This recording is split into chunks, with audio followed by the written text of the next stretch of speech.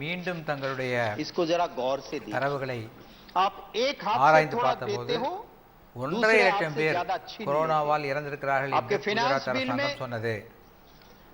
Non availability of illegal expenditure under IT act under section 37 आपके finance bill में आप इसको सुधार करके ला रहे हो।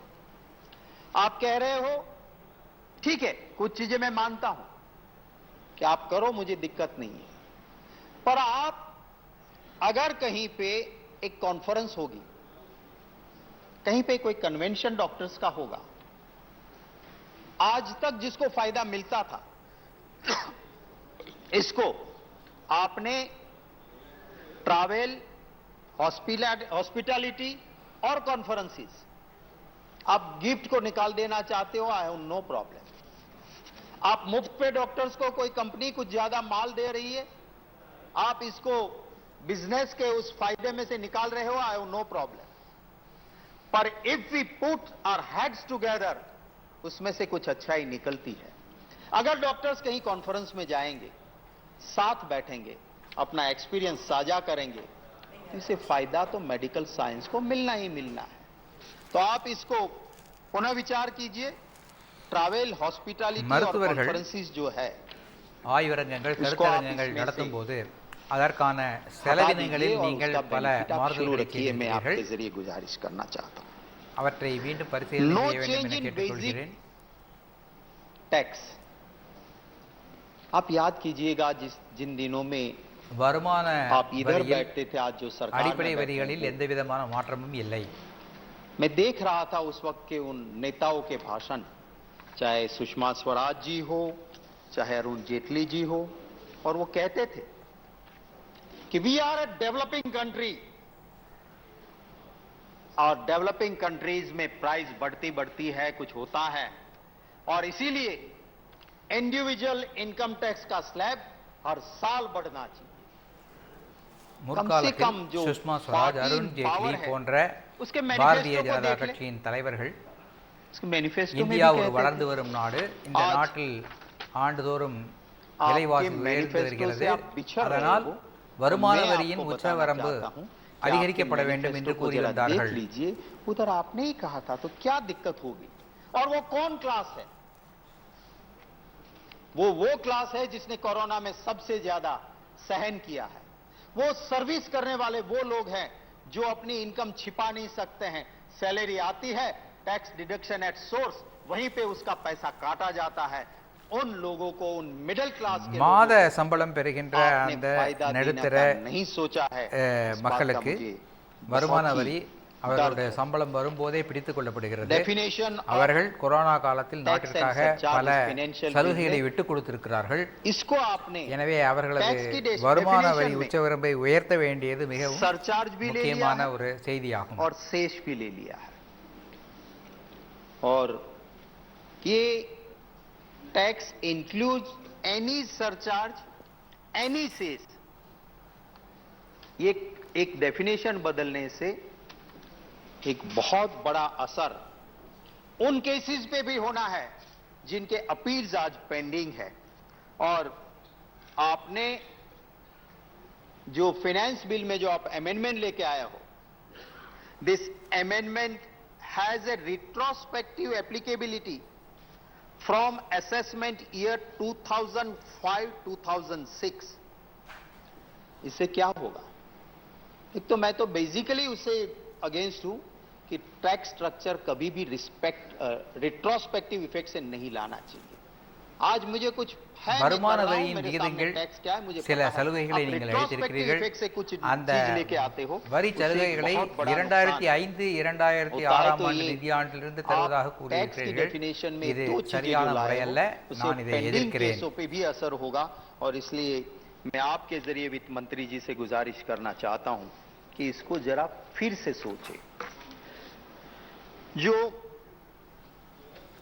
वित्त मंत्री जी बार बार एक चीज कहती है कि देखो, दुनिया के 32 देशों ने कोरोना काल में टैक्स बढ़ाया, अब शुक्र मानो मेरा कि मैंने टैक्स नहीं बढ़ाया। ये बार बार कहा। நிதியமைச்சர் அடிக்கடி சொல்கிறார், मैं आपके जरिए உலகின் 53 நாடுகளில் கொரோனா பெருந்தொற்று காலத்தில் வருமான வரி உயர்த்தப்பட்டுள்ளது, ஆனால் நாங்கள் உயர்த்தவில்லை என்று कितनी मदद की थी वो कभी आपने கூறுவது வழக்கம். मैंने कुछ लोगों से बात की है, आप जिस 32 देशों की बात करते हो ने, उन देश के लोगों से बात की है और उन्होंने कहा कि लॉकडाउन था, अगर मेरा मोटेल बंद था तो मुझे ऐसा पैसा सरकार ने दिया कि मुझे एक दिन भी ऐसा एहसास नहीं हुआ कि मेरा रोजगार नहीं चल रहा है, मेरा धंधा बंद है, मैं जो कमाता था उतना पैसा सरकार ने मुझे दिया है। कोई अगर काम करने वाला भी कहीं दिक्कत में था, उसको पूरी मदद उन देशों ने की. அந்த 53 நாடுகளில் அரசு हम तो उल्टा कर, வணிகர்களுக்கும் हम लेते தொழிலாளர்களுக்கும் அவர்கள் கொரோனா காலத்தில் வேலைக்கு சென்றிருந்தால் எவ்வளவு சம்பாதித்திருப்பார்களோ அத்தகைய தொகையை மானியமாக தந்திருக்கிறது என்று அந்த நாட்டுக்காரர்கள் சொல்லுகிறார்கள். आपको जरूरत नहीं है, वो स्वयं में काफी तगड़े लोग हैं, उनके लिए हमें ज्यादा कुछ करने की जरूरत नहीं है. माननीय उपसभापति महोदय, पेट्रोल और डीजल पे फिनांस बिल में ये जब प्रोविजन लेके आए हैं, मैं आपके जरिए petroleum planning and analysis cell है जो भारत सरकार का है, उनके आंकड़ों के आधार पे बात करूंगा, क्योंकि अदरवाइज तो कहेंगे कि ऑपोजिशन वाले तो हवा में बातें करते हैं. मैं ये सरकार के ही document petroleum planning and analysis cell, उन्होंने जो फिगर्स वेबसाइट पे उनकी लगाया है, उन्हीं के आधार पर कहता हूं कि पेट्रोलियम सेक्टर में सेंट्रल एक्सचेंजर को कितना आपका कंट्रीब्यूशन पेट्रोलियम सेक्टर की ओर से आया. हमारी भी सरकार थी 2014-15 में. मैं समझ सकता हूं थोड़ा बहुत महंगाई भी बढ़ती है, थोड़ा बहुत बढ़ सके समझ सकता हूं, पर आप तो क्या करते हो, थोड़ा नहीं, 2014-15 में 1,72,065 crores rupees थे. You have increased it, and 2020-2021 में 4,55,069 crores आपने एक्साइज के नाम पे पेट्रोल और डीजल से பெட்ரோல் டீசல் மீது விதிக்கப்படும் கலால் வரியின் மூலம் நீங்கள் அதிக வருமானம் பெறுகின்ற அளவிற்கு வரிகளை விதிக்கிறீர்கள். 2013-14 எவ்வளவு கலால் வரி வசூல் ஆனதோ அதை விட கிட்டத்தட்ட 3 மடங்கு அதிகமாக சென்ற நிதியாண்டில் வசூலிக்கப்பட்டிருக்கிறது. उपसभापति महोदय, आपके जरिए कहना चाहता हूं कि एक्साइज ड्यूटी ऑन पेट्रोल मई 2014 में जब हमारी सरकार थी यूपीए की, पेट्रोल के ऊपर एक्साइज थी ₹9.20 पेट्रोल के ऊपर एक्साइज थी. 2013-14 காங்கிரஸ் யூபிஏ அரசு இருந்தபோது சுமார் 9 ரூபாய் கலால் வரி விதிக்கப்பட்டது பெட்ரோலியத்தின் மீது. आप आए, आप जब आज के प्रधानमंत्री जी ही जब गुजरात के मुख्यमंत्री थे, मैं विरोधी दल का नेता था, वो बार बार हाउस में सुनाते थे कि क्या कर रहे हो, ये भारत सरकार लूट मचा के बैठी है. जब यहां से भारत सरकार ने कहा कि स्टेट थोड़ा वैट कम करे, हमारे कुछ राज्यों ने करा, तब कहा कि तुम्हारे भारत सरकार का पाप का पोटला राज्य सरकारों पे मत फोड़ो. ये प्रधानमंत्री जी आज के गुजरात के मुख्यमंत्री थे, उन्होंने ऑन रिकॉर्ड कहा பிரதமர் குஜராத்தின் முதல்வராக இருந்தபோது அவரிடம் மாநில அரசின் வாட் வரியை குறைக்க சொன்னபோது உங்களுடைய சுமையை எங்கள் தலையில் இறக்கி வைக்காதீர்கள் என்று சொன்னார். आपने क्या किया, जो पेट्रोल पे ₹9.20 था ना, वो आपने ₹18.70 பெட்ரோலியத்தின் மீது ₹9.20 இருந்த வரியை நீங்கள் ₹18 வரை உயர்த்தி இருக்கிறீர்கள். ₹18.34 बढ़ाया. டீசலின் கலால் வரியையும் 18 ரூபாய்க்கு மேல் உயர்த்தியிருக்கிறீர்கள். 531% increase. இது 531% அதிகமாகும். Petroleum planning and analysis cell के है कि कोई मेरे घर के आंकड़े இது உங்களுடைய பெட்ரோலியம் அனாலிசிஸ் விங் அதிலிருந்து எடுக்கப்பட்ட தரவுகளின் அடிப்படையில் நான் கூறுகிறேன். इंटरनेशनल मार्केट के ऊपर ये आधार रखता है, मैं समझ सकता हूं, क्योंकि हमें निर्भर रहना पड़ता है, इंटरनेशनल मार्केट से हम ज्यादा लेना पड़ता है, बाहर से हमारे देश में नहीं है. कच्चा क्रूड हमारा जो एवरेज था last 3 years between 2011 to 2014, our average was per barrel $60.6 per barrel. ये कांग्रेस के शासन, आपके 3 साल के शासन में 2011 to 14 आपका एवरेज $60 6 सेंट पर बैरल, आपका 11 से 14 में कह रहा हूं. और हमारा जब यूपीए गवर्नमेंट थी, हमारा एवरेज इंटरनेशनल मार्केट में जो रहा वो कहीं ज्यादा रहा. $100 US से कभी नीचे नहीं गया, पर हमने कभी भी पेट्रोल और डीजल को 100 का आंकड़ा छूने नहीं दिया. ये हकीकत है. मैं आपको ये जरूर कहूंगा, हमारे वक्त में भी உலக நாடுகளின் சந்தையில் பெட்ரோலியம் ஒரு பேரலுக்கு மிக அதிக விலை விற்ற போதும் காங்கிரஸ் அரசு இங்கே 1 லிட்டர் பெட்ரோலின் விலை 100 ரூபாயை தாண்ட எப்போதும் அனுமதித்ததே இல்லை. ஆனால் அன்றை விட இன்று உங்களுடைய ஆட்சியில் ஆவரேஜ் சராசரி விலை குறைவாக இருக்கிறது. நீங்கள் உங்களுடைய ஆட்சி காலத்தில் பெட்ரோல் விலை 1 லிட்டருக்கு 100க்கு மேல் போய் கொண்டிருக்கிறது. which have been now increased to 98.61 and 89.87. जब $108 पर बैरल, दोनों का कंपैरिजन मैंने आपको दे दिया.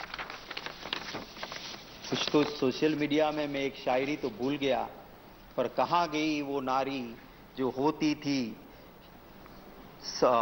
गैस के बोतल पे सवार, वो करके एक पूरी शायरी किसी ने बनाई हुई है.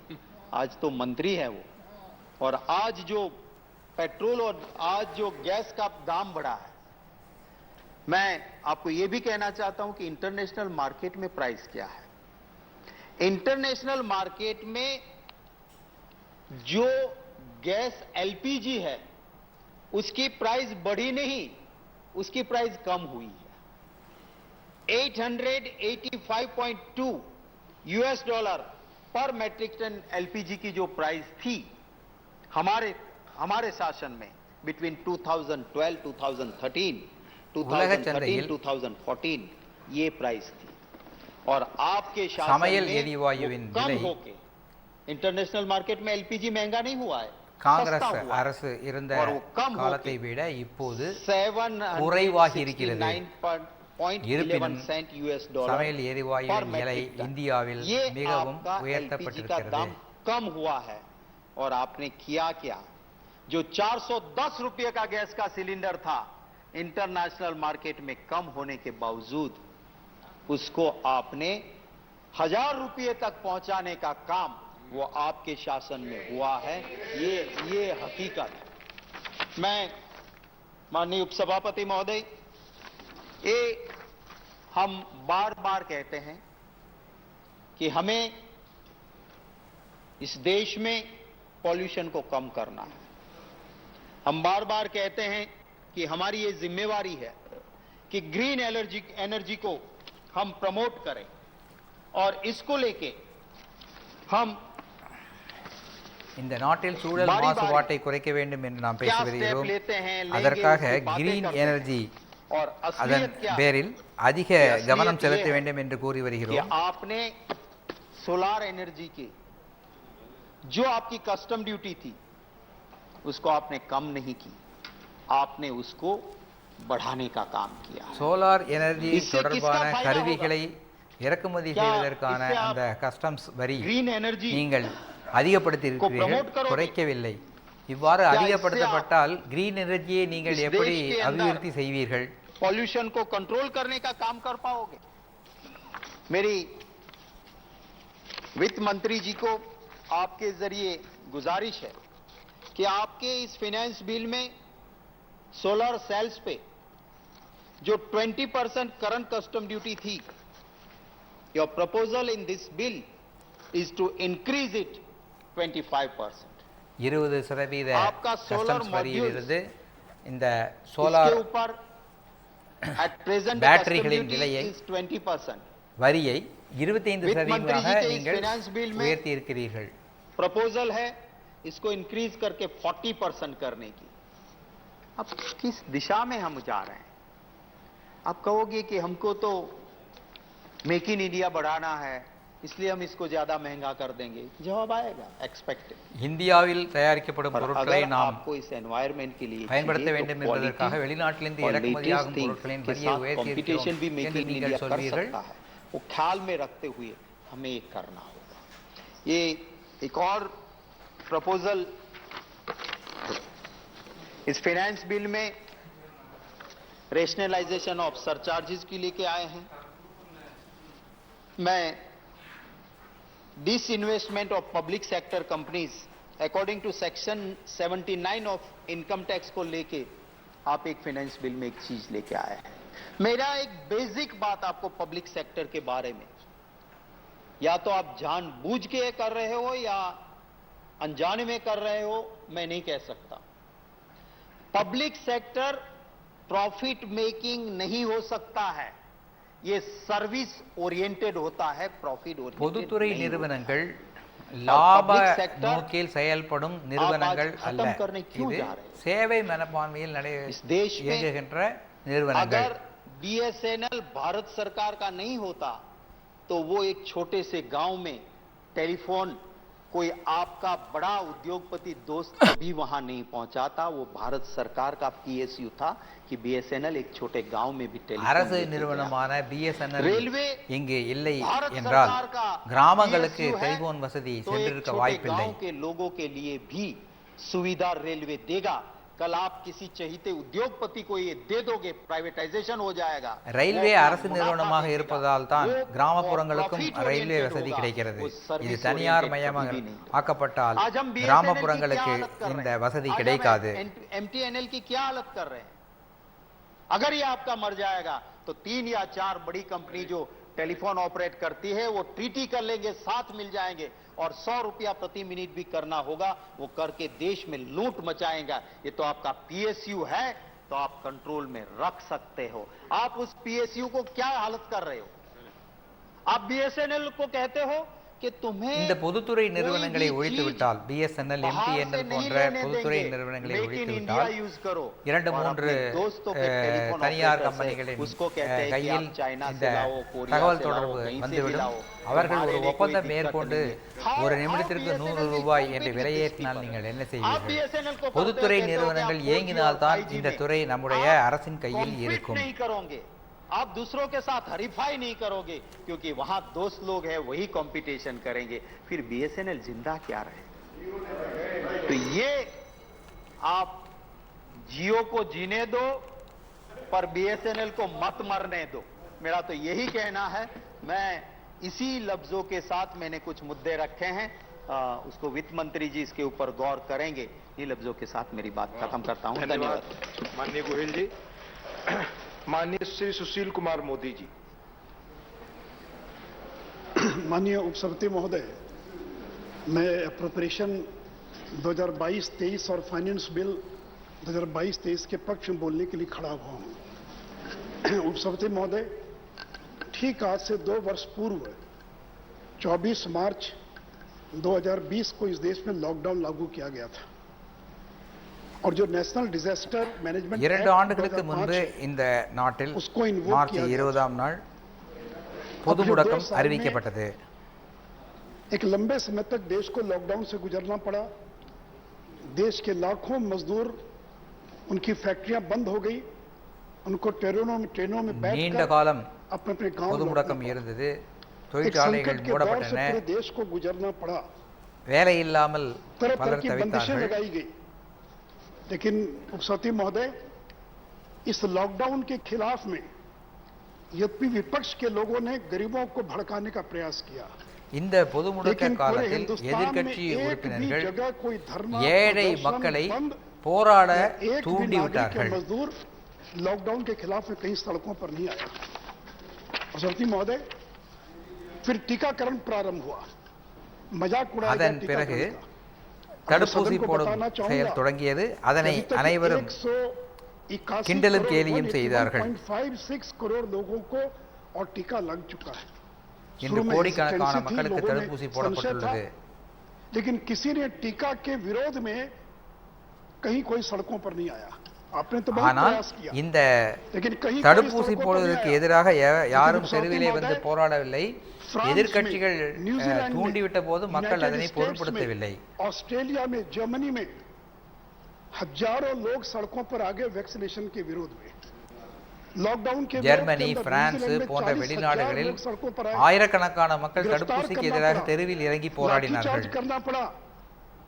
सती महोदय, अगर आदरणीय नरेंद्र मोदी जी ने कठोर लॉकडाउन लागू नहीं किया होता और जिस तरह से टीकाकरण का काम चालू किया, अगर वो नहीं होता तो 5 लाख नहीं बल्कि பிரதமர் நரேந்திர மோடி அவர்கள் பொது முடக்கத்தை அறிவித்து கடுமையாக அதனை செயல்படுத்தியிராவிட்டால், मरने से बचा लिया.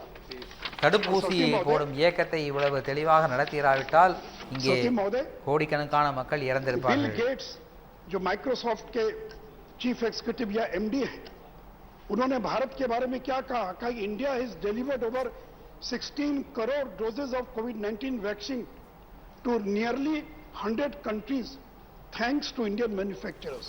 பில் கேட்ஸ், மைக்ரோசாஃப்ட் அதிபர் பில் கேட்ஸ் என்ன சொன்னார் என்றால், இந்தியா 16 கோடி ஊசிகளை உலகம் முழுவதும் உள்ள நாடுகளுக்கு தந்திருக்கிறது என்று இந்தியாவை பாராட்டினார். कनाडा के अंदर कैनेडियन फ्रीडम कॉन्वॉय 22 एक महीने से ज्यादा समय तक जो अंतर्राष्ट्रीय एम्बेसडर ब्रिज था, जो कनाडा को और अमेरिका को जोड़ता था, वहां के ट्रकर्स ने उसको जाम कर दिया. 21 दिन तक 12-12 घंटे हॉर्न बजाकर और कोविड के खिलाफ टीकाकरण का लोग विरोध करते रहे. கனடாவில் 21 நாட்கள் தேசிய நெடுஞ்சாலையை அடைத்துக் கொண்டு ட்ரக் டிரைவர்கள் போராடினார்கள்.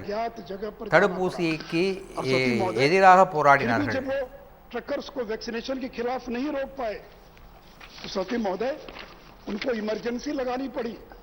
और कनाडा அந்த நாட்டில் எமர்ஜென்சி அறிவிக்கப்பட்டது.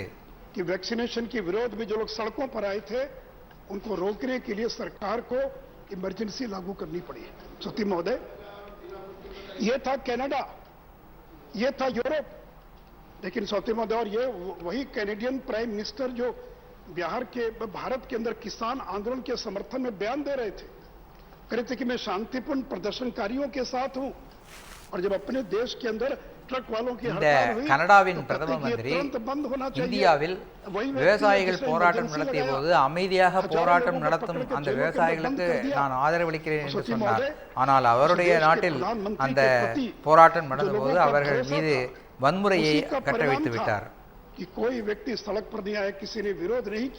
இந்த தடுப்பூசி இயக்கம் நடத்திராவிட்டால் இன்று நாட்டில் எவரும் தெருவில் இறங்கி தங்கள் வேலைகளை செய்ய செல்ல முடியாது.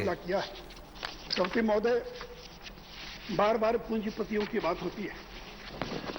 मैं केवल पूछना चाहता हूं अपने विपक्ष के साथियों से कि अगर 19 महीने तक इस देश के 80 करोड़ गरीबों को अगर 5 किलो अनाज प्रति माह मुफ्त दिया गया, तो क्या अंबानी और अडानी के खाते में वो अनाज गया या इस देश के 80 करोड़ लोगों के घरों के अंदर वो अनाज गया? 19 மாதங்கள் இந்த நாட்டின் ஏழை குடிமக்களுக்கு 5 கிலோ இலவசமாக உணவு தானியங்கள் வழங்கப்பட்ட போது அந்த உணவு தானியங்கள் எல்லாம் அந்த அம்பானி அல்லது அதானி அவர்களின் கணக்கிற்கு சென்றது இல்லை.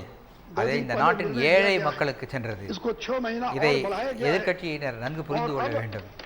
80 करोड़ लोगों को हम 6 महीना जो और अनाज देंगे, இன்றும் கூட இந்த 80 கோடி மக்களுக்கு இன்னும் மேலும் 6 மாதங்களுக்கு இந்த தானியங்கள் நாம் தரப்போகிறோம். हम बजट में उसका प्रावधान करेंगे, व्यवस्था करेंगे, लेकिन हम किसी गरीब को भूखे नहीं मरने देंगे. हम किसी गरीब को भूखे नहीं सोने देंगे. இந்த நாட்டின் எந்த ஏழையையும் பசியோடு இருக்க நாங்கள் விட மாட்டோம், பசியோடு உறங்க நாங்கள் அனுமதிக்க மாட்டோம். அதற்கான எல்லா ஏற்பாடுகளையும் இந்த அரசு செய்யும். हम वसुदैव कुटुंबकम की बात करते हैं।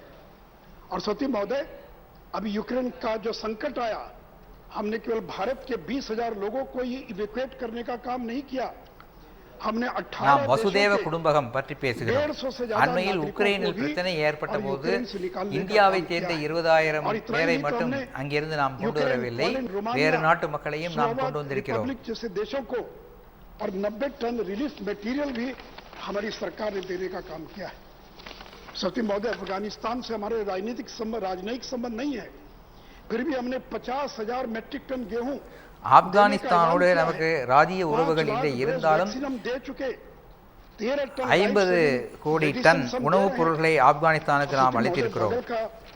पड़ोसी देश श्रीलंका, जब भयंकर आर्थिक संकट के दौर से श्रीलंका गुजर रहा है, நமது அருகாமையில் இருக்கின்ற இலங்கையில் பொருளாதார நெருக்கடி ஏற்பட்டுள்ள போது அந்த நாட்டுக்கும் நாம் பெருமளவில் பொருளாதார உதவி செய்கிறோம். 1,000 करोड़ रुपए का क्रेडिट लाइन हम लोगों ने 1000 கோடி ரூபாய்க்கான கடன் வழங்கும் திட்டம் அந்த நாட்டுக்கு நாம் வழங்கி வருகிறோம். जो हैं वो भारत से खरीद सके। और अब तक कुल मिलाकर $2.4 बिलियन यानी करीब 16,000 करोड़ रुपए से ज्यादा की आर्थिक मदद क्रेडिट के रूप में हम लोगों ने श्रीलंका को देने का काम 16,000 கோடி ரூபாய் கடன் இலங்கைக்கு நாம் வழங்க இருக்கிறோம். तो किस प्रकार के विपरीत परिस्थितियां थी सबों को मालूम है। उसके बावजूद हमने रिकॉर्ड टैक्स कलेक्शन किया है, डायरेक्ट टैक्स, எந்த மாதிரியான कॉर्पोरेट टैक्स और इनकम கடுமையான சூழ்நிலையில் நாம் இருந்தோம் என்பது நமக்கு தெரியும். இருப்பினும் நாம் சாதனை அளவு வரிகளை வசூலித்திருக்கிறோம். 12.5 लाख करोड़ और हमने कितना संग्रह किया अभी तक? 1,01,000 करोड़ ज्यादा अभी तक हम टारगेट से संग्रह कर चुके हैं और 31 तारीख आते आते हम रिकॉर्ड संग्रह करने में सफल होंगे सौखी महोदय। और सौखी महोदय, और ये जो हमने संग्रह किया 13,63,000 करोड़ रुपये, ये 2021 से 38% ज्यादा है, 1920 से 36.6% ज्यादा है और 18-19 प्री पेंडेमिक से 32.7% ज्यादा है। इसका मतलब है सौती महोदय कि अब जो विकास, आर्थिक विकास की जो गाड़ी है वो धीरे धीरे पटरी पर लौट रही है। கடந்த 3 ஆண்டுகளாக வசூலிக்கப்படும் வரியின் அளவு அதிகரித்தே வருகிறது. இதன் காரணம் என்னவென்றால் பொருளாதாரத்தில் நாம் நன்றாக முன்னேற்றம் அடைந்து வருகிறோம் என்பதனால் தான் இவ்வளவு வரி வசூலிக்க முடிகிறது. जबकि एक साल में 5वीं बार हमने 1,30,000 करोड़ के टारगेट को क्रॉस किया है। यानी 5 महीना ऐसा है जहां प्रति माह हमने 1,30,000 करोड़ रुपया संग्रह किया है। सौते महोदय, एक बड़ी चुनौती पूरे देश के सामने और सारे राज्यों के सामने, क्योंकि जो कॉम्पनसेशन का वायदा किया गया था 5 साल के लिए, वो 31 जून को उसकी अवधि पूरी हो रही है। 1 जुलाई 2022 के बाद कॉम्पनसेशन नहीं रहेगा। ஜிஎஸ்டி இழப்பீடு வழங்கும் திட்டம் ஜூன் மாதம் 30ஆம் தேதி, இந்த ஆண்டு ஜூன் மாதம் 30ஆம் தேதி முடிகிறது. அதற்கு பிறகு இந்த ஜிஎஸ்டியினால் இழப்பீடு மாநிலங்களுக்கு வழங்க போவதில்லை, வழங்க வேண்டியதில்லை. कि 5 साल के लिए एश्योर किया गया था कि प्रति वर्ष 14% का ईयर ऑन ईयर ग्रोथ हम प्रोवाइड करेंगे और 14% से कम का अगर ग्रोथ होगा तो जो बीच का गैप है वो हम कॉम्पनसेशन से प्रोवाइड करेंगे। और सरकार ने यह भी कहा था कि यह कॉम्पनसेशन अपने खजाने से नहीं देंगे, एक अलग से कॉम्पनसेशन फंड क्रिएट किया गया। कोयले पर, पान मसाला पर, सॉफ्ट ड्रिंक्स पर, इन चीजों पर और लग्जरी गाड़ियों पर 28% से ऊपर टैक्स लगाया गया, ओवर एंड ओवर 28%, और उससे जो राशि आई वो कॉम्पनसेशन फंड में रखा गया மீது और उससे राज्यों को சொகுசு கார்கள் மீது அதிக வரி விதிக்கப்பட்டு அந்த வரியினுடைய பணம் ஒரு நிதியாக சேர்க்கப்பட்டு அந்த நிதியிலிருந்து இந்த இழப்பீடு வழங்கப்பட்டு வந்தது.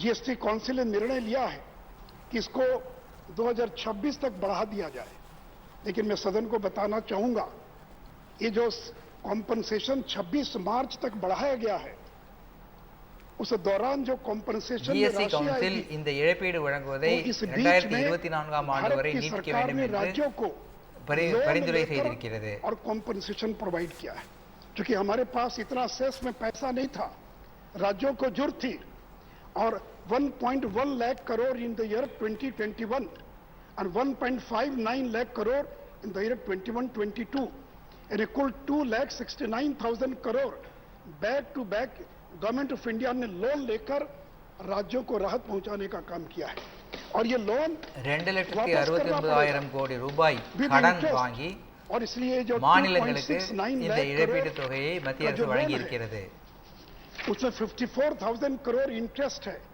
यानी 3,23,000 करोड़ हमको रीपे करना है वापस गवर्नमेंट ऑफ इंडिया ने जो लोन लिया था और इसके अलावा 20, 21 और 21-22 के अंदर जो एरियर्स है that is about 3.16 lakh crore क्योंकि 14% ग्रोथ हमने एश्योर किया था लेकिन कोविड में सरकार ने कहा कि 14% ग्रोथ देना संभव नहीं है हम केवल 7% ग्रोथ प्रोवाइड करेंगे यानी कुल मिलाकर 6,39,000 crore which includes 3.23 lakh crore as a interest plus the principal repayment और जो compensation areas हैं तो 6,39,000 करोड़ यह रीपे करना है तो सती महोदय जो कॉम्पनसेशन को बढ़ाया गया है उसमें जो भी राशि प्राप्त होगी वो राशि 6,39,000 करोड़ को रीपे करने में खर्च हो जाएगी इसलिए क्या उपाय है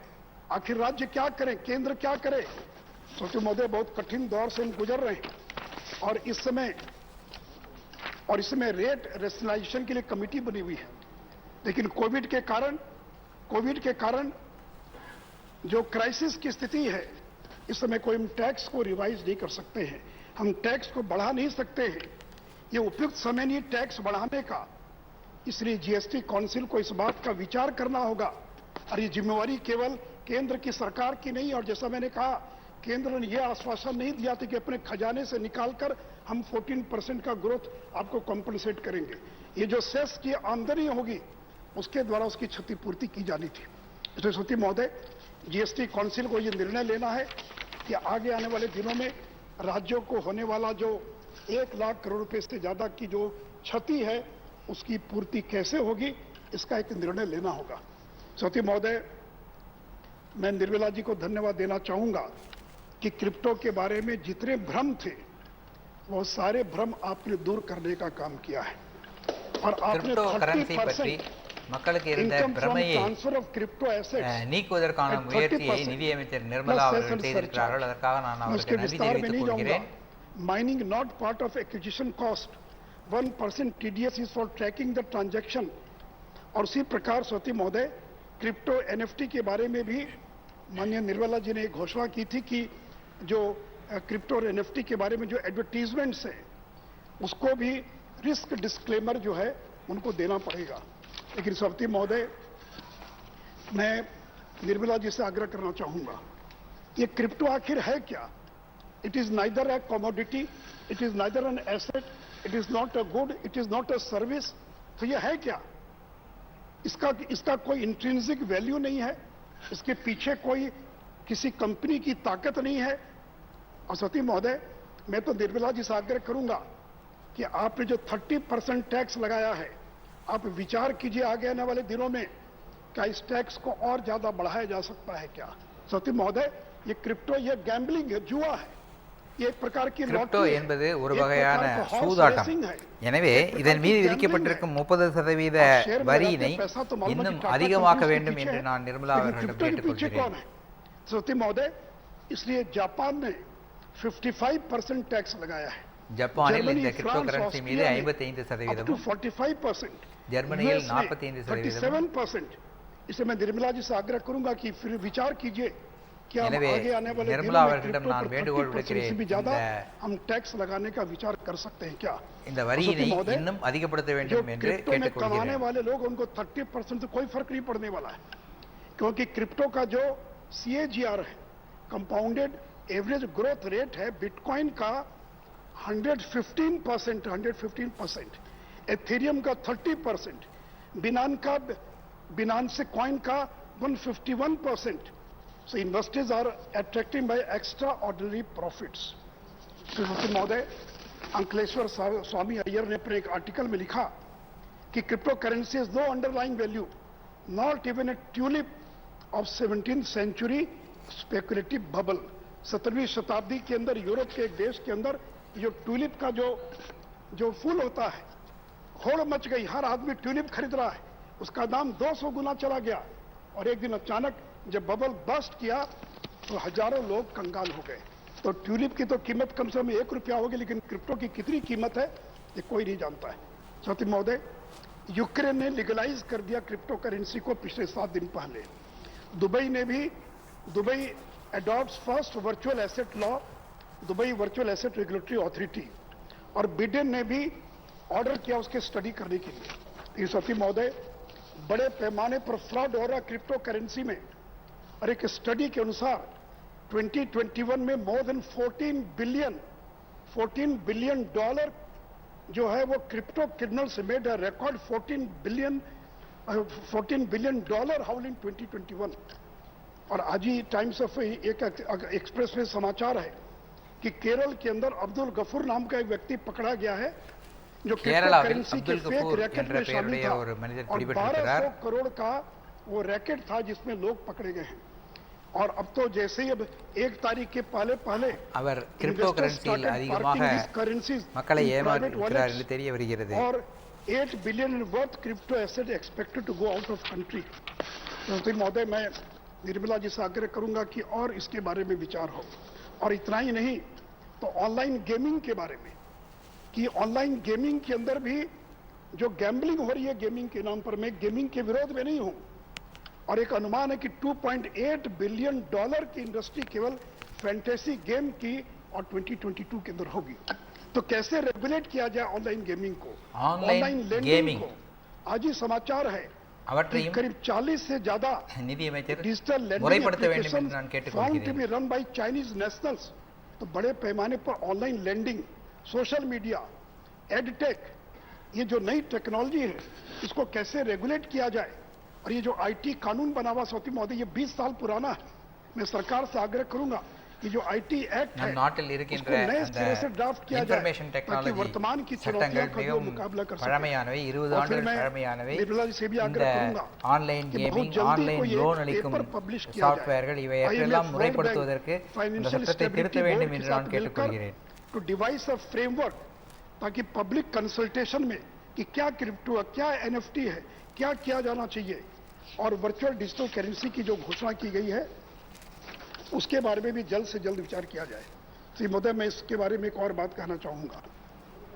ये क्रिप्टो करेंसी के बिक्री पर केवल 18% जीएसटी लगता है, और वो भी जो सर्विस प्रोवाइडर है, जो एक्सचेंज चलाने वाले लोग हैं, वो जो सर्विस प्रोवाइड करते हैं उस पर 18% टैक्स लगता है। मैंने 0 आवर में उठाया, तो मैं फिर इस बात की आपसे मांग करता हूं कि because it is no asset, no security, no commodity, no goods, no services, and cryptos are similar to lottery, casinos, betting, gambling, horse racing, और इन सारी चीजों पर पूरे ट्रांजैक्शन वैल्यू पर 28% टैक्स लगता है। अगर आप लॉटरी में 100 रुपया लगाएं तो आपको 28 रुपया टैक्स देना पड़ेगा। अगर आप कैसीनो के अंदर बेट लगाएं 1000 रुपया तो 28% टैक्स देना पड़ेगा। और गोल्ड पर भी 3% जीएसटी है। इसलिए मैं आपसे आग्रह करूंगा நிதி பரிமாற்றங்கள் மீது இப்போது 18% इस बात का विचार करना வரி விதிக்கப்படுகிறது। ஆனால் இதை 28% வரியாக जीएसटी வரியாக விதிக்க வேண்டும் என்று ट्रांजैक्शन वैल्यू जो क्रिप्टो का है उस पर जीएसटी लगाने के बारे में और सरकार को विचार करना चाहिए। समिति महोदय, बैंकों के बारे में इस सदन में काफी चर्चा होती रही है।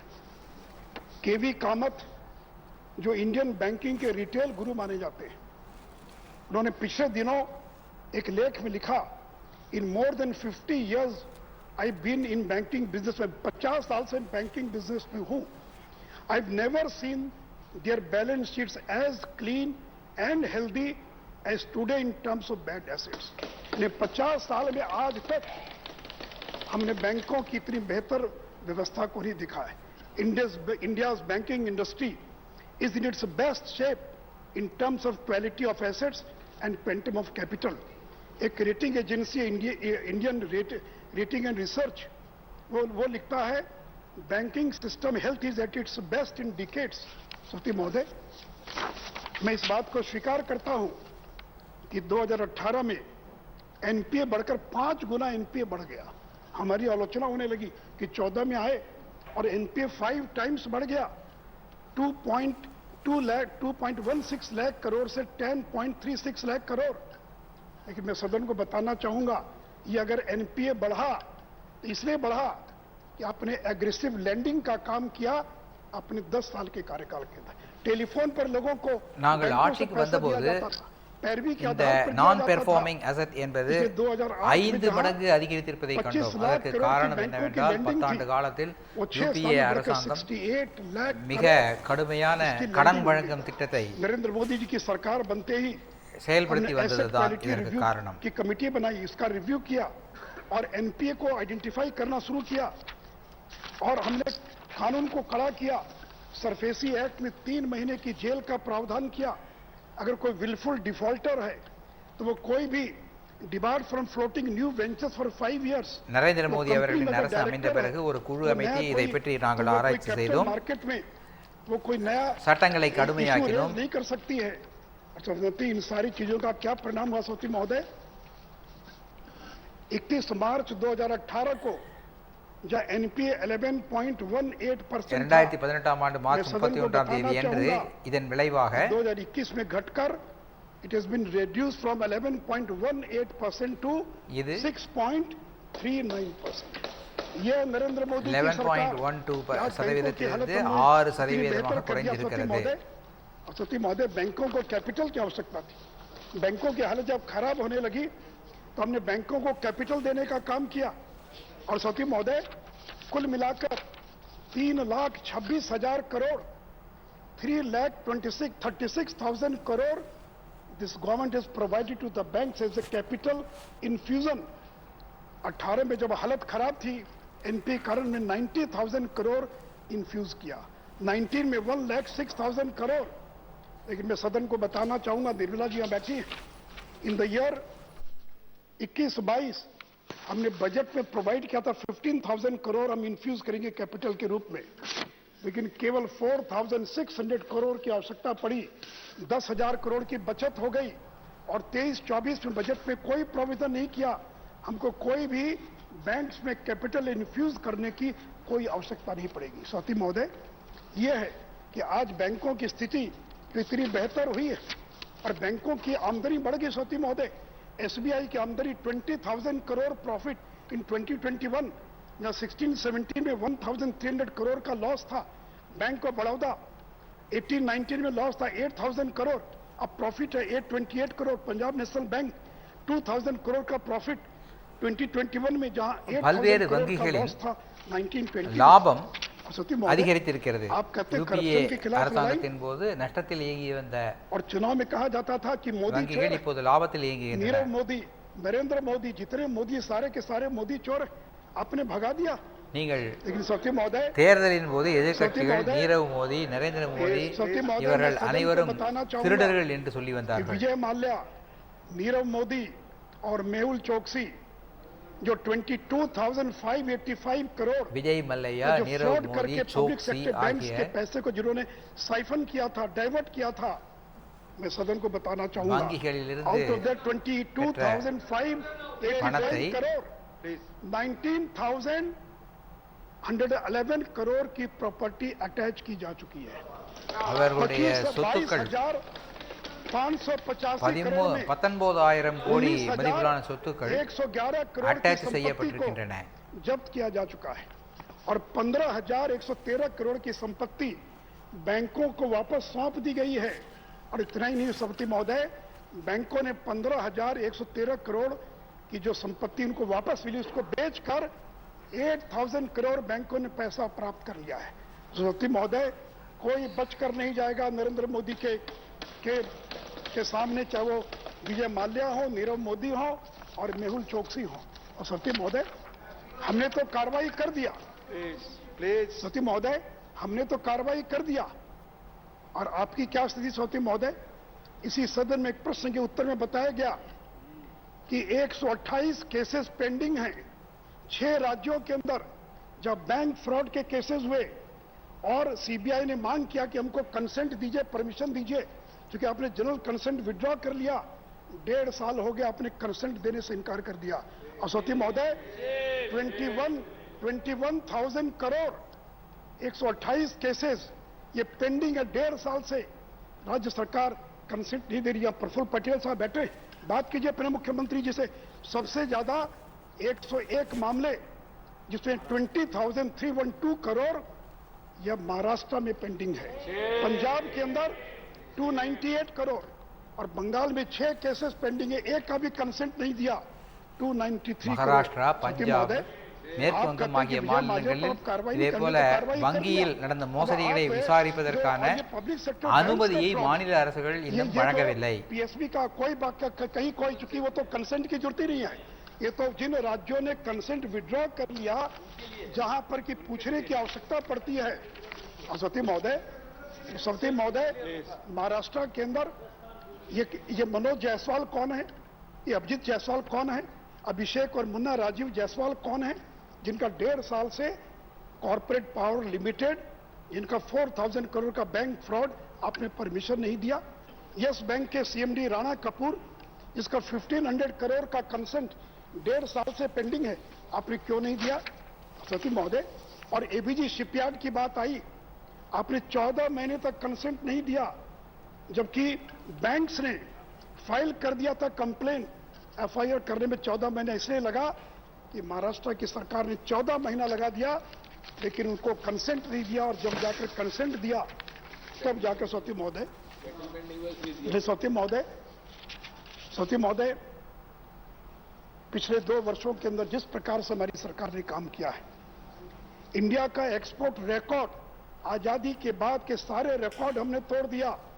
और 400 बिलियन நாட்டின் இந்திய நாட்டின் ஏற்றுமதி 400 बिलियन से ज्यादा का நாம் மிகப்பெரிய சாதனை செய்திருக்கிறோம்। சுதந்திரத்திற்கு பிறகு மிக அதிக அளவில் ஏற்றுமதி செய்திருக்கிறோம்। और सती महोदय और उसी प्रकार और पीएम ने कहा कि local goes global, history has been scripted, milestone in India's journey towards Aatmanirbhar Bharat. सती एग्रीकल्चर एक्सपोर्ट 23 बिलियन का टारगेट हम पार करने जा रहे हैं। आज चावल का एक्सपोर्ट भारत दुनिया का सबसे बड़ा चावल का एक्सपोर्टर है। हम 90 देशों को एक्सपोर्ट कर रहे हैं। உலகின் और इस बार அரிசி ஏற்றுமதி செய்யும் நாடுகளில் இந்தியா இன்று முதன்மை இடத்தில் இருக்கிறது। और वीट का एक्सपोर्ट सती महोदय 380% हम ज्यादा एक्सपोर्ट कर रहे हैं सती महोदय। और यूक्रेन रूस क्राइसिस के कारण पूरी दुनिया के अंदर கோதுமை ஏற்றுமதி முன்பை விட நாம் இப்போது 380% அதிகமாக ஏற்றுமதி செய்கிறோம்। एमएसपी से 200 रुपया ज्यादा किसानों को बाजार के अंदर मिल रहा है। सती महोदय केवल इन्हीं चीजों में नहीं तो मोबाइल फोन, मैं सदन को बताना चाहूंगा कि एप्पल ने 12,000 करोड़ का मोबाइल फोन एक्सपोर्ट करने का काम किया है। सैमसंग ने ஏப்ரல் மாதத்தில் 12 கோடி மொபைல் போன்களை இந்தியாவிலிருந்து வெளிநாடுகளுக்கு ஏற்றுமதி செய்திருக்கிறோம்। 1,300 करोड़ का स्मार्टफोन हमने एक्सपोर्ट किया था, वो 32 टाइम्स बढ़ गया। और 2021-22 में 32% அதிகரித்திருக்கிறது। ज्यादा का स्मार्टफोन हमने भारत से और एक्सपोर्ट करने का काम किया है। जबकि सेमीकंडक्टर्स की कमी थी, लॉकडाउन के कारण डिसरप्शन था, चाइना से तनाव के कारण कंपोनेंट्स के आने में देर थी। लेकिन ये पीएलआई स्कीम का कमाल है, जब एप्पल और सैमसंग ने भी अपना सेंटर यहां पर स्थापित कर लिया है। सभापति महोदय 1 रैंक 1 पेंशन की बार बार बात आती थी। अभी सुप्रीम कोर्ट में लोगों ने चैलेंज किया था, मैं सुप्रीम कोर्ट का धन्यवाद देना चाहूंगा। सुप्रीम कोर्ट ने कहा नो कॉन्स्टिट्यूशनल इन्फॉर्मिटी, जिस तरह से ओआरओपी भारत की सरकार ने लागू किया है इसमें कहीं कोई कठिनाई नहीं है। और सती महोदय पूरे डिफेंस बजट का 1/5वां हिस्सा केवल हमारा पेंशन पर जाता है। और सदन को मैं इतना ही बता दूं, तो 13-14 में 45,000 करोड़ पेंशन लायबिलिटी थी, वो बढ़कर 1,28,000 करोड़ हो गई, लगभग 4 गुना बढ़ गई। लेकिन फिर भी हमने अपने 36 लाख से ज्यादा जो सैनिक और सिविल डिफेंस के लोग थे उनको ओआरओपी को हमने लागू करके अपने वायदे को पूरा करने का काम किया है। सती महोदय बार बार इन्फ्लेशन की चर्चा होती है। शक्ति सिंह गोयल जी तो 2/3 समय केवल इन्फ्लेशन पर ही लगा दिया उन्होंने। मैं सदन को बताना चाहूंगा अमेरिका जैसा देश, हम तो भारत हैं, 40 साल में जैसी महंगाई अमेरिका को फेस करनी पड़ रही है, आज तक अमेरिका ने वैसी महंगाई को नहीं देखा था. 7.9% கடந்த 40 ஆண்டுகளில் consumer price index in February 20 இதுவரை பார்த்திராத விலைவாசி உயர்வை அமெரிக்கா பார்த்து வருகிறது. यूके के अंदर 30 साल में सबसे ज्यादा चरम महंगाई 7.4 பிரிட்டனில் 30 ஆண்டுகளில் இல்லாத விலை உயர்வு இப்போது ஏற்பட்டிருக்கிறது. जिसमें 19 देश जो यूरो का इस्तेमाल करते हैं, वहां पर 5.8% जो है वहां पर इन्फ्लेशन की रेट है, और भारत में इन्फ्लेशन की रेट क्या है? 6.07%. இந்தியாவில் விலை உயர்வின் சதவீதம் 6% ஆகும். और जब पेट्रोल का दाम बढ़ रहा था, हमारे यहाँ तो 2022 में इन्फ्लेशन रेट 6 के आसपास है. 2008 में आपकी सरकार थी, इन्फ्लेशन रेट था 8.4%. 2009 में 10.9%. 2010ஆம் ஆண்டு உங்கள் அரசு இருந்தபோது இன்ஃப்ளேஷன் ரேட் இன்ஃப்ளேஷன் உடைய சதவீதம் 10% இருந்தது. ஆனால் இப்போது குறைந்திருக்கிறது. तो जिनके राज में डबल डिजिट था इन्फ्लेशन रेट, और आज नरेंद्र मोदी की सरकार ने इन्फ्लेशन को, आरबीआई का जो बैंड है 6% ±2, उसके विदिन जब हमने इसको रोक कर रखा है, तो आप कहते हैं कि महंगाई दाम बढ़े हैं. सब्सिडी महोदय, कौन इनकार करेगा? यूक्रेन रूस अगर युद्ध नहीं होता तो आज पेट्रोल का दाम नहीं बढ़ता. आज महंगाई पर हमने नियंत्रण लगा दिया होता सती महोदय. और सती महोदय जो ग्रोथ रेट का आंकड़ा है, यूक्रेन की लड़ाई, कोविड, चीन पर तनाव, सीमा पर भारत चीन सीमा पर तनाव, इन सारी परिस्थितियों में भी, और जो 2021-22 का जो ग्रोथ रेट का जो आंकड़ा, फिच जो दुनिया की सबसे बड़ी रेटिंग एजेंसी है 8.70, वर्ल्ड बैंक 8.30, IMF 9%, ये है कि 21-22 के अंदर भारत का ग्रोथ रेट दुनिया के अंदर सबसे ज्यादा ग्रोथ रेट वाले देशों में से एक होगा. ये हमारा आंकड़ा नहीं है, ये Fitch, world bank, Moody's, IMF और RBI का आंकड़ा है. और सती महोदय, इन सारी विपरीत परिस्थितियों में मैंने कहा, न जुलूस निकला, न प्रदर्शन हुआ, न लॉकडाउन का कहीं विरोध हुआ, और नरेंद्र मोदी की लोकप्रियता लगातार बढ़ती जा रही है. दूसरे देशों में वहां के प्रधानमंत्री की लोकप्रियता घट रही है. और एक मॉर्निंग வெளிநாடுகளில் உள்ள பிரதமர்களின் साइट है जो सर्वे करता सती महोदय, மதிப்பு குறைந்து வருகிறது. ஆனால் இந்திய பிரதமர் நரேந்திர மோடி அவர்களின் மதிப்பு நாளுக்கு நாள் உயர்ந்து வருகிறது. ज्यादा लोकप्रिय राजनेता है. और सती महोदय, बिडेन की रेटिंग कितनी है? 41%, वो 7वें नंबर पर है, और मैक्सिको के प्राइम मिनिस्टर नंबर 2 पर हैं. सती महोदय, मैं केवल ये बता रहा हूं सती महोदय, ये कोई सामान्य काम नहीं था कि जिस प्रकार से हमने कोविड का मुकाबला किया, जिस प्रकार से हमने विपरीत परिस्थितियों में काम किया है. तो अंत में इतना ही कहूंगा कि अगर नरेंद्र मोदी नहीं होते முடிவில் इन चुनौतियों का मुकाबला नहीं हो पाता. நரேந்திர மோடி அவர்கள் பிரதமராக இருந்திராவிட்டால் நாடு இந்த அளவுக்கு இன்று வளர்ச்சி அடைந்திருக்காது. बुल्स भाई हॉर्न जिसको कहते हैं, सामने से पकड़कर वो डरता नहीं है, घबराता नहीं है. பிரச்சனைகளை மாட்டின் கொம்பை பிடித்து போராடுவது போல அவர் போராடி இருக்கிறார். பிரச்சனைகளை எதிர்த்து போராடி இருக்கிறார். सती महोदय, सीढ़ियां उन्हें मुबारक हो, सीढ़ियां उन्हें मुबारक हो जिन्हें सिर्फ छत तक जाना है. जिनको केवल छत तक जाना है वो सीढ़ी पर चढ़कर चले जाए. तो सीढ़ियां उन्हें मुबारक हो जिन्हें सिर्फ छत तक जाना है. मेरी मंजिल तो आसमां है. கூரை வரை செல்பவர்களுக்கு தான் ஏணி இப்படி தேவை. என்னுடைய இலக்கோ ஆகாயம், அதனை அடைய வழியை நானே தான் தேட வேண்டும் என்று கூறி என் உரையை முடிக்கிறேன். धन्यवाद. The next speaker is TKS Elangobal.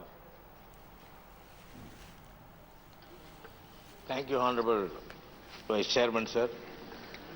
Repeatedly I have been talking about the budget exercise, and repeatedly I have been asking whether what good this budget has done to the people who were suffering for the past துன்பப்படும் மக்களுக்கு இந்த பட்ஜெட்டால் என்ன பிரயோஜனம் என்று நான் மீண்டும் மீண்டும் கேட்டு வருகிறேன். There is nothing in this budget for the daily. இந்த பட்ஜெட்டில் எதுவுமே இல்லை. Grievance. It helps others, not the daily wages. And they இது were பிறருக்கு உதவியாக jobless for இருக்கலாம், quite some ஆனால் time. தினக்கூலி தொழிலாளர்களுக்கு When we இதனால் ask எந்த about பிரயோஜனமும் this, இல்லை. they talk about the injection for COVID dose, vaccination. நீங்கள் கோவிட் தடுப்பூசி They are பற்றி going to die பேசுகிறீர்கள். because of want of food. They need food. They have no jobs. ஏழைகள் They don't know what to do. உண்பதற்கு உணவு வேண்டும், அவர்களுக்கு வேலை இல்லை. That section of the society, அதை I don't know, பற்றி there is nothing here. நீங்கள் இந்த பட்ஜெட்டில் எதுவுமே செய்யவில்லை. Sushil Kumar Modi was talking about the profit in the banks. I know how the profits can be made. The banks run by the funds from the depositors. If you reduce the interest for the depositors, profit will go up. வங்கி It's a simple logic. And what is the rate of interest? வங்கியில் பணம் போடுபவர்களுக்கு பணத்தினால் வளர்கிறது.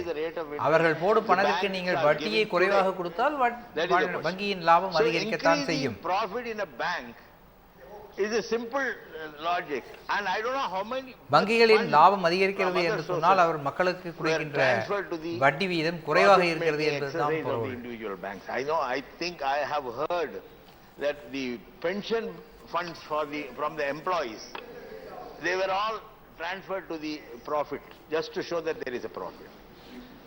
So a budget should address அரசு ஊழியர்களிலிருந்து வசூலிக்கப்படும் pension fund என்பது வங்கிகளுக்கு அளிக்கப்பட்டு அது லாபமாக கணக்கிடப்படுகிறது என்று நான் அறிகிறேன். To provide socio-economic protection to its citizens. What this budget has done, சமூக நீதி பாதுகாப்பினை இதனுடைய குடிமக்களுக்கு ஒரு நாடு வழங்க வேண்டும். Borrowers. But what is the progressive idea, progressive concept this government has for the people who are suffering? When the துன்பப்படும் மக்களுக்கு அவர்களுடைய வாழ்க்கையை முன்னேற்ற நீங்கள் என்ன முன்னோடியான திட்டத்தை வைத்திருக்கிறீர்கள்? Cascading effect on all materials, all food materials. The daily wager could not even afford to buy. He eats half of what he was eating earlier. That you don't know. இதற்கு முன்னால் அவன் எவ்வளவு உணவு உட்கொண்டு வந்தானோ அதில் பாதி அளவு கூட ஒரு ஏழை உண்பதில்லை. இது உங்களுக்கு தெரியவில்லை.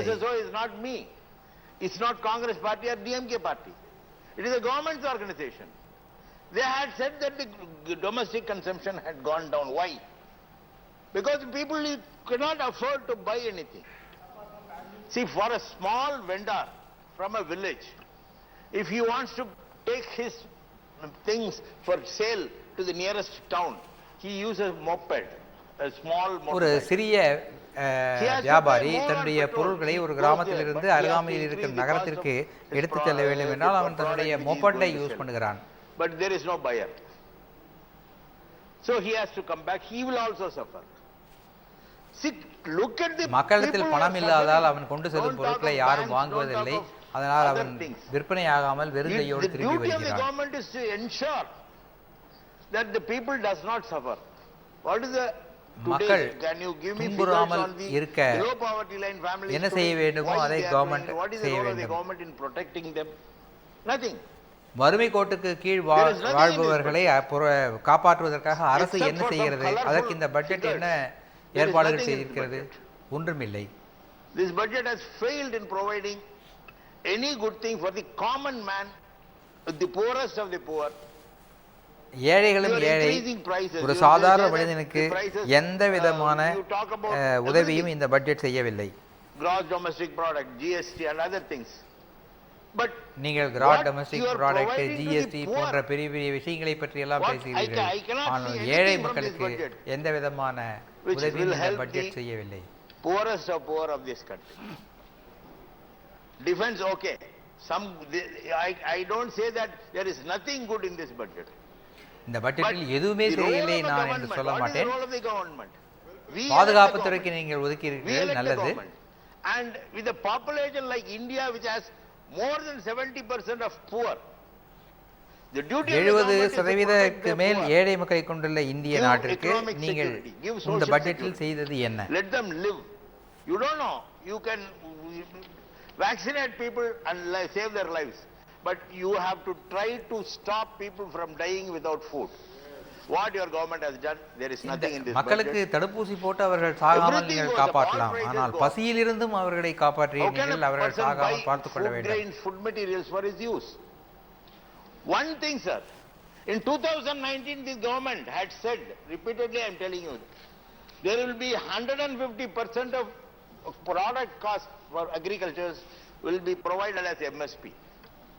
Now the farmers who had withdrawn their agitation after these 3 bills were withdrawn, they are demanding, you tell me about MSP. You are not talking, the government is not talking. பொருட்களுக்கான MSP அதிகரிக்கப்படும் என்று இந்த அரசு சொன்னது. இந்த வேளாண் சட்டங்கள் 3 வேளாண் சட்டங்களை பற்றிய போராட்டத்தை விலக்கிக் கொண்ட பிறகு விவசாயிகள் அந்த MSP பற்றி கேட்கிறார்கள், ஆனால் அரசிடமிருந்து எந்த பதிலும் இல்லை. Prime Minister very proudly said, this Congress government did not act on MS Swaminathan committee report. We acted. What is the act? பிரதம மந்திரி காங்கிரஸ் அரசு MS Swaminathan கமிட்டி ரிப்போர்ட் படி செயல்படுத்தவில்லை என்று சொன்னார். ஆனால் நீங்கள் என்ன செய்திருக்கிறீர்கள்? It's not announced even today. Private players, as our friend Shakti Singh Goyal was talking about Jio. There was a joke in our, which I read in the Facebook. Somebody, small boy asked his father, Father, Jio is a government company? Father, ஒரு joke my dear எங்களுடைய son, the முகநூலில் நான் government is Jio's படித்தேன். company. ஒரு பையன் அவன் அப்பாவிடம் ஜியோ என்பது ஒரு தனியார் கம்பெனியா அது கவர்மெண்ட் கம்பெனியா என்று கேட்டார். அதற்கு அப்பா கவர்மெண்ட் தான் ஜியோவின் கம்பெனி என்று சொன்னார்.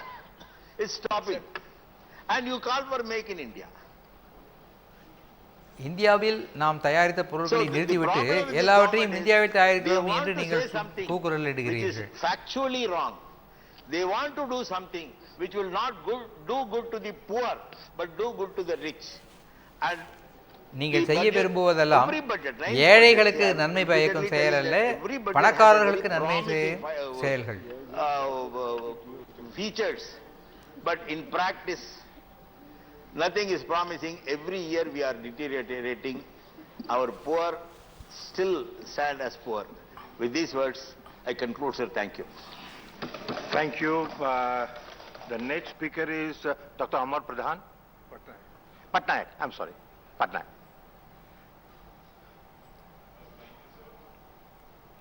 Sir, I rise to speak in favor and support of the Appropriation Bill 2022 and the Finance Bill 2022. However, while doing so, sir, I would like to make certain suggestions, certain concerns that India should be worried about, whether this government or when they were there, all of us should be worried about, all members of parliament, the entire country should be worried about. So Article 38 of our Constitution, amongst many other things, it says that the state shall in particular strive to minimize the inequalities in income and endeavor to eliminate inequalities in status, facilities and opportunities, not only amongst individuals, but also amongst groups of people residing in different areas or engaged in different vocations. My concern is, which I want to flag here, whether we have achieved this. Sir, allow me to quote the Gini coefficient, which is a measure of inequality in society. From the year 2000 to the current year, 20 years period, the Gini coefficient has increased from 74.7 in 2000 to 82.3 in 2020. So while we are talking about growth, the GDP growth, the economic growth, increasing the size of the cake, what we have actually increased also simultaneously is the inequality in society. We have to think about this. We have to think about our economic policy as to why the inequality is not decreasing. What we call as growth is not becoming as inclusive as we would have liked, where the GDP, economic GDP is increasing. The maximum increase was in fact during the period 2000 to 2006. Now if you look at Gini index, another indicator of the World Bank, it has also increased from 34.4 in 2004 to 35.2 in 2020. Amartya Sen once said that there is a kind of tolerance to inequality in this country. It is seen in what is considered acceptable as a means of judging the performance of the economy. If the incomes of a few people rise, that is treated as evidence for economy doing well. The tolerance for that idea is worrying. It's not only Amartya Sen. If you look at the 2017 World Bank report, they exactly say the same thing, because too much of inequality would give rise to social strife, civil strife, and the Arab Spring kind of situations. So currently, the economic survey says, I quote the economic survey, last year's economic survey, that the total wealth of the middle class, which is 40%, which was 45% of the total income wealth in 1981, it decreased to 22.9% in 2020. 3.2 crores people, middle income population, the size of the middle class decreased. 5 out of 6 multidimensionally poor are SC, ST or OBC. 12% of poor live in female-headed households. So therefore, we need to have greater investment in education, health, nutrition, and the purchasing power of people at the bottom of the pyramid, income wealth pyramid, has to increase. But it is very well said to demand all this and ask for all these things to happen unless we raise the revenues for it. The finance bill is a document which basically lays out the plan for raising revenues for it. Now, how do you do it? So, the tax GDP ratio, sir, in our country, if I quote the figures, it has been hovering around 10.7% in currently, and last 5 years 9.9%, 11.22%. There has to be something to increase our tax GDP ratio. Some way, some method has to be devised. One of the ways which I am going to plead for here is and which I think is something that the finance bill has missed, is the reintroduction of wealth tax or a COVID tax. How do you generate resources for meeting social sector expenditure? I spoke in my budget speech, sir, that the social sector expenditure as a percentage of GDP, not in gross terms, has actually remained almost at the same level. Unless we increase that, obviously the inequality indexes will not improve. Now, I have, sir, certain figures to say that if you impose this tax, as per the Oxfam India report, 1% of wealth tax on the 98 billionaires would finance the Ayushman Bharat for more than 7 years. 1% tax on wealth of 98 billionaires can take care of total expenditure for school education and literacy. 2% tax on individuals with an income of over rupees 10 crores could increase the ministry's budget by an astounding 121%. I would plead that we need to do something to get this revenue so that we can spend on social sector.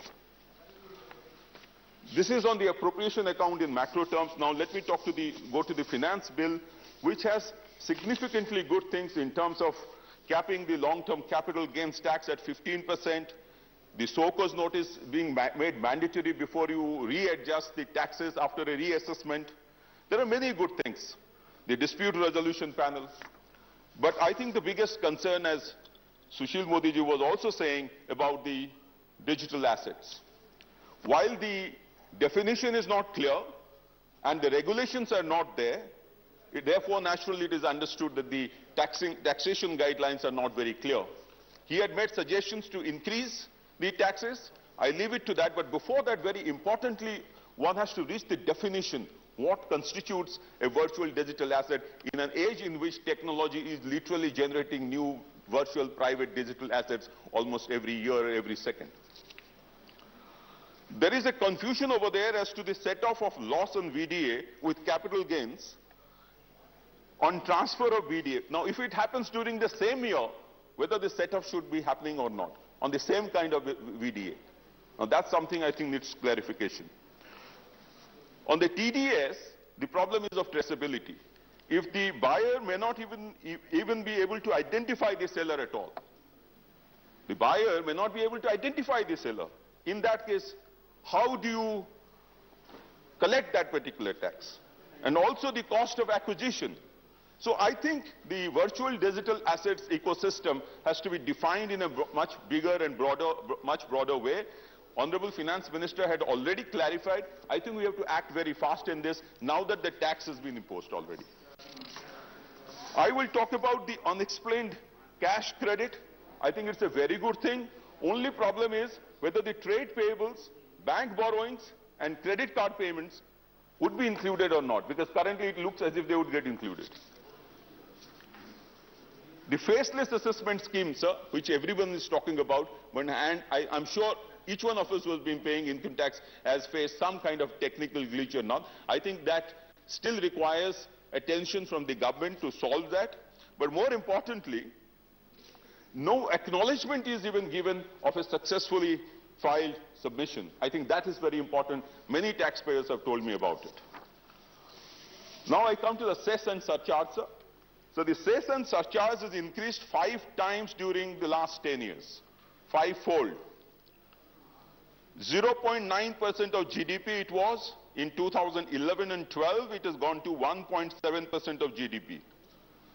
While the cess and surcharge has increased, what has happened, however, is that the gross tax revenue has decreased from 10.4% of GDP to 9.9% of GDP. The result is a pressure on the state's finances, because the devolution to the states has decreased to that extent. And currently, if you take everything together, the devolution to the states has actually decreased to a 30% level, 30% of the gross tax revenue.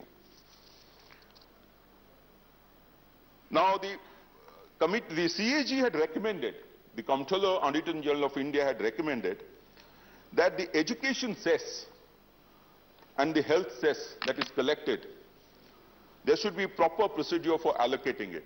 I had spoken in my budget speech that it is actually currently being taken to actually fund the expenditure which was already meant to be there. It has not actually augmented it, because the cess is supposed to have augmented it in a specific or particular aspect of health or education. There is no cap on cess and surcharge. Honorable Chief Minister of Orissa, Naveen Patnaik, has repeatedly written to the centre that let cess and surcharge be made a part of the shareable pool then, unless you put a cap on it and you spend it for a specific purpose as it was intended to be. So last point, sir. So last point is the Orissa's demands. I'll speak in very brief. We are moving in technology. The budget emphasized heavily on technology, rightly so. But 25% of villages in Orissa are without internet connection. 25%, 6,999 villages out of 25,000 villages. சதவீத கிராமங்கள் இன்னமும் இணைய இணைப்பு இல்லாமல் இருக்கிறது. Stations, towers to meet this. When will that happen? Even now, 1,623 crore of GST compensation is pending.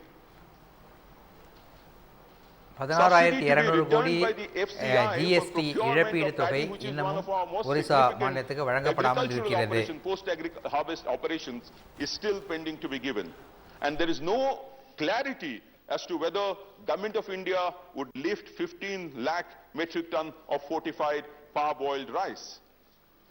About 12 lakh beneficiaries are still waiting for that Prime Minister's Awas Yojana houses. When we are having a budget which will address common people, all sections of society, I really do not understand why these specific areas of concern given by the state of Orissa could not be met. Thank you so much, sir. Thank you, Mr. Patnaik. The next speaker is V. Vijay Reddy.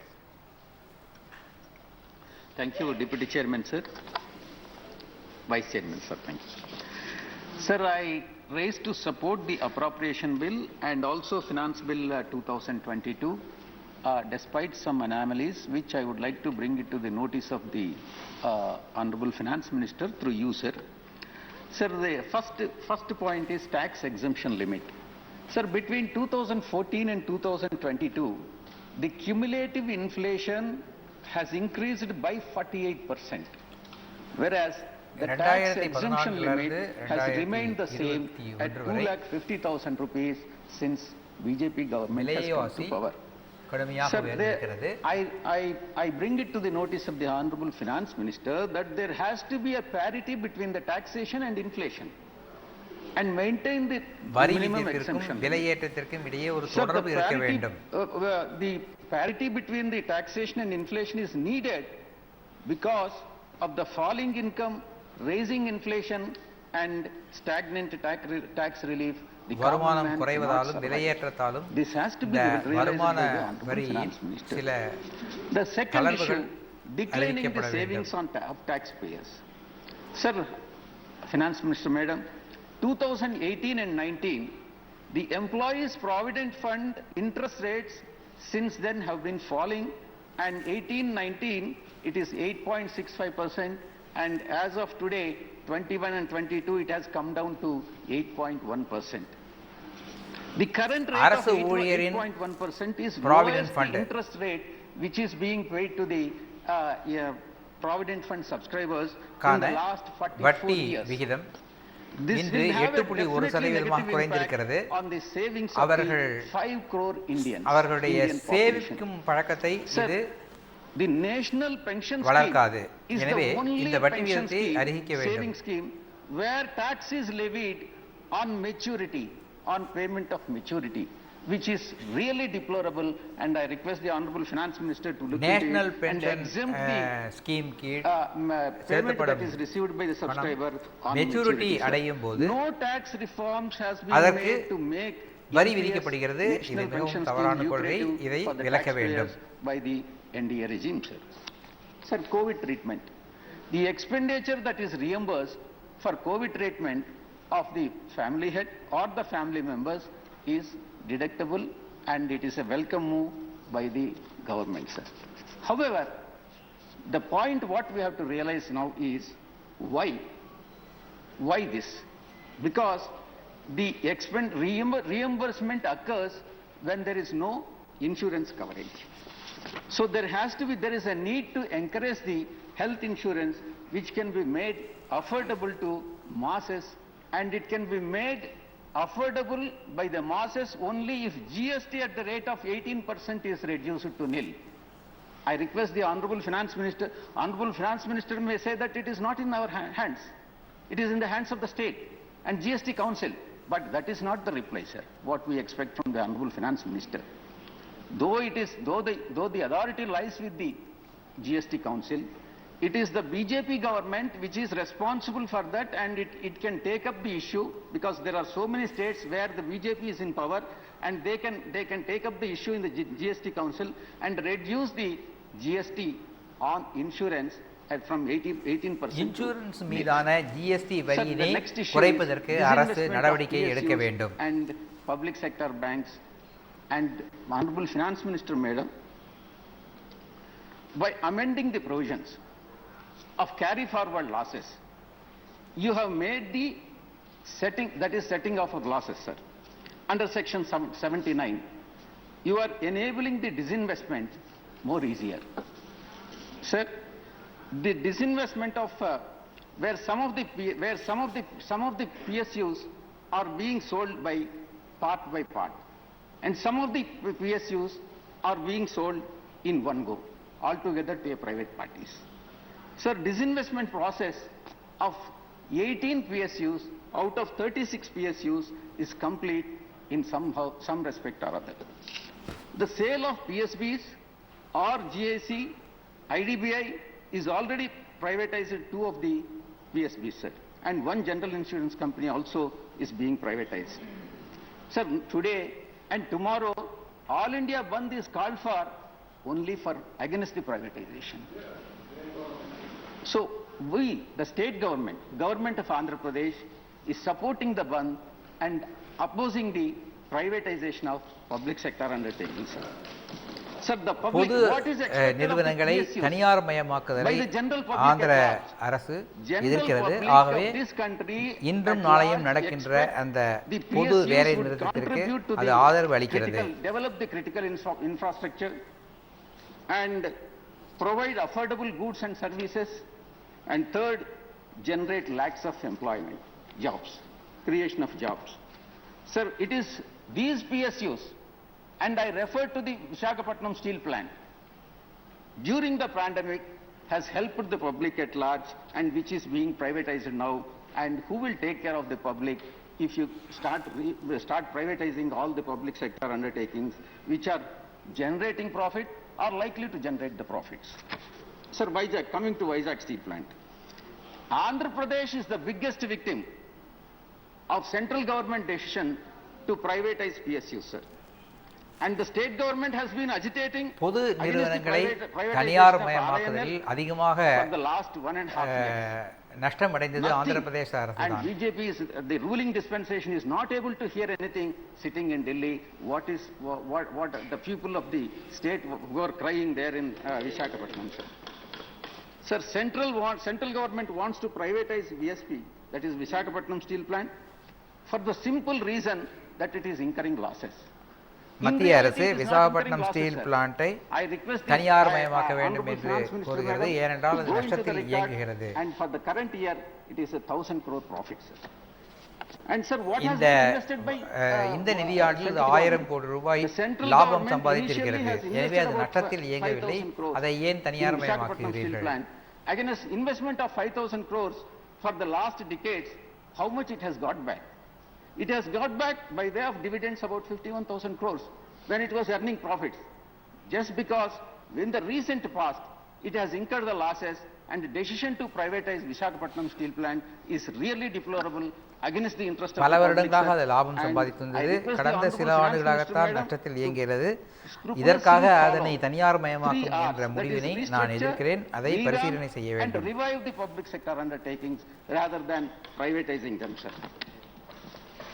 Sir, why Visakhapatnam steel plant is right now is incurring losses, not right now, in the past? Because central government has not allotted the mines to that captive mines, and secondly, central government has refused Visakhapatnam to steel plant restructure the நஷ்டத்தில் debt இயங்குவதற்கு and முக்கியமான pay காரணம் the- மத்திய அரசு அதற்கான சுரங்கங்களை The social topography of the அனுமதிக்காதது. country has not been reviewed, and redressal mechanism is not at all fully addressed. That is why this bill came into existence. As the part on transit, some more bills have to come. I will come to the later part. I do not want to speak much. I am having only one demand for my state. Our Honorable Chief Minister, Dr. M.K. Stalin, who is also the President of our TMK party, wrote recently to the Prime Minister to include a Narikuravar community in Tamil Nadu.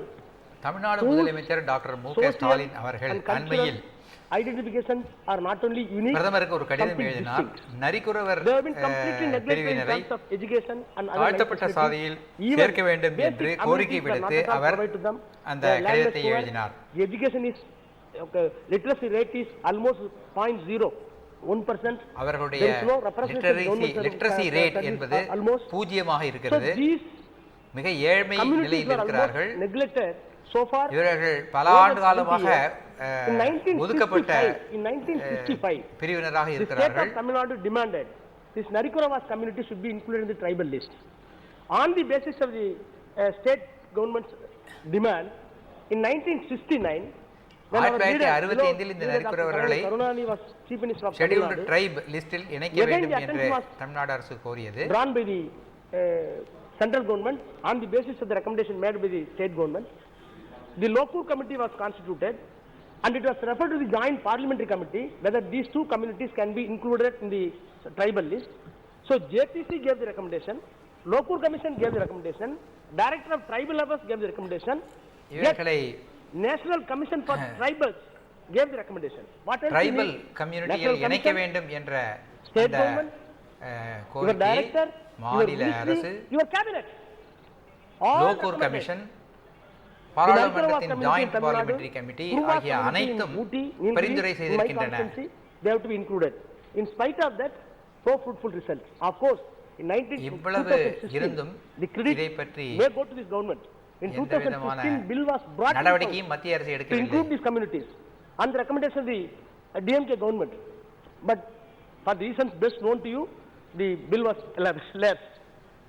My only suggestion is, knowing fully well that two communities from Tamil Nadu, Narikuravas and Kurumbas, were included through a bill, and a draft bill was submitted before this House. Pending the bill was permitted to lapse, allowed to lapse. But you are bringing another bill. What does it mean? Where is the discussion? What is the clarity? You must be fair to everybody. சட்ட முன்வடிவு கொண்டு வரப்பட்டு இந்த அவையில் அளிக்கப்பட்டு அதன் பின் அவை காலாவதியாக விடப்பட்டன. At least on the floor of the House, you must give the assurance that the Narikuravas community of Tamil Nadu and the Kurumbas and Kurumbans in Nilgiris must be listed in the tribal list, since the already recommendation came to அரசு இது பற்றி ஒரு உறுதிமொழி அளிக்க வேண்டும் என்று கேட்டுக்கொள்கிறேன். இவர் நரிக்குறவாஸ் குறும்பாஸ் குறும்பர்கள் நரிக்குறவர்கள் குறும்பர்கள் இருவரையும் பட்டியல் இன பிரிவில் சேர்ப்பதற்கு தகுந்த நடவடிக்கை எடுக்கப்படும் என்ற உறுதிமொழி அளிக்க வேண்டும் என்று கேட்டுக்கொள்கிறேன். Some unique features are in the society. They demanded for the ST status. Similarly, fishermen in Tamil Nadu, some part, they demanded for ST. They are also very poor. They are also social status very in the low position. So, what I am submitting before the House is, your intention is okay, good, but when having such intention, it must be holistic throughout the country. You are having your own system in the name of the Commission for SC and ST, even separate ST commission you are having. So your commission, national commission, is having a constitutional status. It is having its own mechanism. Please get the details. National SC கமிஷனுக்கு அரசியல் சட்ட அங்கீகாரம் இருக்கிறது. நாடு முழுவதற்குமான ஒரு ஆய்வு செய்து எந்தெந்த பிரிவினரை இந்த பட்டியலில் இணைக்கலாம் என்பதற்கான ஒரு பட்டியல் எடுத்து அதற்காக மொத்தமான ஒரு சட்டமாக ஏற்ற வேண்டும் என்று You may be genuine, but unnecessarily you are getting the political color on your part because it is a piecemeal. So don't have piecemeal exercise. Be fair to every part or section of this country. And as such, I am welcome this bill. Please take my demand into consideration and give some assurance. Thank you. Srimati Ji Madhvi Ji.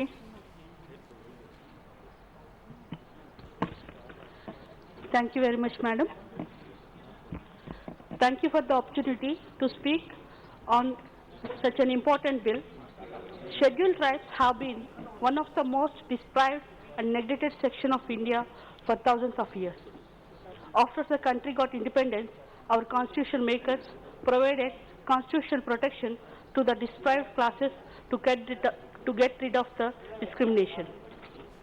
Constitutional provisions under the Article 15, 16, 46, 330, 332, 335, 342 were made to give reservation to the marginalized classes in education and jobs.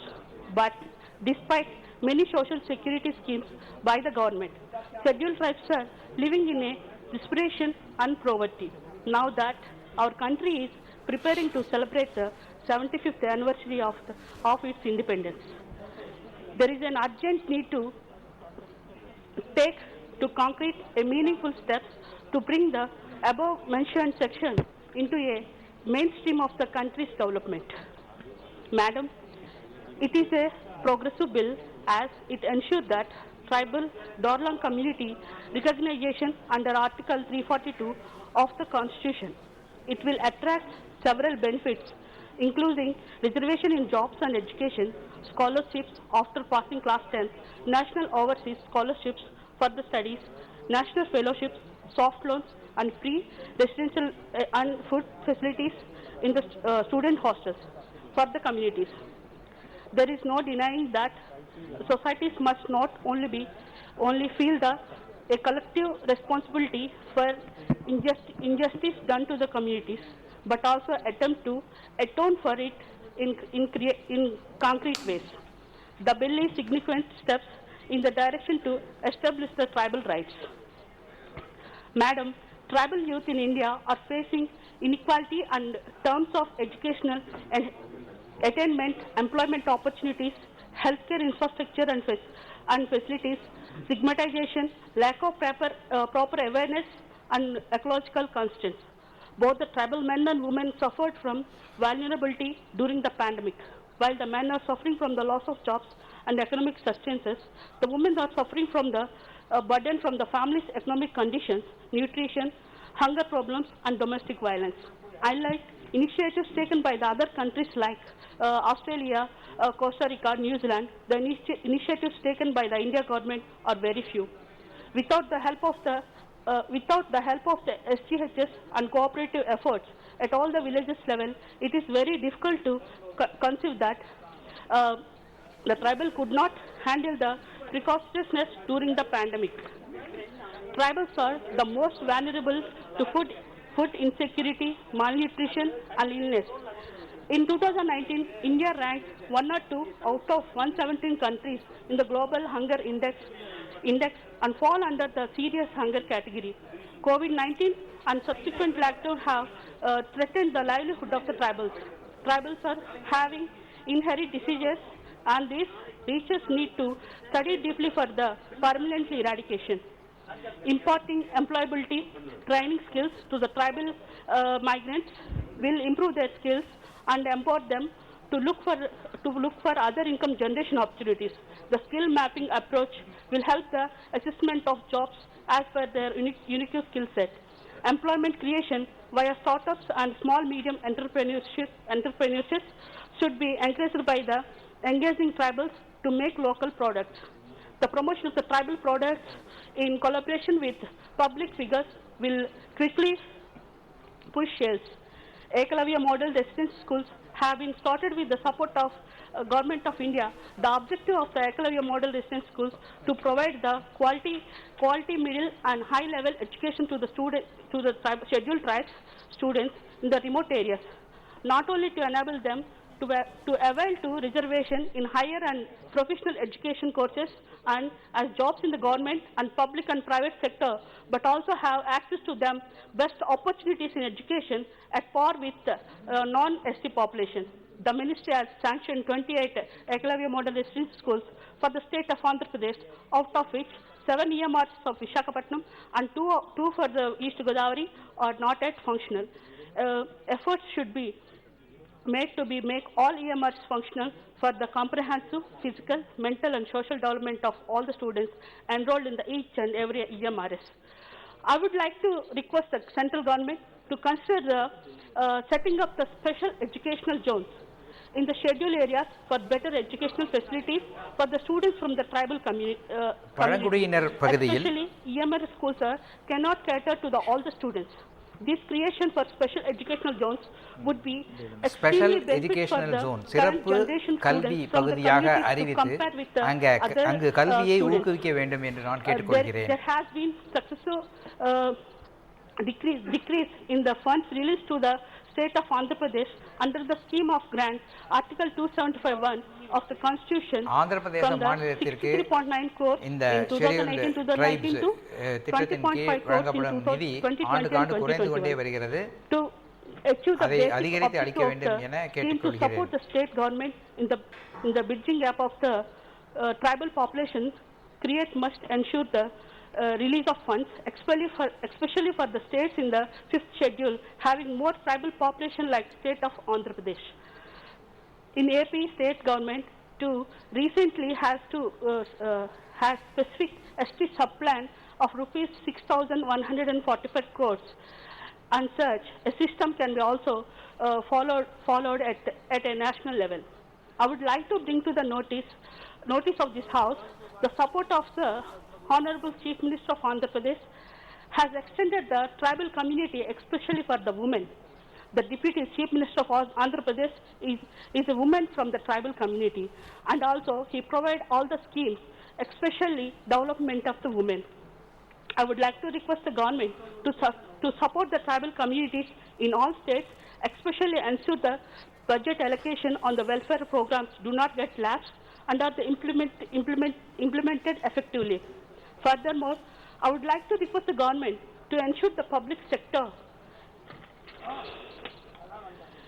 institutions are not shut down. I would like to bring to the example of Vizag steel plant. As disinvestigating, this plant would result of in a loss of jobs 4,000 people from the ST and STs.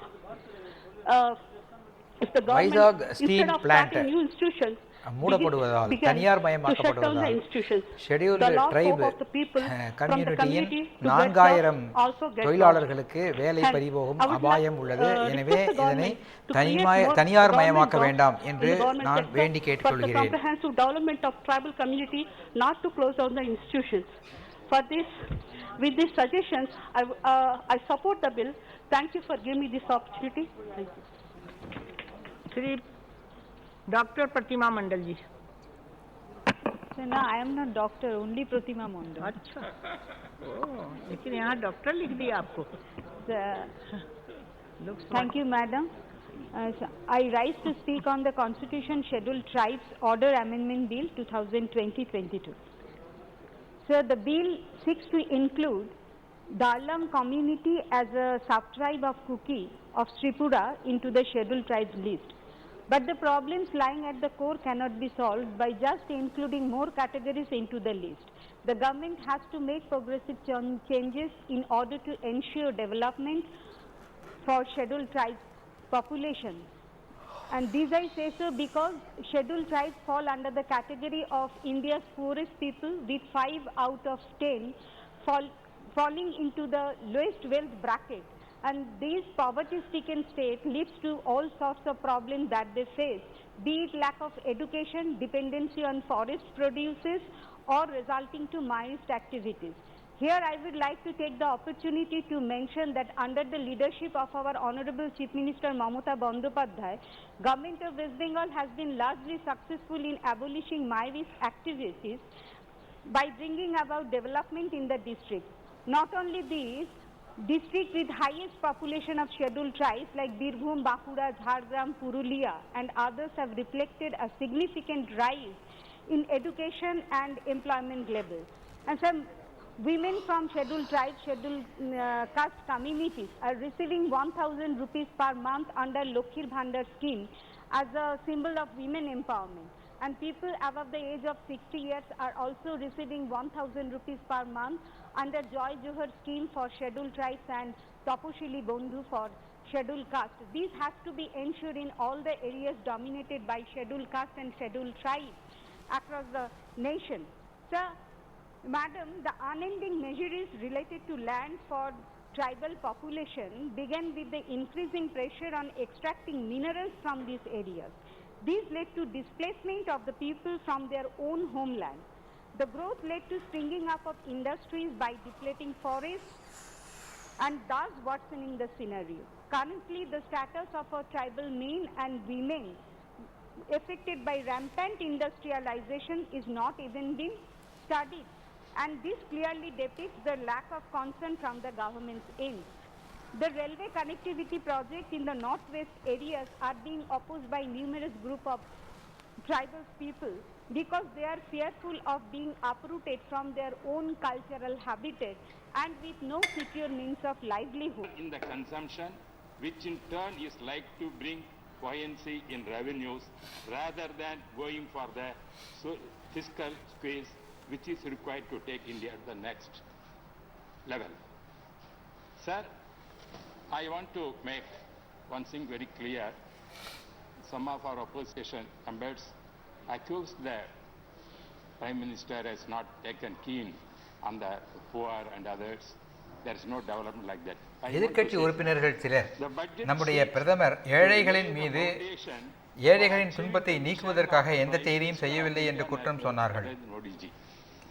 For example, if you take agriculture, agriculture is giving more importance during Modi's period.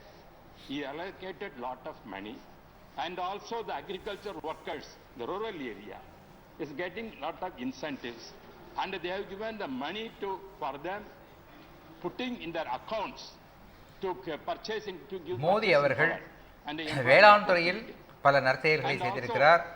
அவர்களுக்கு பல இன்சென்டிவ்கள் கொடுத்திருக்கிறார். அவர்களுடைய வங்கி கணக்கில் பணம் நேரடியாக செலுத்தப்படுகிறது. So if we see that to boost get the more vaccination for that, for encourage our Indian manufacturers to that, laboratories, he visited physically. அவர் இந்தியாவில் தடுப்பூசி தயாரிக்கும் நிறுவனங்கள் ஆய்வு கூடங்களுக்கு தானே நேரடியாக சென்று அந்த தடுப்பூசி தயாரிப்பதை ஊக்கப்படுத்தினார், மக்களை தடுப்பூசி போட்டுக்கொள்ள ஊக்கப்படுத்தினார். The vaccines which produced also exported to other countries also. That way he is concerned for இந்தியாவில் தயாரிக்கும் பொருட்கள் வெளிநாடுகளுக்கு ஏற்றுமதி செய்வதிலும் அவர் பேருதவி செய்திருக்கிறார். Regarding the last time also in the question number you have seen in the employment, our honorable minister is labor and employment minister is there. I raised a question at that time, he answered how these recent years the employment ratio increased year by year. That showed இந்தியாவில் வேலை வாய்ப்பு ஆண்டுக்காண்டு எப்படி அதிகரித்து வருகிறது என்பதை நம்முடைய அமைச்சர் அவர்கள் கூறினார்கள். And other sectors is showing, especially sir, if you take schemes wise, if you take also drinking water scheme, yes, a lot of for that. Then also for குடிநீர் வழங்கும் திட்டத்திற்கு அதிகமான நிதி ஒதுக்கீடு செய்யப்பட்டிருக்கிறது. For roads, historical allocation given for the road development. சாலை வசதிகளுக்கு வரலாற்று சாதனை அளவாக நிதி ஒதுக்கீடு செய்யப்பட்டிருக்கிறது. பாதுகாப்பு துறைக்காக நிதி அதிகமாக ஒதுக்கீடு செய்யப்பட்டிருக்கிறது. When Prime Minister has taken over these reins of this country, he is concentrating more on the defense sector to see that external threat must not be there, especially from Pakistan. இந்த நாட்டின் அதிகாரத்தை கையில் எடுத்துக்கொண்ட அந்த நாளிலிருந்து இந்தியாவின் பாதுகாப்பை பற்றி நம்முடைய பிரதமர் அதிகமாக கவலைப்படுகிறார். வெளிநாடுகளிலிருந்து நமக்கு எந்த விதமான தொல்லையும் வராத அளவுக்கு பார்த்துக் கொள்ள வேண்டும் என்று அவர் நினைக்கிறார்.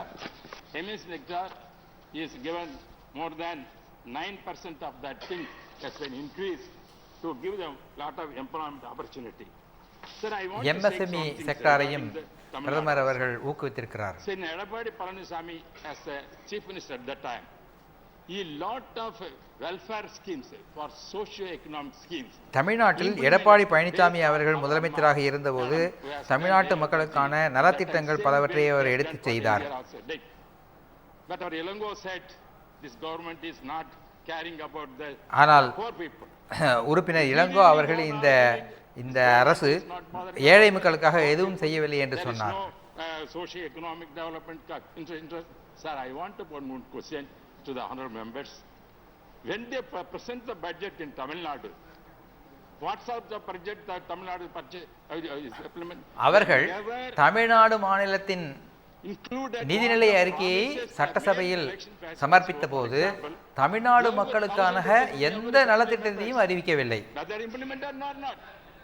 No, I'm telling, because when you are, sir, and also, for example, 2,500 rupees, our Adithanar Palaniswamy is given the every household car holders in the pending situation, not only pending, Pongal gift also is given. பெருந்தொற்று காலத்திலும் பொங்கல் சமயத்திலும் எடப்பாடி பழனிசாமி அவர்கள் 2500 ரூபாய் கொடுத்தார்கள். ஆனால் திராவிட முன்னேற்ற கழக அரசு அதை தொடரவில்லை. It's not your time, it's his time. Let him speak. Because when you said, sir, when you said that there is no, this government is not caring about the poor, whether that government is caring about poor, I want to ask them.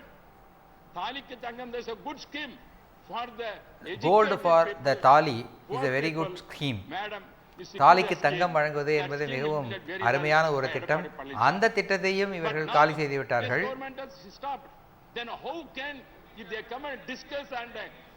மக்களுக்கு எந்த விதமான நன்மையும் செய்யாத ஒரு மாநில அரசின் கட்சி உறுப்பினர் இங்கே மோடி அவர்கள் எந்த நலத்திட்டத்தையும் செய்யவில்லை என்று சொல்வது எப்படி சரியானதாக இருக்கும்?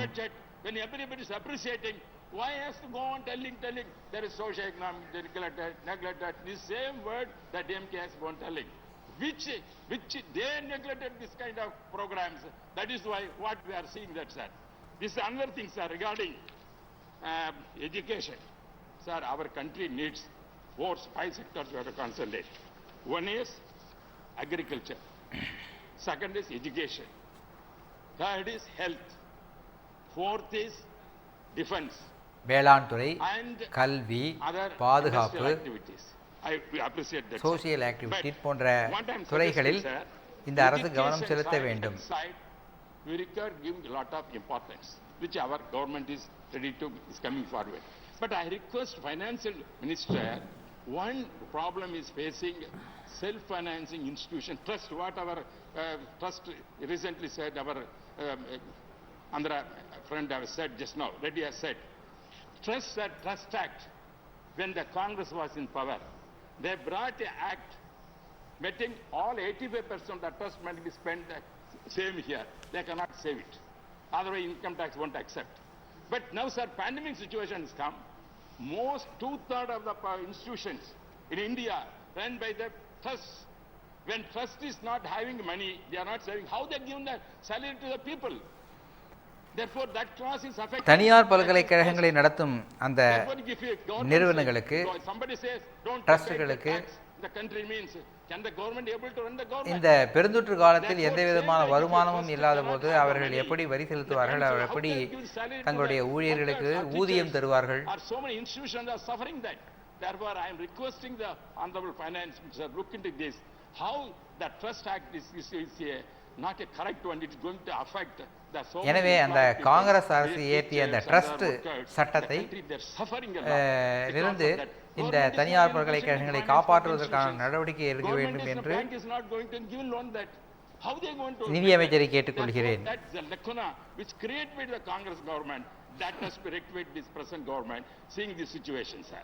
This I am requesting. Same way, income tax. Income tax department, madam has given certain concession last time. Appreciate that. At the same time, previous government, nothing done. I know that. But now, once again requesting Honorable Finance Minister to see sympathetic with the salary class people. When price index is gone increasing, மாத சம்பளம் பெறும் ஊழியர்களுக்கு வருமான வரியில் சில விலக்கு சலுகைகளை அளிக்க வேண்டும் என்று நான் நிதியமைச்சரை கேட்டுக்கொள்கிறேன்.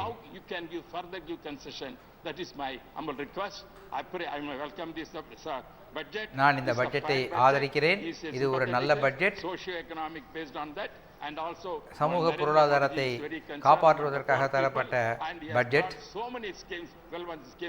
Once again appreciate this government, sir. Thank you very much. Thank you. The next speaker is Sukhendu Sagarrai. While participating in this appropriation and finance bill, the first thing that occurs to my mind is that this government has given a return gift to the nation after the elections in the 5 states recently held.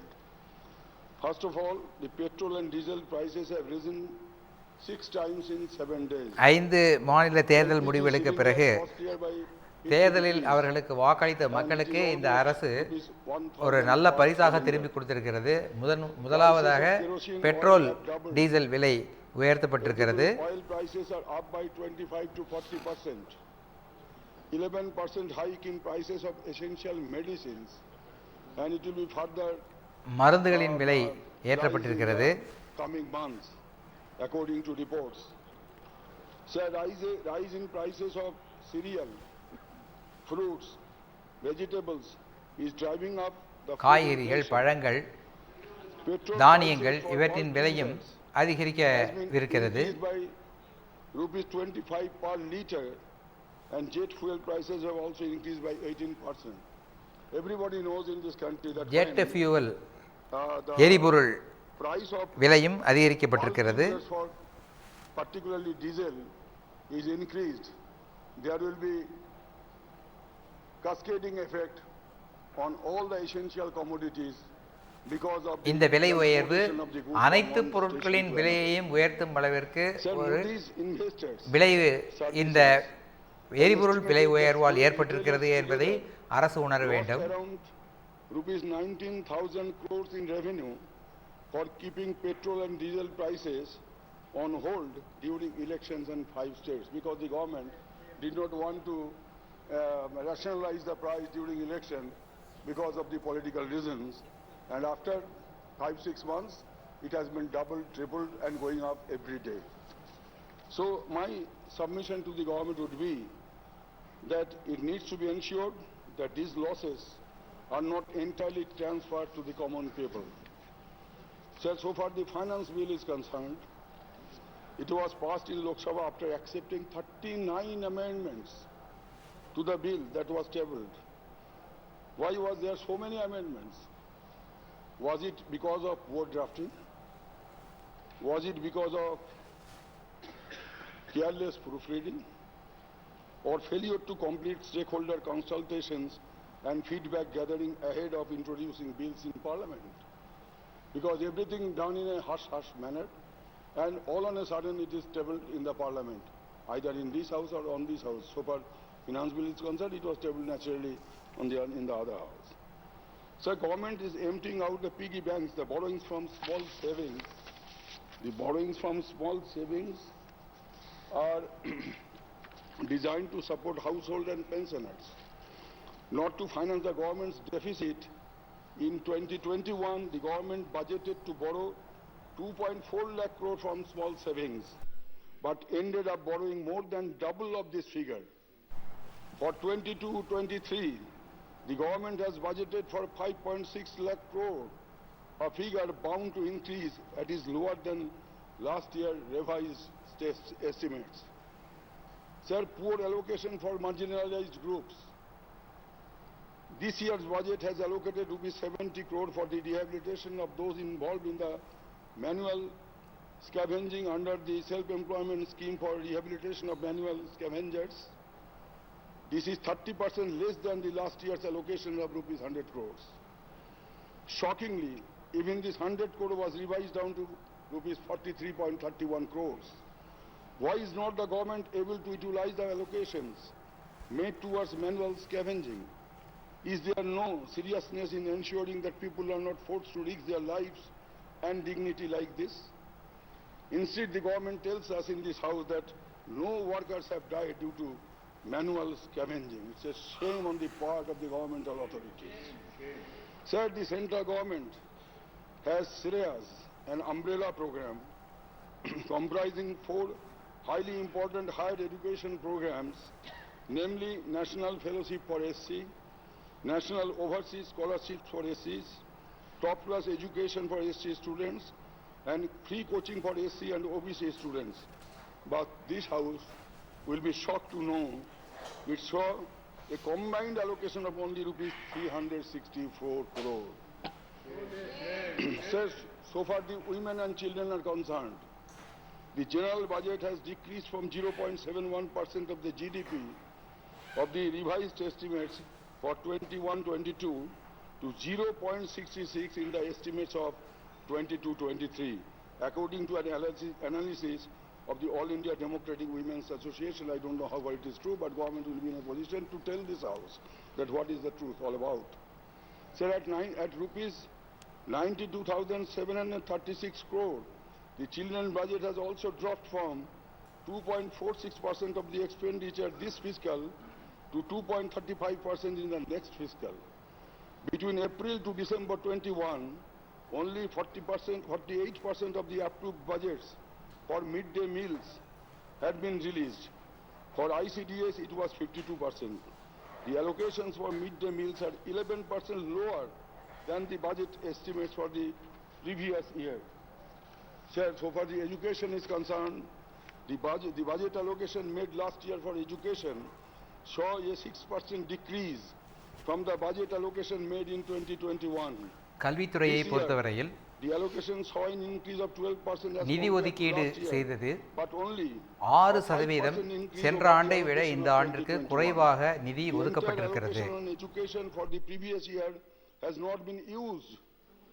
In spite of the economic survey finding an increase in the number of children not enrolled in schools after the pandemic.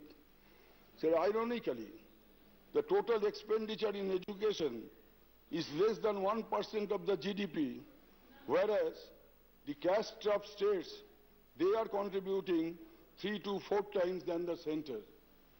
So the states are more effective than the central government in providing funds for expenditure in the education. கல்வித்துறையை பொறுத்தவரையில் மாநில அரசுகள் மத்திய அரசை காட்டிலும் அதிகமாக நிதி ஒதுக்கீடு செய்து செலவழித்து வருகின்றன. The government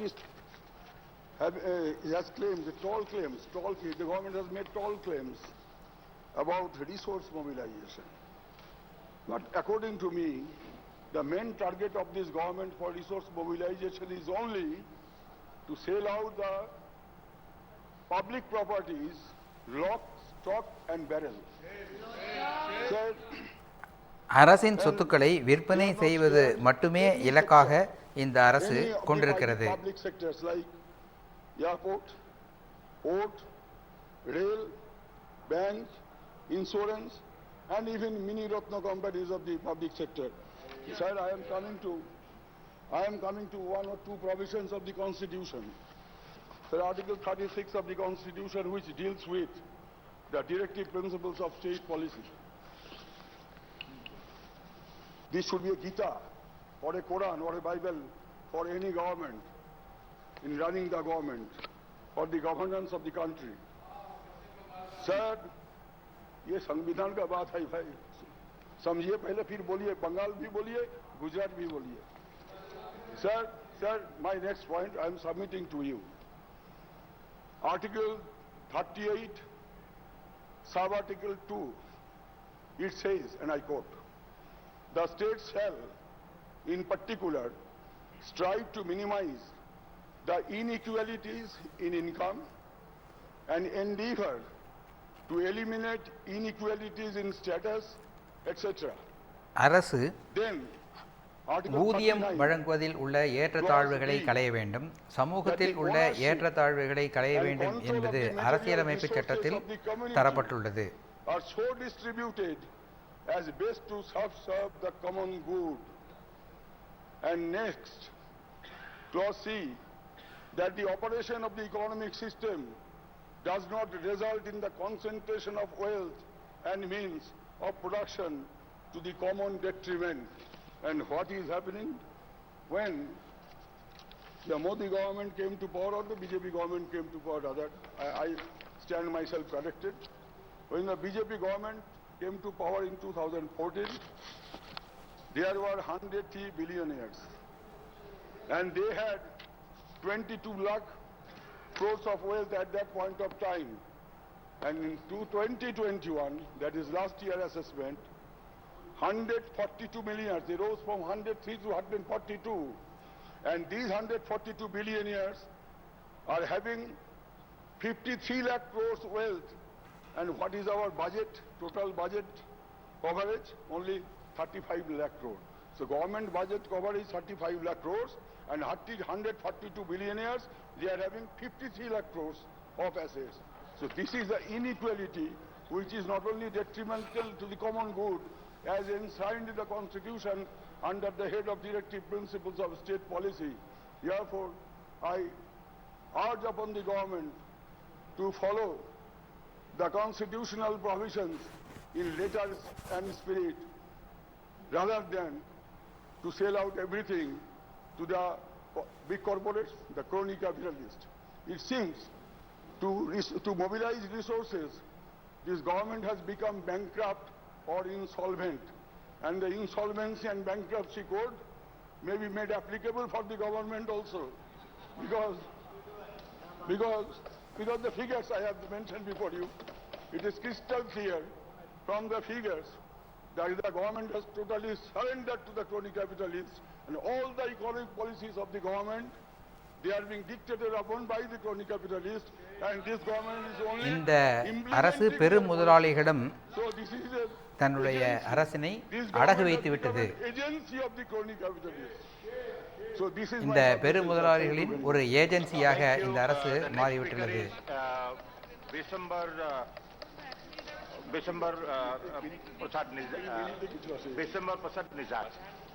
धन्यवाद उपसभापति महोदय।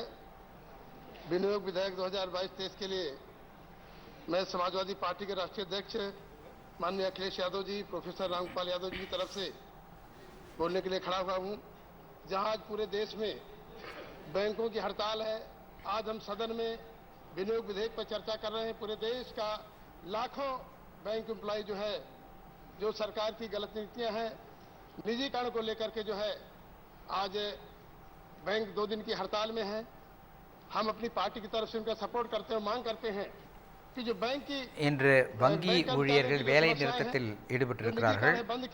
எங்களுடைய கட்சி அவர்களுடைய வேலை நிறுத்தத்திற்கு ஆதரவு அளிக்கிறது. இந்த நிலையில் நாம் நிதிநிலை அறிக்கை பற்றி இந்த அவையிலே விவாதித்து வருகிறோம். प्राइवेटेशन हो रहा है जिससे किसान मजदूर गरीब सब परेशान है। मनोहर இந்த அரசின் इसी से चूंकि அரசு துறைகளை தனியார் மயமாக்கும் கொள்கையினால் விவசாயிகளும் தொழிலாளர்களும் மிகுந்த துன்பத்தில் இருக்கிறார்கள். जो SC ST के लिए OBC के लिए आरक्षण दिया था, धीरे धीरे निजीकरण से जो है लोगों की नौकरियां जा रही हैं, आरक्षण खत्म होता जा रहा है और SC ST OBC के लोगों को जो है आरक्षण खत्म करके गुलाम बनाने की साजिश की जा रही मानव। इसीलिए OBC के लोग मांग करते हैं, जो देश की आधी आबादी से ज्यादा लोग हैं, कि हमारी जाति जनगणना करा ली जाए और हमें आबादी के हिसाब से सभी सेक्टरों में भागीदारी दी जाए।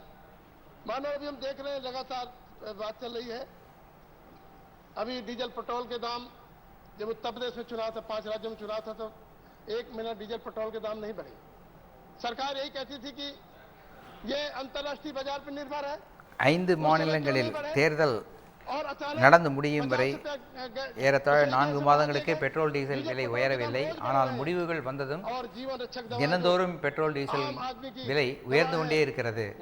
वो जो है कई गुना बढ़ने जा रही हैं और पैरासीटामोल भी, और हम देखते हैं जीवन रक्षक दवाओं के लिए 10 गुना से लगा के 200 गुना तक दाम उनके निर्धारित रहते हैं और इतनी कालाबाजारी होती है कि जो MR होते हैं और मेडिकल स्टोर वाले होते हैं, डॉक्टर वही दवा लिखता है जो MR उसको सजेस्ट करता है, 200-300 गुना उसके दाम होते हैं और किसान घाटे खेती कर रहा है, उसकी लागत का भी मूल्य नहीं दिया जा रहा। खर्चा लोगों के जेब में जो है पैसा कम है और खर्चा ज्यादा है। मानवर आज हम देख रहे हैं कि देश के गरीबों किसानों पर टैक्स लगाया जा रहा है। आम आदमी की सवारी साइकिल है, साइकिल पे 18% टैक्स है। हम मांग करेंगे माननीय वित्त मंत्री जी से कि गरीब मजदूर आदमी साइकिल पे चलता है, उस पर टैक्स खत्म किया जाना चाहिए। आपने हीरा पे टैक्स खत्म किया है। हीरा कौन उद्योगपति बड़ा நீங்கள் வைரங்களின் மீது வரியை குறைத்திருக்கிறீர்கள். ஆனால் தொழிலாளர்களும் விவசாயிகளும் சைக்கிளில் தங்களுடைய வேலைக்கு செல்கிறார்கள். அந்த சைக்கிளின் விலையை அதிகரித்திருக்கிறீர்கள். और खास तौर पर SC ST OBC के जो बच्चों को छात्रवृत्ति मिलती थी, मिडिल क्लास तक 8वीं तक तो उनके स्कॉलरशिप भी खत्म कर दी गई और उनके जितने कोचिंग सेंटर थे, जो बजट था उसमें जो मेन बजट इनका उसमें बजट घटाया गया है। और मानवर आज हम देख रहे हैं देश में समान काम समान वेतन की कर्मचारी मांग कर रहे हैं। 10-10, 12-12 घंटे लोगों से काम कराया जाता है। देश के चाहे आंगनवाड़ी वर्कर्स हो, चाहे आशा वर्कर्स हो, चाहे शिक्षा मित्र हो, चाहे निदेशक हो, चाहे पंचायत मित्र हो, चाहे होमगार्ड PRD से लगा करके चौकीदार से लगा के सब लोग मांग कर रहे हैं कि हमको हमारा 10-12 घंटे काम लिया जाता है, समान वेतन किया जाए। इसी तरह से मानव देश के केंद्रीय सेवाओं में और प्रदेश सेवाओं में लोग जो है पुरानी पेंशन की बहाल की मांग करते हैं। मानव 22-23 में 2004 में वाजपेयी जी बीजेपी की सरकार ने खत्म किया था पुरानी पेंशन। 80 लाख जो है आवासों की बात कही है और मैं याद दिलाना चाहता हूं, माननीय प्रधानमंत्री जी का भाषण, चुनावी भाषण उठा के देखिए, उन्होंने कहा था 2022 तक देश के सभी गरीबों को पक्का आवास देने का काम करेंगे। आप 80 लाख का बजट किए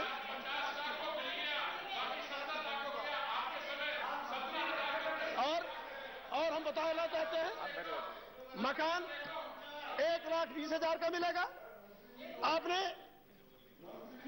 आपने बालू के दाम, मोरम के दाम 4 गुने कर दिए, सीमेंट के दाम 2 गुने कर दिए, लोहा सरिया के दाम दोगुने कर दिए, कैसे गरीब आदमी 1,20,000 में मकान बनाने का काम करेगा? हम देखते हैं उसमें घोटाले होते हैं। बांदा फतेह में हम देखा कि जितने भी आवास है वहाँ पे जो है उसमें भी दलाली हो रही। तो interventions made by other members except mister Nishad. तो डिस्टर्ब करें ना, तो रोकिए ना। मानवर किसान आज घाटे खेती कर रहा है। अन्ना प्रथा से हमारा पूरा देश का किसान परेशान है। आमदनी अठन्नी, खर्चा रुपया। आज किसान मजदूर के पास जब से नोटबंदी, जीएसटी और ये लॉकडाउन हुआ तब से लोगों के रोजगार चले गए। मानव किसानों के लिए स्वामीनाथन रिपोर्ट के लिए इन्होंने कहा था स्वामीनाथन रिपोर्ट लागू करेंगे, क्यों नहीं लागू कर रहे? मानव हम तो चाहते हैं कि एमएसपी का कानून बने और जिस तरह से आप उद्योगपतियों के लिए कानून बनाते हैं, उनकी मूल्य निर्धारित करते हैं, उसी तरह किसानों के लिए एमएसपी का कानून बनना चाहिए। मानवर आज देश का किसान आत्महत्याएं कर रहा है। देश का किसान चाहता है कि जो उनके पास कर्जा है, आप चुनाव में तो हजारों अरबों रुपए खर्च करते हैं, देश के किसानों का जो है कर्जा माफ किया जाना चाहिए। मानवर उनके लिए बजट में कोई कर्जा माफ करने की, जब चुनाव आता है तब कर्जा की बात करते हो, जब चुनाव खत्म तो कर्जा की बात नहीं करते हो, तो ये बजट में कर्जे माफ करने की कोई व्यवस्था नहीं। मानवर हमारे यहाँ तमाम अभी डिस्टर्ब कर रहे हैं, हमें बोलने नहीं दे रहे हैं।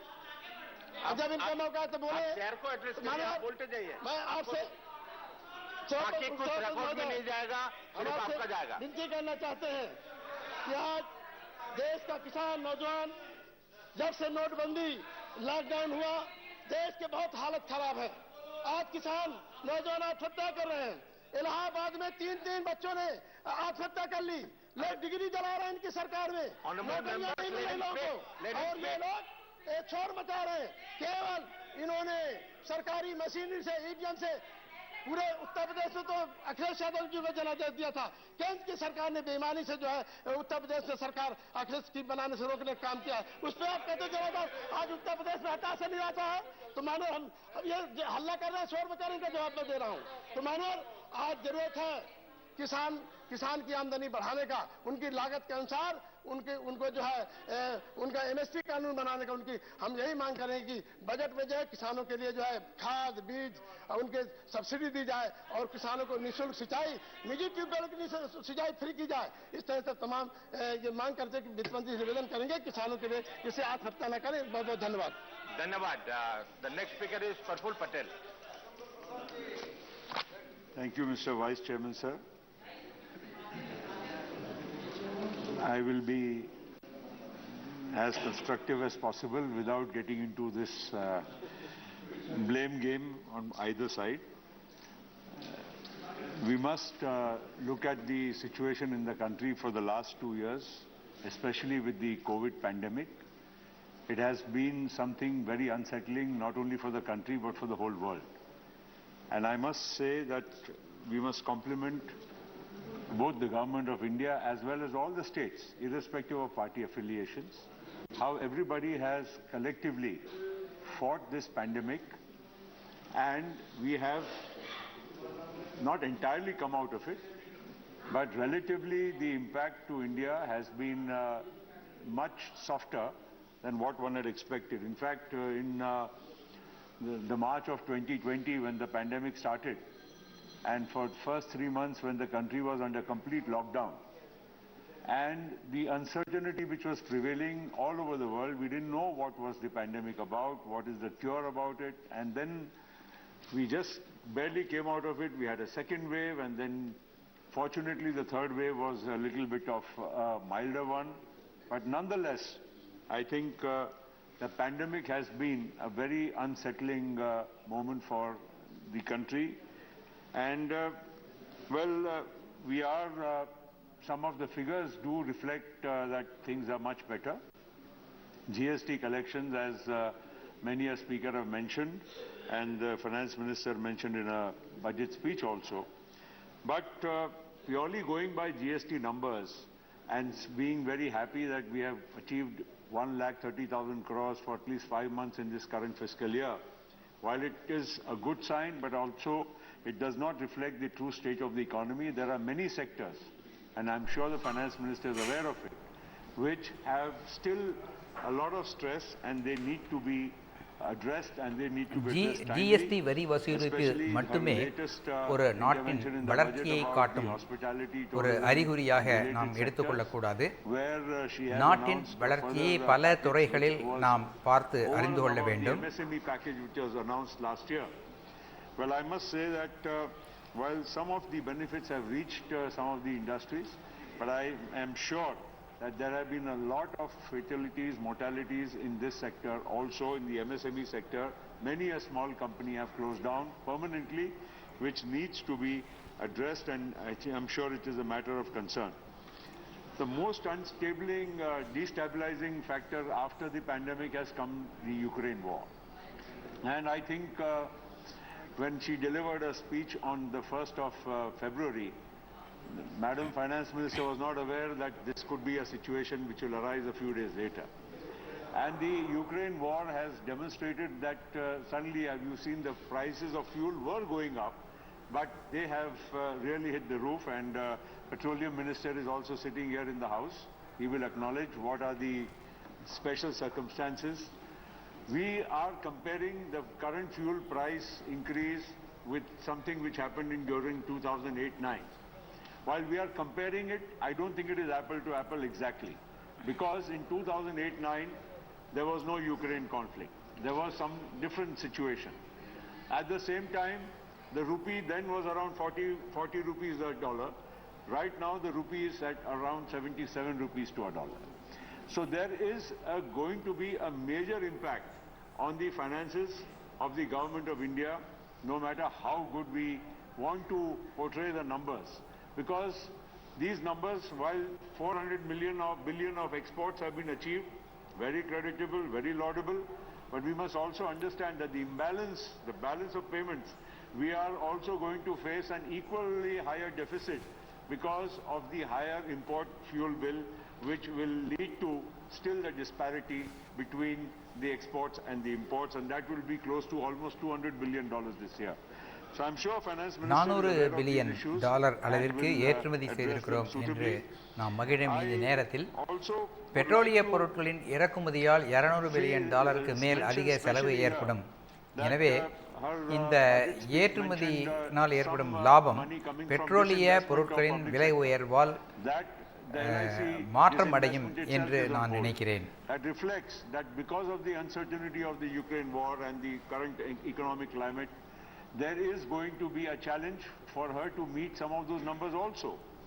So while I am not a complete proponent of disinvestment or not disinvesting, I would like to look at it objectively.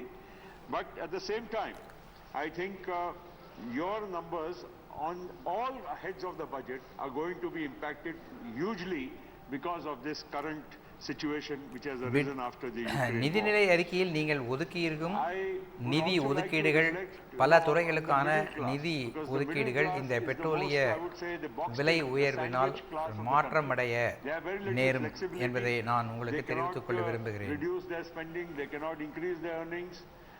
Most of them resort to minor savings.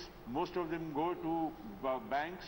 Still there's less, I would say, an eagerness for people, the middle class, to invest in other instruments. Some people do go to mutual funds and all, but that's a very small number compared to the number of people who want to put their savings in a more secure format. And therefore, today banks offering 3.5%. And compared to the inflation, official inflation figure of 6% plus, which you yourself have வங்கி சேமிப்புகளுக்கு வங்கிகள் 3 அல்லது 3.5% வட்டி மட்டுமே வழங்குகிறது. Make two ends meet. Cannot beat inflation with the amount of interest. In fact, the income will be reduced to that extent year on year. And the middle class feels the heat of high petrol prices, diesel prices, cooking gas prices, and all the general items on the inflation list which we normally see. So therefore I feel that at least on the savings account, some kind of a balance. I'm sure the Reserve Bank and everybody wants to reduce interest rates for lending especially, but for people who go for savings, especially small people, I think we need to have a relook, because எனவே சேமிப்புகளுக்கும் certainly don't do justice. வட்டி வழங்குவதின் விகிதத்தை அதிகப்படுத்த வேண்டும் என்று நான் அரசுக்கு பரிந்துரை செய்கிறேன். Again, the middle class is the one which is feeling the heat of the exemptions not being increased year on year to keep pace with inflation. I feel something needs to be looked at meaningfully on that account also. My point is about the current situation after the Ukraine war. We feel an increased threat perception all around the world and especially in our neighborhood. We have Pakistan, a perennial problem to deal with, and China is also equally another perennial problem. And with the kind of geopolitics which is playing around in the world, India with its issues itself with Pakistan and with China, the continuous border issues going on in Ladakh and in other parts of Arunachal Pradesh, I think we need to look at our infrastructure development, especially in these areas, much more meaningfully. Yes, you are doing a lot in the road sector, especially thanks to the big cess you are collecting on petroleum products, which again is being redeployed for infrastructure building. I think it's good. There's nothing to complain about that. But at the same time, the infrastructure in the certain sensitive areas of the country which affect national security need to be addressed much, much more aggressively, because considering the way China is building roads, bridges, airports, railway lines and all the other peripheral infrastructure all across Arunachal Pradesh and in Ladakh, I think it is very important that we spend much more money on our defense expenditure than what we are doing. And I feel sometimes when we go through some of the figures and when we talk in general, even with some of the people who are experts in the field, the amount of money allocated for capital expenditure versus the amount of money which is actually spent, there is a mismatch. I hope it is not, but if there is, I think it needs to be corrected. There was a lot of discussion on the crypto.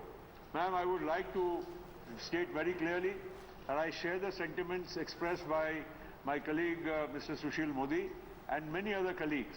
Crypto is one of the kinds of currency which even somebody like me, I called a cryptocurrency expert. I sat with them.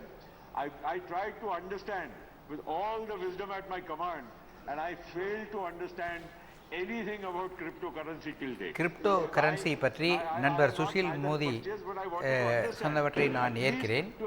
இந்த crypto currency என்பது எந்த மாதிரியான ஒரு பண பரிமாற்றம் என்பது என்னுடைய அறிவுக்கு சற்றும் எட்டவில்லை. நான் ஒரு ஃபைனான்ஸ் ஸ்டாண்டிங் கமிட்டியின் உறுப்பினராக இருக்கிறேன். இருந்தாலும் இந்த கிரிப்டோ கரன்சி பற்றி என்னால் புரிந்து கொள்ள முடியவில்லை. எனவே இந்த கிரிப்டோ கரன்சியை நாட்டில் நுழைய அனுமதிக்காதீர்கள், அதை தடை செய்யுங்கள் என்று நான் கேட்டுக்கொள்கிறேன். restrictive measures which you have brought in the budget, but I think it needs to be much more aggressively tackled, because this is an unknown animal. And for most people, if people like me, after calling an expert, have not been able to understand, I can imagine the average Indian who could be lured by the, easy money access and quick money multiplier to fall into the trap of this cryptocurrency. And most of them are fake. We read every day articles about people being, fooled into buying cryptocurrency. Crypto currency தொடர்பான நிறுவனங்களில் பல நிறுவனங்கள் போலியானவை.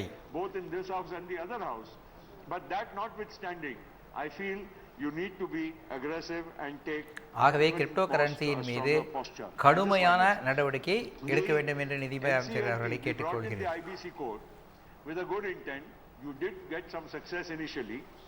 But the NCLT and the NCLAT are still struggling to cope up with the numbers of cases which they have to deal with. There are so many vacancies there. Please do something about this. Otherwise, the IBC, the efficiency with which and the quick resolution for which it was intended to be legislated, that purpose itself stands to be defeated somewhere. So I urge you to look at that very meaningfully. A lot has been spoken about exports. Agriculture exports can be one of the biggest, I would say the backbone of Indian exports. And I think a lot is being done also. It's not that it's not being done. But we need to strengthen that. We really need to support. Today, aquaculture. We are the largest exporters of prawn in the world. We need to strengthen that, give more incentives there. நாம் உலக அளவில் இறால் மீன்களை ஏற்றுமதி செய்வதில் தலைமை இடத்தை வகிக்கிறோம். வேளாண் பொருட்கள் அதிக அளவில் இந்தியாவிலிருந்து ஏற்றுமதி செய்யப்படுகிறது.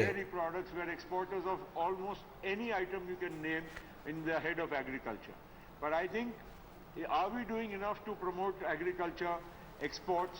I think இந்த வேளாண் பொருட்கள் ஏற்றுமதிக்கு இன்னும் அதிகமாக அரசு செய்ய வேண்டும் என நான் கேட்டுக்கொள்கிறேன். I would like to say that industry, while after the industrial licenses have been dismantled many years ago, anybody is free to set up an industry wherever, fine, that's not the real issue. The issue is that even today, after so many years, and especially my colleagues who come from the remote areas, who do not come from Mumbai, Pune, or Delhi, Faridabad, NCR, or other big cities, or Bangalore for that matter, people who come from the remote areas of the country, still the primary demand when you go to a remote district will be, hamare yahan industry kab aayega, hamare yahan rozgar logo ka kab milega. How will that happen? I think the time has come that while we are being aggressive about industrialization of our country, we must come with some innovative measures where we incentivize industry, especially when it comes to backward regions of the country, the backward districts of the country. We have identified so many backward districts. பின்தங்கிய மாவட்டங்களில், பின்தங்கிய பகுதிகளில், கிராமங்களில் தொழில் தொடங்கும் போது அந்த தொழில் தொடங்குபவர்களுக்கு நிறைய சலுகைகள் அளிக்க வேண்டும் என்று நான் விரும்புகிறேன். Those parts of the country, I think we need to have some more aggressive measures where industry feels incentivized enough to go there and set up shop there. That will lead to lesser migration to the bigger cities. And the strengthening of agriculture, increase in irrigation outlays, and industrialization of those areas will change the landscape of India from the rural migration to the urban and will uniformly develop the country. I think that would be in the interest of the nation. So, sir, thank you very much, and I hope some of my suggestions would have meaningful thought of the Finance Minister. Thank you. The next speaker is K. Ravindra Kumar.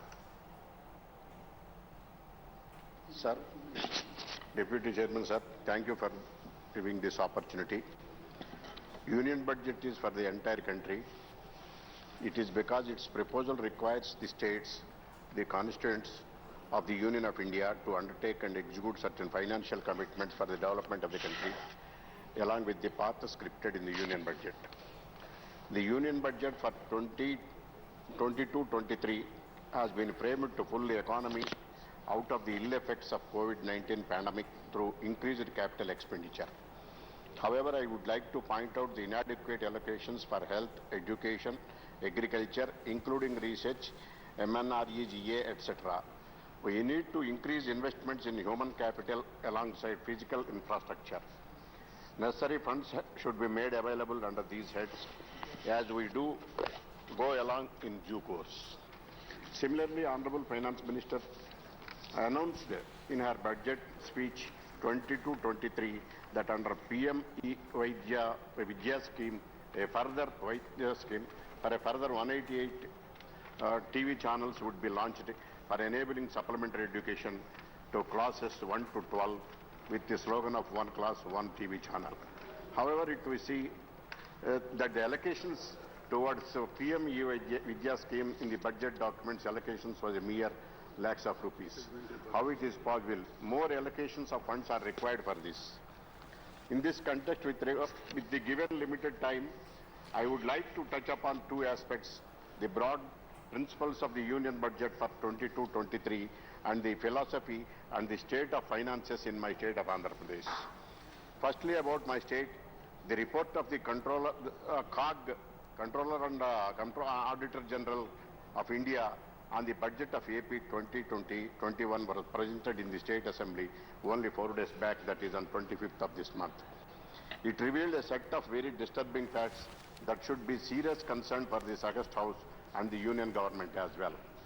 These revelations include expenditure of 1,11,000 crores without the approval of the State Assembly for 2021, which is about half of the total expenditure.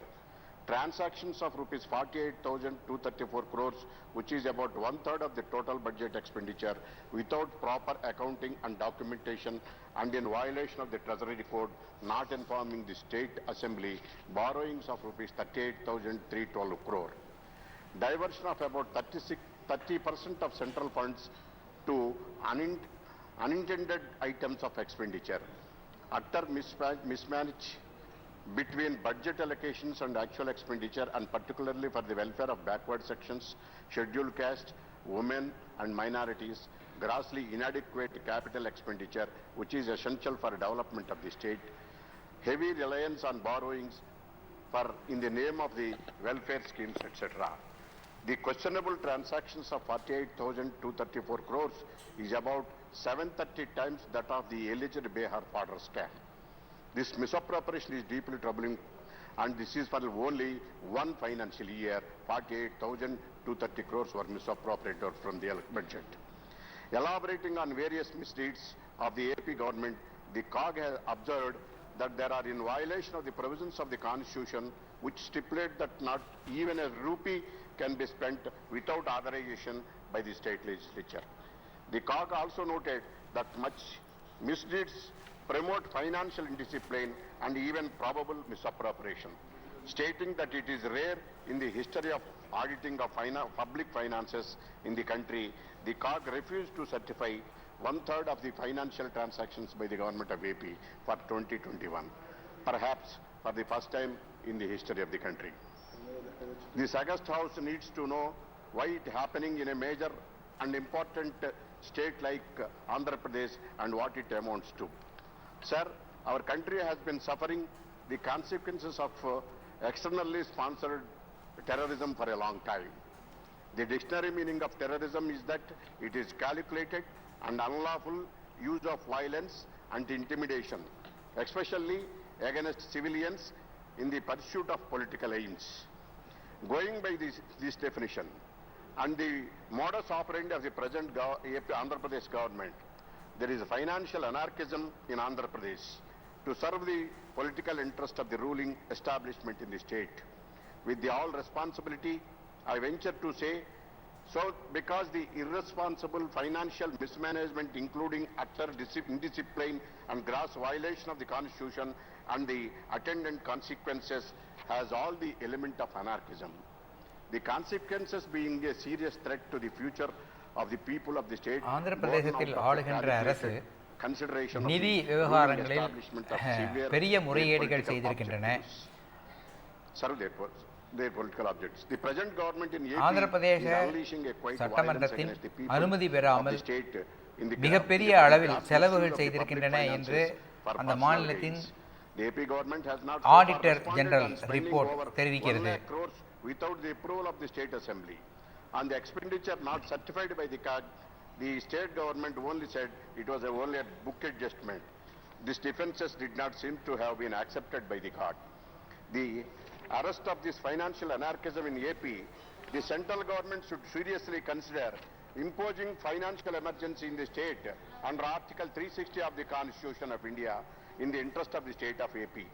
Otherwise, the present and future of the people of the state will be seriously endangered.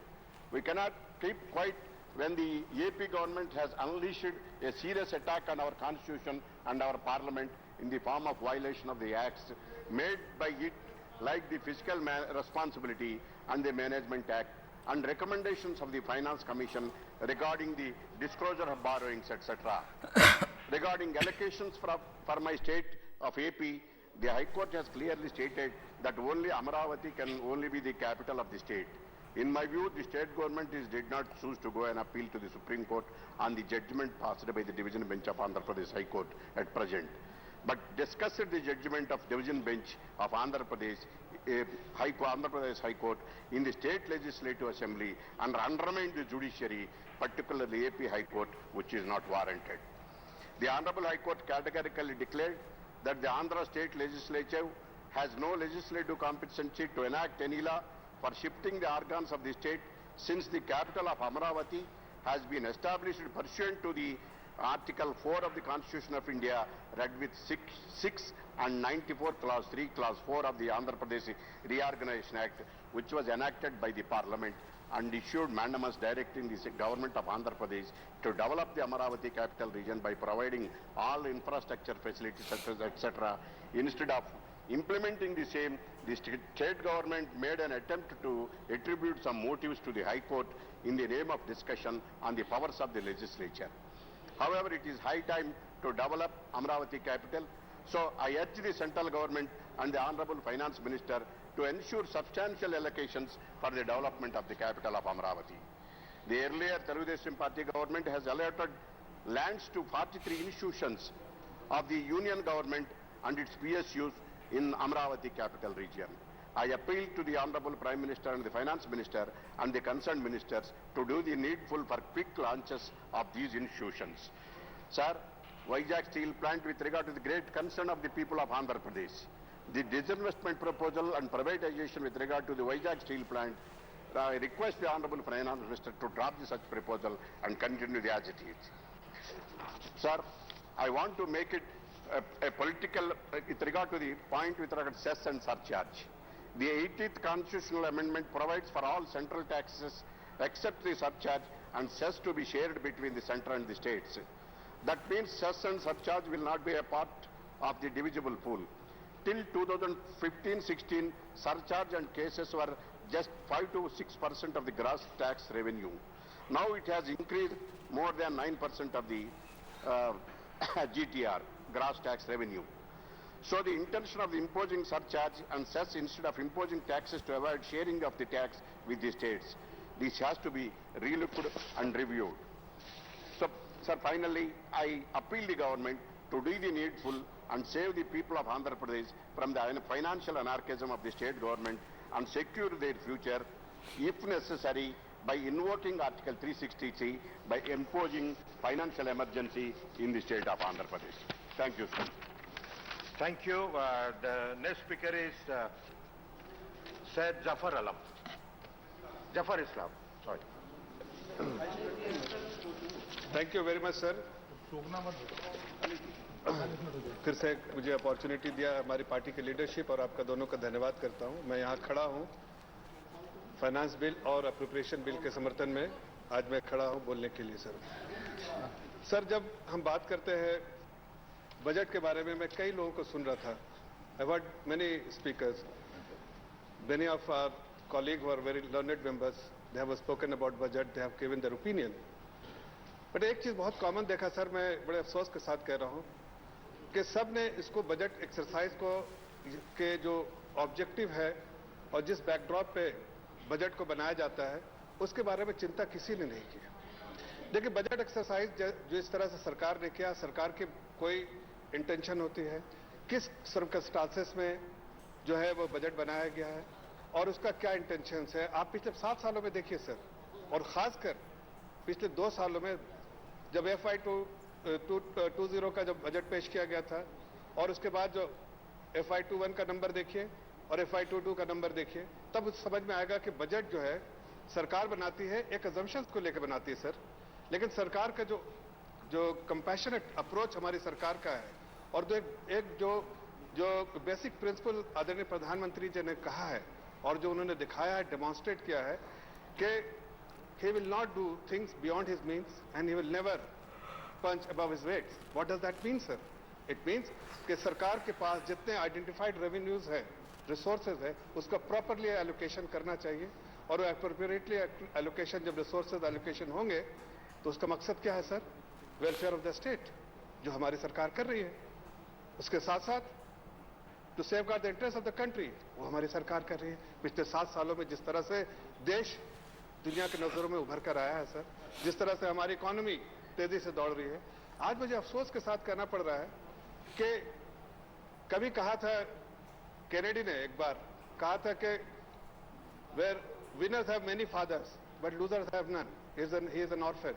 आज मुझे ऐसे ही लगता है, जब देश की economy पूरे दुनिया में जगमगा रही है, लोग देख रहे हैं कि India is shining bright spot among all the emerging economies, तब दुनिया वाहवाही कर रही है। लेकिन अफसोस की बात है, देश में इसके बारे में क्रिटिसिज्म चल रहा है।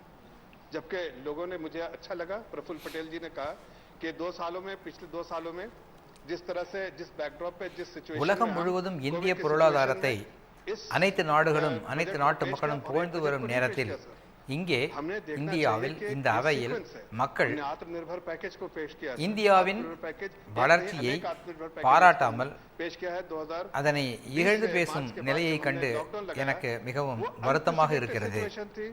उस वक्त कोई हम we were living in times of uncertainty sir, उस वक्त हमने बजट पेश किया और उस बजट को आज जब देखते हैं आत्मनिर्भर package 1, 2, 3, 4 and then followed by several budgets, तब मुझे लगता है कि हाँ, इस देश में 2 आदरणीय प्रधानमंत्री की जो सोच थी, आत्मनिर्भर बनाना है, देश को आत्मनिर्भर बनाना है, और उसके लिए पॉलिसी इनिशिएटिव उन्होंने ली जो आज के इस बजट पे दिखता है, पिछले बजट पे दिखता है, आत्मनिर्भर पैकेजेस जो दिए उसमें दिखता है। लेकिन अफसोस की बात है कि लोग जो है क्रिटिसिज्म करने से पहले उस चीज पर ध्यान नहीं देते। देखिए, किसी ने कहा था सर, और आज मुझे लगता है कि आज अगर आदरणीय प्रधानमंत्री जी के बारे में ऐसा मैं कहूं, आदरणीय फाइनेंस मिनिस्टर के बारे में कहूं, तो गलत नहीं होगा कि wise man is one who is able to see darkness in the light और who can see light in the darkness. मतलब क्या सर, अगर कोई ऐसी बुरी चीज हो रही, अंधेरा दिख रहा है, जगमगाती दुनिया में अंधेरा दिख रहा है, वो स्पॉट अंधेरा देख सकता है, वही अकलमंद आदमी है, इसलिए पॉलिसी इनिशिएटिव लेता है। लोग कहते थे अमेरिका ने इतना बड़ा पैसा बांट दिया, हम क्या कर रहे हैं, कंजम्पशन नहीं बढ़ रहा है, हाँ तो लोगों को पैसा बांटो। आज देखिए अमेरिका में क्या हो रहा है, आप देखिए यूनाइटेड किंगडम ने बोला तो पैसा बांट दो सब जगह।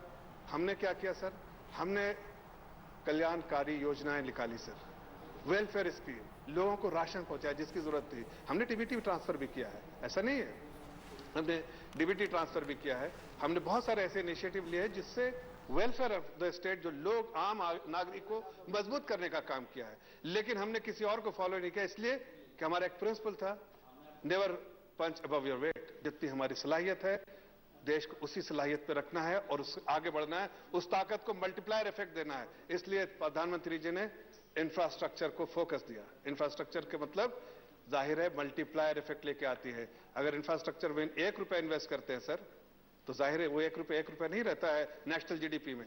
जब वो नेशनल जीडीपी में जाता है तो 1 रुपया अगर रेलवे करते हैं तो with backward integration and forward integration वो होके 5, 6, 7 रुपए तक का नेशनल जीडीपी में कंट्रीब्यूशन देता है। रोड में उसी तरह से है। और आप देखिए जिस तरह से एलोकेशन, जो बजटरी एलोकेशन रोड में हुआ, रेल में हुआ, जिस तरह से आइडेंटिफाई किया है, जब हमने इतने सारे इंफ्रास्ट्रक्चर प्रोजेक्ट के 100 लाख करोड़ से ऊपर का, और जिस तरह से हमने गति शक्ति का जो एक पूरा रूप दिया है, उससे आप समझ में आता है कि हमारी कोशिश है इंफ्रास्ट्रक्चर को बढ़ावा दें, हमारी कोशिश है कि लॉजिस्टिक को हम प्रायोरिटी दें, ताकि हम जो मैन्युफैक्चरिंग में जो हमारा फोकस है कि इंडिया को एक मैन्युफैक्चरिंग हब बनाना है, उसमें हम कामयाब हो पाएंगे। आप जरा पॉलिसी इनिशिएटिव को देखिए ना सर।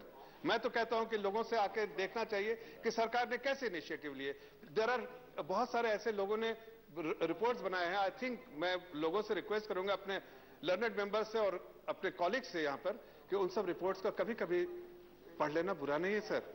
उनको पढ़ने से शायद थोड़ा सरकार के काम को और देश की जो शक्ति बढ़ रही है उसके बारे में अंदाजा भी होता है। I think there are many such initiative, small initiative which has been undertaken by the government is now bearing the fruits. We have also taken various structural reforms, which is also now giving us the desired outcome. Look, we were talking about GST. Everybody was criticizing about GST. Not GST, the outcome, everybody is talking about it. Now, but consistently we are getting 1.3 trillion rupees every month after month after month. Why? Because we have gone through the pain when we had to do these structural reforms. We knew that there will be some slowdown. People will criticize us. Because when you undertake structural reforms, it slowed down the economy a little bit. It did. And we are not afraid of that, because we know what we are doing, we're doing for the good for the country, in the interest of the country, and that is what we did. And the result is for everyone to see. It is for everyone to see that there is a GST collection of 1.3 trillion rupees per month, and it is going It's going on a month-to-month basis. Secondly, what is important, sir? We had set a target of that we will have target of export of $400 billion. I must compliment the government. I must compliment the concerned minister for achieving this target on 20th of March. It is not an easy achievement because given the global situation and circumstances we are operating currently, it is indeed a very good achievement because we had set a very stiff target for us. $400 billion is a very good outcome, sir, and I am sure that given the initiative which the government is taking, given the priorities which we have set in for our government and for the growth of exports, we will certainly will go much higher number in the future.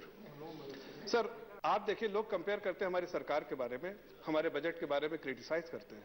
मैं तो कहता हूं भाई मैंने लोगों को सुना, जरा सा 2000 आप जरा यूपीए के टाइम में देख लीजिए, चाहे हेल्थ सेक्टर पे देख लीजिए, चाहे आप इस पे देख लीजिए कि किस तरह से हमारा एलोकेशन है, एजुकेशन सेक्टर पे देख लीजिए, आप देख लीजिए कि जरा रूरल इंफ्रास्ट्रक्चर पे देख लीजिए, रूरल सेक्टर पे देख लीजिए, आप जरा देखिए तो सर, मैं कहता हूं 1.6 ट्रिलियन रुपीस अगर हम खर्च कर रहे हैं हेल्थ सेक्टर पे, आप सारे हेड्स को मिला लीजिए, आप देखिए कि ये कितना बड़ा है, 4 times of what it was in 2014.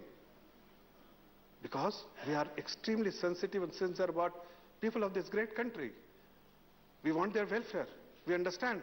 That's our priority. That's our responsibility. But we cannot ignore the interests of our country because we have to ensure that we should stand on our leg and very firmly. And that is why it is important for us to take some tough calls, tough measures. And that's what we have done, and we will continue to do that. We will take reform measures time and again, because it is important not for us, it is important for our country. Today, our country is viewed very differently. Despite the Ukraine crisis, despite the Ukraine war, everybody, we had faced similar kind of situation in 2008, when we had a global crisis, economic crisis. What we had done at that time, we had given our bank standing order to give loan to everyone. Don't evaluate. Why? Do not do proper credit evaluation process. Do not follow that. As a result, what happened? Inflation was in double digit. There was a debt curse. I think everybody should read that report. Honorable Finance Minister, former Finance Minister is here. I would request that he must also read that report, which has been not published by us or of any of the member of this House, but it was published by an independent agency, Credit Suisse, and that suggests that at that point in time, when we were distributing loan free without proper doing due diligence, we were not even worrying about the collateral. And as a result, what happened? Since 1947 to 2006, our loan book of nationalized bank was 18 lakh. Suddenly it ballooned to 52 lakh. Why, sir? What happened? We were giving loan without doing proper due diligence. As a result, we had NPA. We have suffered. The country suffered. We suffered. As a responsible government, we didn't make hue and cry. What we did, under the leadership of the Honorable Prime Minister, that we have set it right. We have capitalized the bank. We ensured that banks are healthy and they are enabled to lend again. And we have also come up with many legislation to ensure that recovery is done. And we have recovered money. And with this new legislation in place, we are able to recover those money. We are also able to, credit growth is now so visible. On a month-to-month basis, credit is growing. Despite the fact where we have Ukraine crisis, despite the fact there is still threat looming on our head. Now, sometimes second wave, sometimes Omicron, sometimes Korea, something is being, people talk about some other virus, some other infection. We have seen everything, we are seeing everything. Yet, the vaccination efforts of the government is being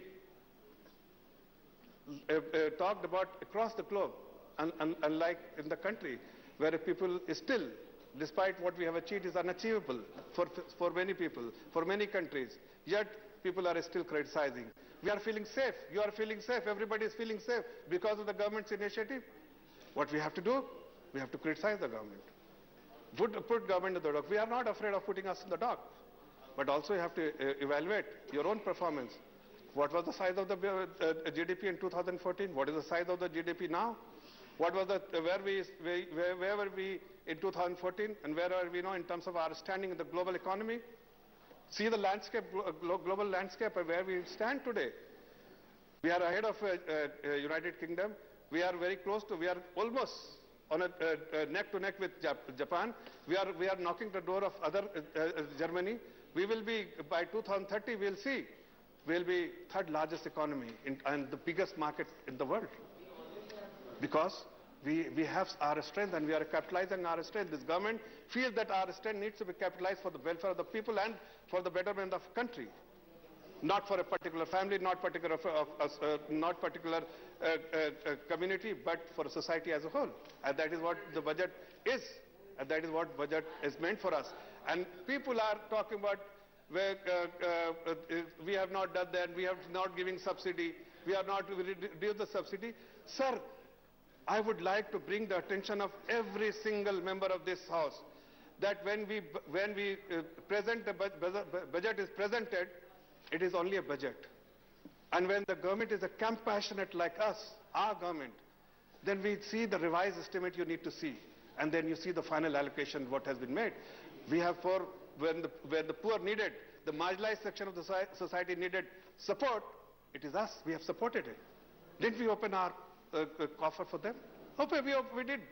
Despite the fact that there was no revenue during the lockdown, there was no economic activity, government was struggling for resources. Yet, what we did, we prioritized that our people are our strength. They are our strength. We must protect them. What we did, we provided them ration, free ration. We provided every possible support what they were expecting from the government. And it's so visible today that people feel that there's a government of the day who will always stand by them despite whatever the situation, because at the end of the day, it is our responsibility and we will not shy away from our responsibility under the leadership of the Honorable Prime Minister. We have demonstrated not once, time and again, we'll continue to demonstrate that we will, for our country, for the betterment for our people, for the welfare of our people, we will not shy away from taking any tough decision, any tough measures. And so it is visible from the budget which is being presented, sir. Sir, people are talking about, I heard one of the members was speaking about retrospective tax. Who had introduced this retrospective tax? It is this government which has put to bed all this speculative approach which the earlier government had. It is this government. People are happy. There is a stability. There is a simplicity of our tax structure. People feel comfortable. People feel, yes, this is the place to invest. That's why our FDI is going up and up every time. And we are growing. FDI is growing because they feel comfortable. They feel that there is a government of the day and there is a initiative of the government and the leadership of the state which lends a lot of comfort and confidence to global investors. And that's why global investors are putting a lot of money here and they will continue to put money. Last week I was traveling abroad, sir, and even though it is not warranted to speak here, but I feel I'm tempted to speak because there were parliamentarians from 200 other countries in an assembly where I was attending, and I was speaking there. I felt so proud, sir. I felt really so proud, and I must compliment the government and the leadership of this government. That everybody, despite Ukraine crisis, people were talking on one side of Ukraine crisis, the other side they were saying India is in a very strong position. India is a very good, a very commanding position. India, they were always talking about the strength of India, and that has lent a lot of confidence even in me, a new parliamentarian. Barely a year ago, I have been a member of this house. But that shows that what initiative government of India has taken in the last 7 years, which actually make every citizen of this great country feel proud and confident, comfortable and secure, because the government feels the government's initiative is such that we do not leave anyone we will never leave anyone. Those who need support from the government, we will empower them. We will hold their hand, empower them. And that is what the Honorable Prime Minister has done. That is what the Honorable Finance Minister has done when she presented this budget. Just see the numbers. I mean, I'm not even talking about the numbers, sir. But somebody was talking about debt to GDP. Somebody was talking about tax to the GDP. Are we better than what we had projected, what we had presented last year? Did we not go beyond our own expectations? Are we not growing? I mean, it is for us to see that country is growing, the economy is growing, the tax collection is growing, the certainty of tax collection is so visible now. It is so evident because of the initiative which has taken. Yes, I can still understand, and I have spoken many times on this, and many people have spoken. There are many people who understand economy and will understand that when you do difficult and back-to-back structural reforms, it slows down. And when the global economy is also compressing, that yes, your Indian economy is not in isolation, is operating in isolation. It will also be impacted. So was the situation before 2020. But today we are in a very robust position. The economy is firing all cylinders, sir. The initiative which has been undertaken by the government is giving fruits to the country. And all the numbers which you will see only will lend you confidence, because if you just see all the numbers, like for instance e-way bill, the PMI, e-way bill is growing on a month-to-month basis. The PMI, again, it's in expansionary mode. It is consistently beyond 50, and it is not only beyond 50, 53, 54, both on services side as well as manufacturing.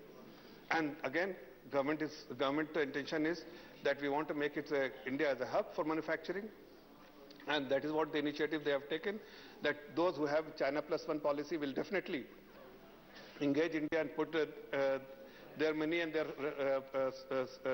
will have set up here in India as well and export from here. Lot of initiative government has taken. Some have been announced, some will be announced, but the trajectory is absolutely clear. The decision process should be seen in continuity, not in isolation. This is not a process of extrapolation of one number every year, the way people speak here. I feel only that they're expecting that government should extrapolate the number which has been presented earlier. That's not the approach. That should not be the approach. Because government has responsibility. Government has responsibility not to only one section of the society or one particular segment. Government has responsibility for the entirety. And when sometimes they have to give here, prioritize here, next time they have to prioritize here. So it cannot be extrapolated. When Garib Kalyan Yojana has to be introduced, you have to have higher allocation for subsidy. And it is evident from the number when they will withdraw, then it will come off. But when again they have extended yesterday, then of course the allocation will be more than what has been presented in the budget. It is so simple for everyone to understand before criticize the government. The intent is very important for us to understand, sir. Intent.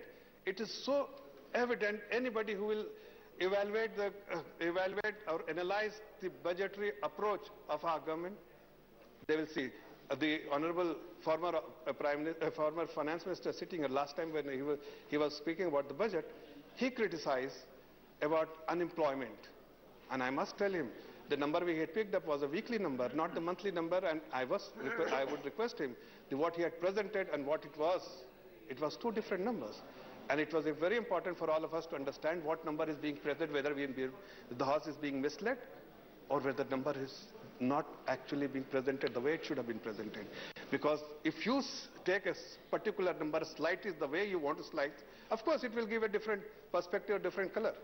But if you follow the methodology which everyone is following, then you will get the desired result which everybody will get, and it will be uniformity for you and even for you to evaluate.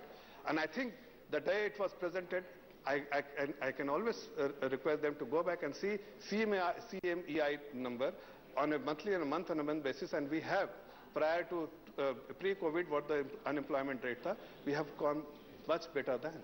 Our consumption level has gone up, unemployment rate has come off, the saving rate has gone up. The demand is going up. The salaries are going up. The every numbers are giving a lot of confidence. Power consumption, power demand has gone up. Fuel demand has gone up. So what are you? Economy is firing cylinders, all cylinders. What do exactly you expect from the budget? Budget is to ensure the policy initiative of the government at that point of time, whatever it requires, that should propel the economy and safeguard the interests of the people. And that is what is happening. Economy is firing all cylinders. People are happy. We are winning election after election. Why? Because the common man on the street feels comfortable. They feel there is a government, there is a leadership of the government who will empower them, hold their hand and empower them. So they feel much more comfortable. Sir, I would request them that all the macroeconomic parameters on evaluate our performance on all macroeconomic parameters. You will get to know how our government is faring, how our government has performed. Of course, I would say there are people who will say that you just keep spending money, but the basic principles which the Honorable Prime Minister has followed, and that is the wisest decision. I would say that is the wisest decision he has taken, that never spend beyond your means, because that will keep you in good state. And yet the road of fiscal consolidation is being actively followed by the Honorable Finance Minister, where it is so evident the way fiscal deficit has come off. The roadmap is very clear and transparent approach, unlike in the previous regime, where they were so opaque that everything you cannot take it in your fiscal deficit calculation. But today I can say with conviction, and so the street, not only me, so the street would say that yes, there is no opaqueness, there is a clarity, and everything is loud and clear what comes into the fiscal deficit number, and the deficit is known to everyone, and the fiscal consolidation, the roadmap is so evident for everyone to see. And it all, I think I must compliment the Honorable Finance Minister for being so clear, so transparent, that she lends confidence and comfort to every global investors. And that's why the portfolio investment is growing, FDI is growing, GDP is growing, FDI is growing, the export is growing. What else? Credit growth is growing.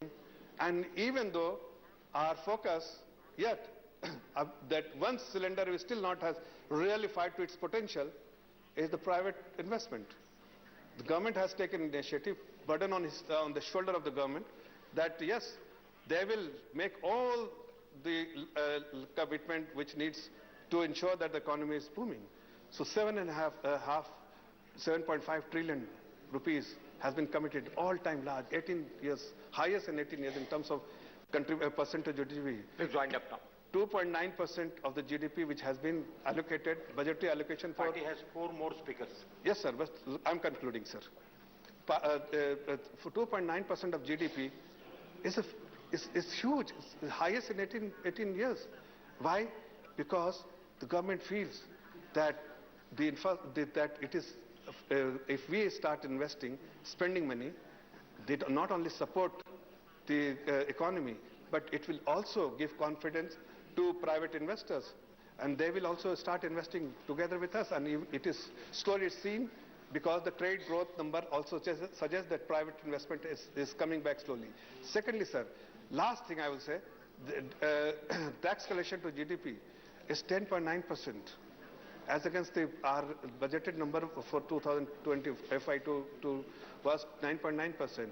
That only shows the meticulous exercise which is being done by the Finance Minister and under the leadership of the Honorable Prime Minister is for everyone to see. And today I must not only strengthen our hand and the hand of the Honorable Prime Minister by supporting this, all our colleagues will support, but also take this opportunity to compliment for presenting a wonderful budget. Thank you very much. Thank you, Sri Jafar Islam. Now, the next speaker is Sri P. Chidambaram.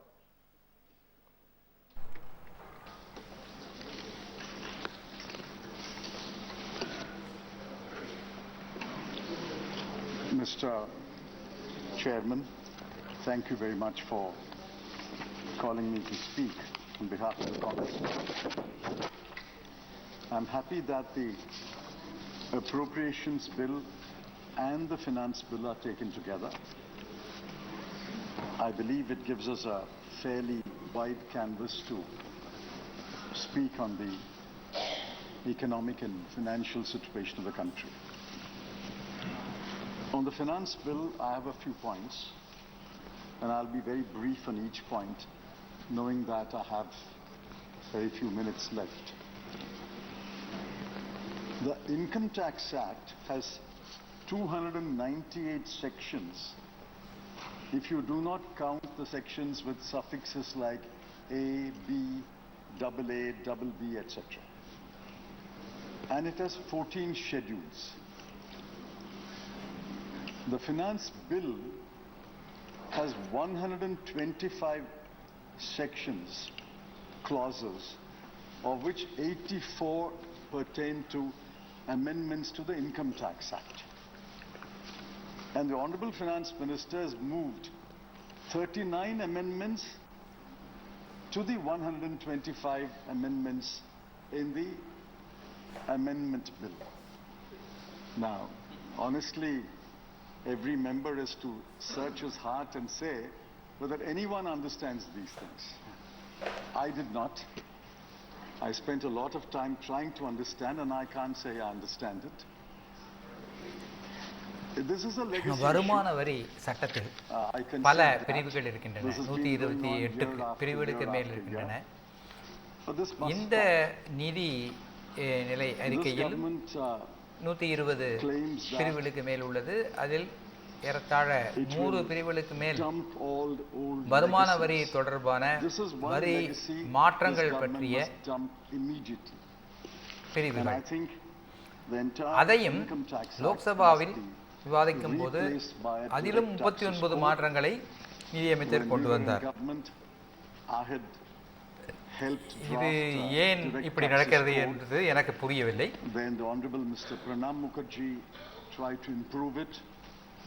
When I returned to the finance ministry, I tried to improve it. There are 3 versions of a direct taxes code. Many of the provisions will be outdated. So get rid of all of them. But please bring a direct taxes code immediately. No one benefits from this Income Tax Act except the chartered accountants and the lawyers. நீங்கள் கொண்டு வந்திருக்கின்ற இந்த வருமான வரி விதிகளின்படி பயனடைபவர்கள் யார் என்று பார்த்தால் வருமான வரி செலுத்துபவர்களில் எவரும் பயனடையவில்லை. ஒன்லி அந்த கணக்காளர்கள் மட்டுமே இதனால் பயனடைகிறார்கள். எனவே அந்த நேரடி வரி விதிப்பு பற்றி பல விதிமுறைகள் இருக்கின்றன. அவையெல்லாம் பழமையாகிவிட்டன. அவற்றை எல்லாவற்றையும் நீக்கிவிட்டு புதிய வழிமுறைகளை கொண்டு வாருங்கள். So an 8-page clause is being amended by a 9-page bill. And subsection 23C alone occupies 9 pages. சட்டம் 9 பக்கங்கள் விதிகள் மாற்றம் பற்றி இருக்கிறது. 8வது பக்கத்தில் இருக்கின்ற விதி 9வது பக்கத்தில் மாற்றப்பட்டிருக்கிறது. 11 and 12 under which income from charities are exempt. They are subject to conditions in section 12 capital A, 12 capital A, capital B, and section 13. The Honorable Finance Minister has once again amended section 12 capital A. And there is another section called 115 capital T, capital D, which is about accreted income.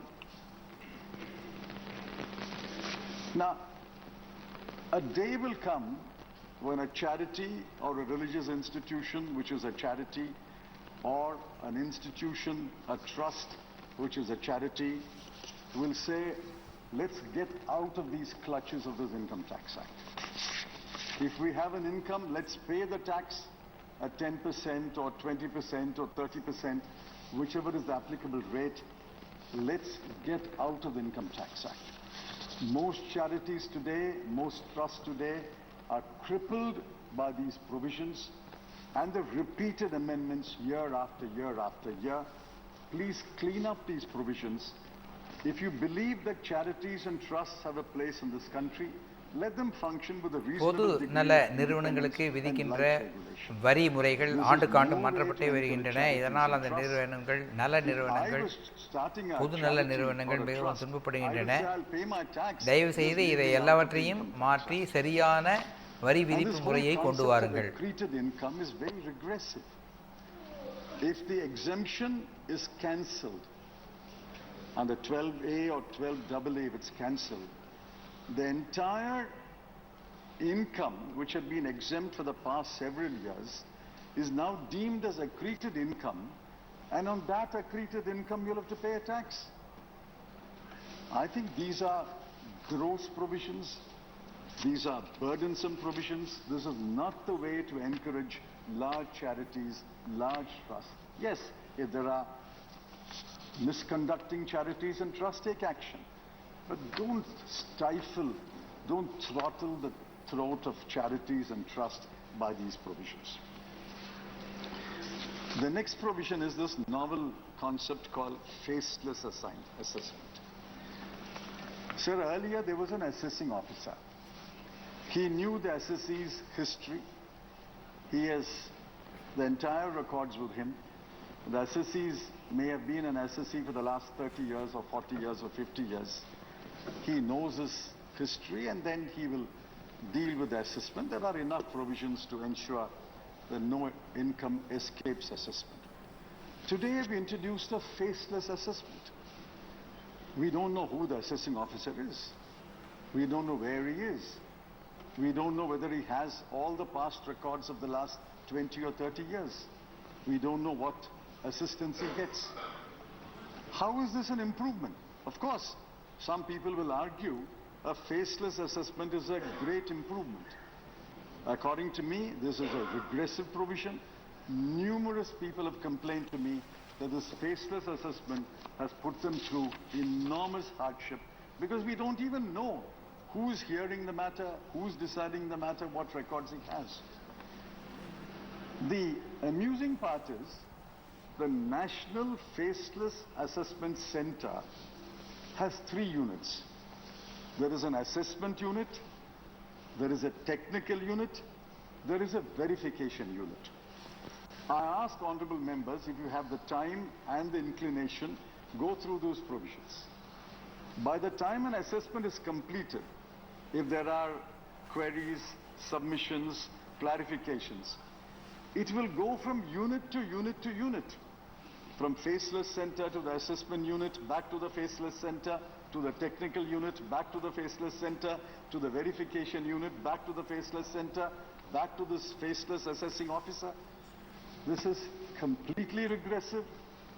I'm sure sooner than later the Honorable Finance Minister will recognize that this is not a progressive step, this is not a liberal step, and this is causing huge hardship to SSC.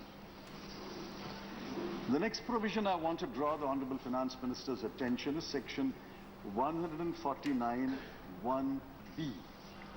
Now this is the time for reopening assessments. Earlier the time limit was 4 years, but the assessing officer had 6 years under certain circumstances. Now last year the finance bill reduced the second part to 3 years. 2 years and 3 years. You can't, you have to open it within 3 years, but you can open it beyond 3 years under certain circumstances. It was a great relief to a lot of people because past assessments will not be reopened beyond 3 years. But this year, somebody in the CBDT decided that we should tighten this. I don't know if it escaped the scrutiny of all the board members of the CBDT. Today you have said it will be opened beyond 3 years and reopened up to 10 years.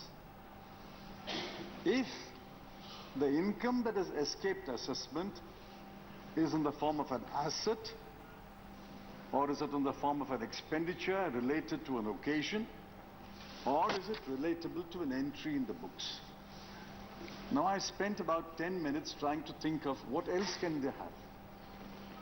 If income has escaped assessment, it should be either an asset or it should be an expenditure which has been incurred. You had an income, escaped income, and you spent it, or it has to relate to an entry. What else can it there be?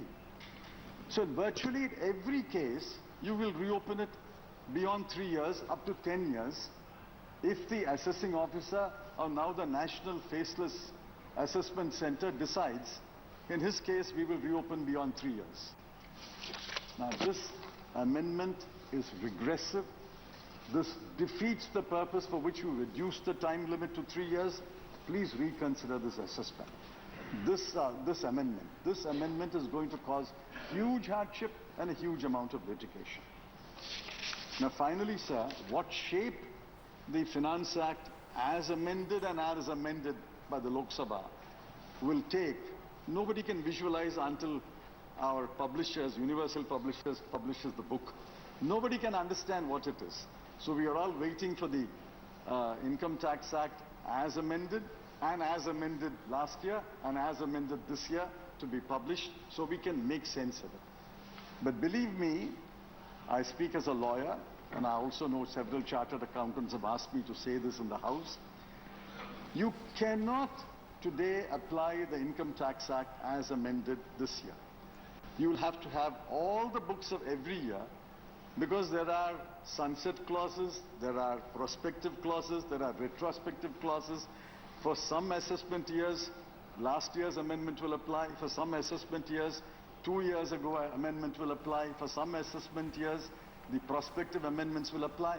It has become a complete minefield, and nobody escapes from this minefield. All you find is a lot of people crippled when they walk through this minefield.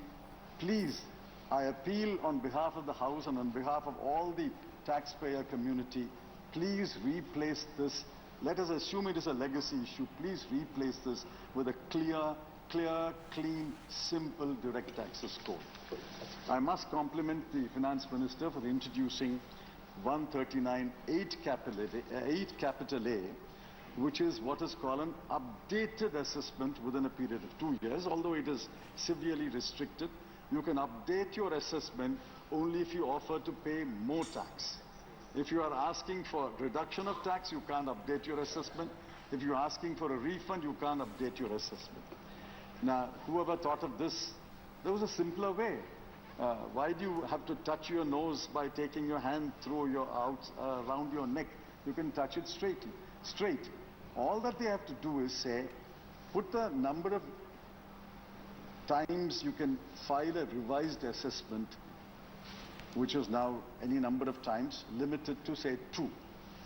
And give a time limit, 12 months, 18 months. Any SSC can file a revised assessment only for a maximum of 2 times, twice, and within a period of 12 months or 18 months. That's a much simpler provision. On the one hand, you have a revised assessment provision in which you can offer to pay more tax, claim more refund, or reduce your tax. On the one hand, you have an updated assessment provision under which you can only offer more tax. Now, the proof of the pudding is the eating. Let us see how many people file an updated assessment and offer more tax. I think the simpler approach is to allow a revised assessment for a limited number of times for a limited period. So I'm done with the Finance Act. You can speak on it as many sections you can take and as many hours you can speak, but I don't intend to speak on that. And we'll see how it operates in assessment year 22-23 and what kind of amendments will be brought next year to correct what you found are anomalies in this year's amendment and last year's assessment. I want to go to the appropriations bill. Now, honourable member who spoke before me said that our direct tax revenues have increased. Now, these are the numbers I have. I've taken it from budget at a glance. In 2013-14, after about 3-4 years, I think it's about 2009-10, for the first time, direct taxes revenue as a proportion of GDP exceeded the indirect tax revenue. And in 2013-14, when the previous government demitted office and the new government took over, the numbers are 5.6% of GDP was direct tax and 4.4% of GDP was indirect tax. This is progressive taxation. Direct taxes as a proportion increases and indirect taxes as a proportion of GDP decreases. This is the right direction. Now this direction continued up to 2016-17.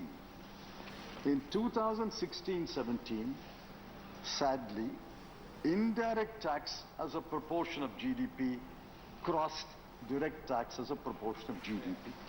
And I had cautioned it even then, this is a bad trend, reverse this. Indirect taxes as a proportion of GDP should not cross direct taxes as proportion of GDP. Actually, direct taxes must increase.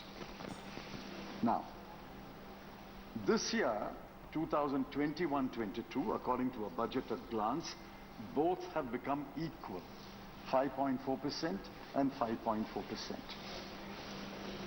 Next year, the finance minister expects that direct taxes will go up from 5.4 to 5.5 and indirect taxes as a proportion will come down from 5.4 to 5.2, which means we are reversing the bad trend that has been set in the last 5 or 6 years, which is good, and I hope the government achieves this. But, mark this, total of indirect taxes and direct taxes touched 11.2% in 2017-18. This year, it is 10.8%, and next year it will come down to 10.7%. If your total taxes as a proportion of GDP falls by as much as 0.4% or 0.5%, there is something seriously wrong with your tax policies and tax administration. Taxes as a proportion of GDP are low in India, comparable to other developed countries and other emerging economies. We should increase our taxes as a proportion of GDP, but unfortunately the trend is not very encouraging. I want to utter the word of caution again, that if your tax as a proportion of GDP does not grow, and if your direct taxes as a proportion of GDP does not grow, it means that people are accumulating income and wealth and not paying enough taxes, whereas the large mass of people who pay indirect taxes are bearing the bulk of the burden. The burden must be shared equitably. People must pay taxes, but the rich must pay more. The people who accumulate wealth must pay more. Last time I spoke on the budget, I did point out how the wealth of the top 1%ers increased astronomically by 20 lakh crore in 1 year. So this is a bad trend. This is not a good trend and nothing to be proud about. Then I have another question. According to the budget at a glance, 2021-22, at current prices, the GDP will be 232 lakh crore. In 2022-23, it will be 258 lakh crore. And the budget at a glance correctly calculates nominal growth, underline nominal growth, at 11.2%. Now, I want to ask the Honorable Finance Minister, does this estimate of 11.2% growth, which was made on the 1st of February 2022, have you had an opportunity to review it? There is now the Ukraine war. Supply chains have been choked. The shipping rates have gone up astronomically. There is a chip shortage. There is a shortage of containers. There is a shortage of credit. World trade will be affected. And in fact, the IMF has estimated that the GDP of every country will be down between 0.5% to 2%. Now, given all these developments in the last 8 weeks, are you still confident your nominal GDP will indeed grow by 11.2%? I don't wish ill. I wish it grows 11.2%, but I have serious reservations whether in the changed circumstances in the year beginning on 1st of April, it will actually grow at 11.2%. Now, assuming it grows at 11.2%, is the government still persisting with its projection that real GDP growth will be 9.5%, as it was said originally, then revised to 9%, as said subsequently, or as the chief economic advisor has said, 8%. Take any real GDP growth next year, will it be 9.5% or 9% or 8%? I think any of these three numbers is no longer credible. And I'll tell you why it is no longer credible. If nominal GDP grows at 11.2, take the smallest of the three numbers, 8%. Real GDP 8%, nominal GDP 11.2. Implied deflator, which is equal to the inflation, will be 3.2. Does anyone believe in the changed circumstances, inflation in India will in 22-23 be only 3.2? If it is 9, implied inflation is only 2.2. If it is 9.5, implied inflation is only 1.7. That will be heaven. That will be heaven. We are not yet at the doors of heaven. I seriously doubt the estimate that India's real GDP will grow at 9% or 8%. And I'll tell you why. In February, WPI was 13.1%. CPI was 6.1%. Food inflation was 5.9%. Manufacturing inflation was 9.8%. And fuel and light inflation, before these 5 days of increase in petrol and diesel prices, was already 8.7%. If food inflation, manufacturing inflation, fuel and light inflation are all close to 6% and above, and if CPI is over 6% and WPI is over 13%, how do you say with a straight face that inflation next year will be about 2 to 3%? These numbers are no longer credible, and I would urge the Honorable Finance Minister, it's not her fault that there is a war in Ukraine, but you must reassess. You must be resilient, you must be nimble, and reassess these growth projection figures and tell us, not today, tell us sometime, tell Parliament, what are the more realistic numbers of nominal growth and real growth. The final point is, I heard the Honorable Finance Minister emphasize once again in the Lok Sabha that this government believes that government capital expenditure will be a main driver of growth. I wish them well. But let's look at the numbers. The numbers are not inspiring. The rhetoric is inspiring, but the numbers are not inspiring. Let me tell you the numbers. In 2021-22, central government capital expenditure in the BE was 5,54,236 crore. In the revised estimate, it was shown as 6,02,711 crore. But actually, that's not the correct number, because there is a small print footnote. The footnote says 51,971 crore was repayment of debt for Air India. That's not capital expenditure. By no method of accounting is a repayment of debt capital expenditure. You deduct that 51,971. The revised estimate of capital expenditure is therefore 5,50,840 crore. The BE was 5,54,000 crore. The revised estimate was 5,50,000 crore. So actually, in the year that is coming to an end on 31st March, you spent 4,000 crore less than what you had estimated. Now, this was a difficult year, and there are many reasons why government capital expenditure never achieves the target that the finance minister or the prime minister or the cabinet decide. There are so many bottlenecks in government expenditure, so many levels of decision making, so much paperwork, and so much hesitancy in clearing projects, be that as it may. For next year, the Honorable Finance Minister has projected a capital expenditure of 7,50,246 crore. We were all very impressed when she read out that number. And she claimed that it is a point to point, it's an increase of 35%. Of course, that proportion is wrong. Whether we apply to the BE of this year or the RE of this year, that proportion is wrong, but I won't get into the arithmetic. The 7,50,246 crore is not a correct number. You have included, I raised this question when I spoke last, and I expect an answer.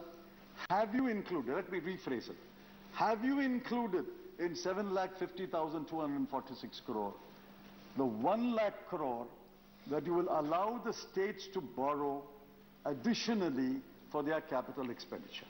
That's what the budget speech says. I think you have included, but to be fair and polite, I will not say you have included. I'll turn it around and ask it, have you included 1 lakh crore in 7,50,246 crore? If you have included this 1 lakh crore, then this will be counted as capital expenditure by the states if they borrow this 1 lakh and show it in their budgets. How can it be capital expenditure of the states as well as capital expenditure of the center? So if you have included this 1 lakh crore in 7,50,246 crore, my respectful submission is the real number is 6,50,246 crore. Over the current year's revised true estimate of 5,50,840 crore, it is an increase of exactly 1 lakh crore. A 1 lakh crore additional capital expenditure next year. What is it like? It will be a mosquito bite. Your GDP is 258 lakh crore, in which a 1 lakh crore additional capital expenditure, if it materializes, will make no difference. I'm not saying you should not spend the 1 lakh crore. Please spend this additional 1 lakh crore. But this cannot be the driver of growth.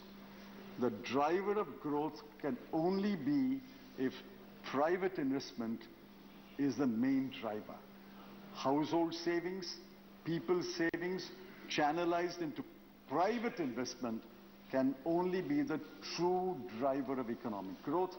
Government capital expenditure can supplement private capital expenditure, but unless private capital expenditure is stimulated, triggered, boosted, this will not make a difference. In fact, if the GDP, your government capital expenditure is barely 2.52%. 2.52% won't make a difference. We need a much larger investment that can only come from private investment, and private investment can only come if there are private savings, household savings channelized into investment. I want to ask the government finally, have you lost faith in private investors? Or are private investors lost faith in investment in India? They are investing abroad. So somehow there is a lack of faith. Either private investors have lost faith in investing in India, or the government has lost faith in the private investor that they will invest in India. Please go into it. This will not give you the kind of growth we need. We need high growth. I'm cautioning the government once again, respectfully, you will not get 8%, you will not get 9%, you will not get 9.5%. The world is going through a churning. IMF has lowered everybody's growth rate by 0.5 to 2.5. I think we must settle for a lower growth, but we must achieve that lower growth. That lower growth can only be achieved if you encourage private savings, household savings, and find ways to channelize that into private investment. I'm afraid the year ahead is a difficult year. I wish the government well. I wish the Honorable Finance Minister well. But it is a difficult year. and it's better be forewarned that it will be a difficult year. It requires sound tax policies, sound financial management, and sound economic management. I wish the government well. Thank you. Thank you. The next speaker is Professor Manoj Kumar Jha. शुक्रिया उपसभापति महोदय। ये एक अद्भुत तो खूबसूरत लम्हा होता है कि भूतपूर्व वित्त मंत्री और वर्तमान वित्त मंत्री के बीच में आप दो पाटन के बीच में आ जाएं, और बीच में भूतपूर्व प्रधानमंत्री भी है, लेकिन ताल्लुक वित्तीय मामलों से था।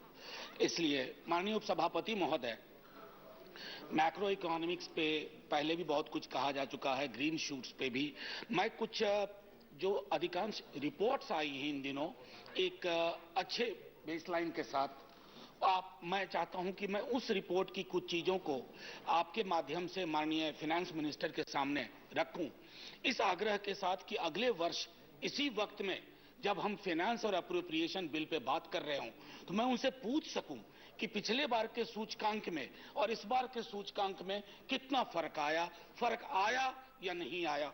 सो I know modern states are organised around the three flags these days. One is capitalism, globalization, and neoliberalism. So they have scant regard for issues like human rights, for social sector spending, for all kinds of things which affect the life and times of common people. I know this reality, sir. Irrespective of which political party is in power in last 30 years. But what I wish to underline, today is 24th March. Can I request through you, Honorable Deputy Chairman, sir, little bit of House being in order. So, why I say this, today is 24th March. I was not here in the morning, 28th March, sorry, I was not in the morning, I was traveling from Bagdogra airport to Delhi. What I saw in and around my Kishanganj area, Aradia, Purnia, I would come to that little later, sir, but any kind of political policy intervention would be meaningless, sir, if it does not change the life of ordinary people. मैं खास तौर पर सीमांचल पूर्णिया अररिया जिले की बात कर रहा हूं सर, कोसी के इलाके की बात कर रहा हूं। मैं सिर्फ इतना कहना चाहता हूं कि सरकार को हस्तक्षेप करना होगा फौरी तौर पर।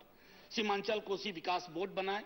मैं इसको कह करके स्पेसिफिक से बाकी चीजों पर, एक एमएसएमई का स्फूर्ति स्कीम है सर, स्कीम बहुत अच्छी है, लेकिन जमीन पर अगर आप उतरते देखें, जमीन के खरीद में उससे लेकर के बाकी चीजों की उपलब्धता का इतनी बड़ी दिक्कत है सर। सर अद्भुत दौर है, अकल्पनीय दौर है, अविश्वसनीय दौर भी है। अभी हमारे एक मित्र भाजपा के कह रहे थे, मैंने पहले भी कहा कि प्रधानमंत्री जी दुनिया में सबसे लोकप्रिय हैं, चलिए, लेकिन ये अविश्वसनीय अकल्पनीय इसलिए है कि हम हंगर इंडेक्स पर भी सर दुनिया में नाम कमा रहे हैं, 101वें स्थान पर हैं 116 मुल्कों में। कुपोषण के मामले में, खुशहाली के मामले में, तो ये अद्भुत नहीं लगता है क्या कि इन मानकों पर हम पिछड़ रहे हैं, लेकिन एक मानक पर अगर प्रधानमंत्री जी की लोकप्रियता का इंसानी जिंदगी के हालात से कोई ताल्लुक नहीं है, तो सर मैं आगे क्या कहूं। सर, ऑक्सफैम की रिपोर्ट कहती है, ऑक्सफैम की इनइक्वालिटी रिपोर्ट कहती है कि हमारी दिक्कत क्या है ना कि हमारे यहां जो इकोनॉमिक आउटकम्स है उसके पीछे तीन चीजें हैं सर। एक तो इंडिया का टैक्स रेजीम, दूसरा declining emphasis on social sector, and third push towards increasing privatisation. मेरे कई मित्रों ने आज बात की सर वाइजैग स्टील प्लांट की, मैं खुद देख करके आया हूं वाइजैग स्टील प्लांट। जितने सारे पीएसयूज हैं सर इन्हें पब्लिक क्यों कहा गया था? Public sector undertaking. Public sector undertaking का कुछ की अहमियत थी, उसके पीछे कुछ प्रतिबद्धताएं थी। इन दिनों हम क्या देख रहे हैं sir, give a bad name to a dog and then kill him. ऐसा नहीं होना चाहिए। पब्लिक सेक्टर, जो कि मेरे कई मित्रों ने कहा, उससे देश को एक खास किस्म की उम्मीदें थी जो शायद प्राइवेट सेक्टर फुलफिल ना कर पाए। जिस प्रकार से हम प्राइवेटाइजेशन को दे रहे हैं, मैं आपको दोष नहीं देता हूं, आपने वो विरासत में वो राजनीति ले ली है, नियो लिबरल फ्लैग को आपने भी उठा लिया है, लेकिन एक दिन याद करिएगा कि सदन के सारे लोग किसी भी दल के हो, हम बैठ करके मरसिया गाएंगे, हमने ये क्या किया, हमने अपनी सारी पब्लिक सेक्टर एसेट्स को, यूनिट्स को बेच के रख दिया। इसका परिणाम क्या होगा माननीय उपसभापति महोदय? आज हम आर्टिकल 15 क्लॉज 4 की बात करते हैं, आर्टिकल 16 क्लॉज 4 की बात करते हैं, that is reservation in public employment. आपने वो सोर्स ही खत्म कर देना, फिर कहां चर्चा होगी सर? सर, पता चला कि 2020 से 2021 के बीच में बिलियनियर को हिंदी में अरबपति बोलते हैं ना, अरबपति, अरबपतियों की संख्या में अद्भुत इजाफा हुआ सर। सर मुझे कोई दिक्कत नहीं है, बन नहीं पाऊंगा कभी, मैं जानता हूं, लेकिन अरबपति होने से कोई दिक्कत नहीं है। लेकिन सर, जितनी तेजी से अरबपतियों की वृद्धि हो रही है, उतनी ही तेजी से खाकपतियों की वृद्धि हो रही है। सर, प्रॉस्पेरिटी का ट्रिकल डाउन नहीं हो रहा है, पॉवर्टी का ट्रिकल डाउन हो रहा है। तो जो प्रॉस्पेरिटी कॉन्सेंट्रेटेड रह रही है कुछ बिलियनर्स में, और ये मैं नहीं कह रहा हूं सर, ये रिपोर्ट कहती है। सर, कहा जाता है कि 98 जो हिंदुस्तानी हैं उनकी संपत्ति अगर मिला दिया जाए तो तकरीबन 40 से 45% जो बॉटम के हिंदुस्तानी हैं उसके बराबर। तो संपत्ति और संसाधन की यह असमानता, बजट में उसके लिए कोई प्रोविजन है सर? मुझे नहीं मिला। बजट, मैं मानता हूं ग्रीन शूट्स जरूरी है, ग्रोथ जरूरी है, लेकिन क्या यह जरूरी नहीं कि रोजगार पर भी चर्चा हो? यह बजट रोजगार सृजन कितना करेगा? ये बजट संपत्ति के बंटवारे में इंटरवीन करेगा कि नहीं, या संसाधन का एक डेमोक्रेटिक डिस्ट्रीब्यूशन हो उस पर बात करेगा कि नहीं? सर, 2021 में एफएओ की एक रिपोर्ट आई जो कहती है हमारे यहां 200 मिलियन लोग कुपोषित हैं।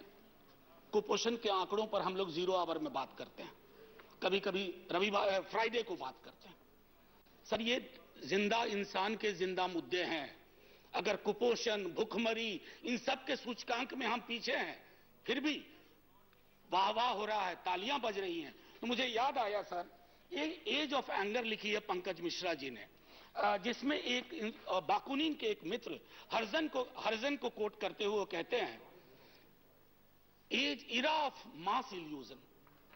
ये मास इल्यूजन का पुनः इरा है जो यूरोप में बहुत पहले था। अगर आपकी नीति और नीयत इल्यूजन क्रिएट करने में है तो ऑप्टिकल इल्यूजन क्रिएट करना आपका गोल हो जाता है। आपकी प्रतिबद्धता इस बात में नहीं है कि आपकी नीतियां और नीयत से आम इंसान के जिंदगी पर क्या असर पड़ता है। मैं एक बात कहता हूं सर, प्रतिदिन अब तो मीडिया वाले जब माइक सामने लगाते हैं ना, आज फिर डीजल 80 पैसा बढ़ गया, मैंने कहा मैं क्या बोलूं इस पर यार, लगातार बोलता हूं, असर ही नहीं है, तो थक सा गए हैं।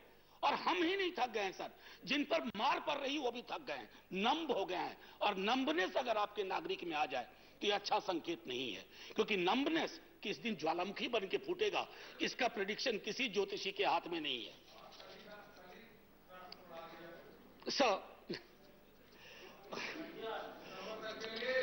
नहीं सर, एक बात मैं कहूं, क्योंकि सर ये कोई खास गंभीर टिप्पणी इन्होंने नहीं की, मैं बता ही देता हूं। सर, 5 किलो राशन, उससे हमें एतराज नहीं है, लेकिन सर उस राशन को पकाने के लिए गैस सिलेंडर चाहिए, उसमें सरसों तेल डालना होता है या कोई और तेल डालना होता है। सर, अगर हम आप सरसों तेल की कीमत से परेशान हैं, सर मैं बात कर रहा हूं एक आम शहरी की, अगर आप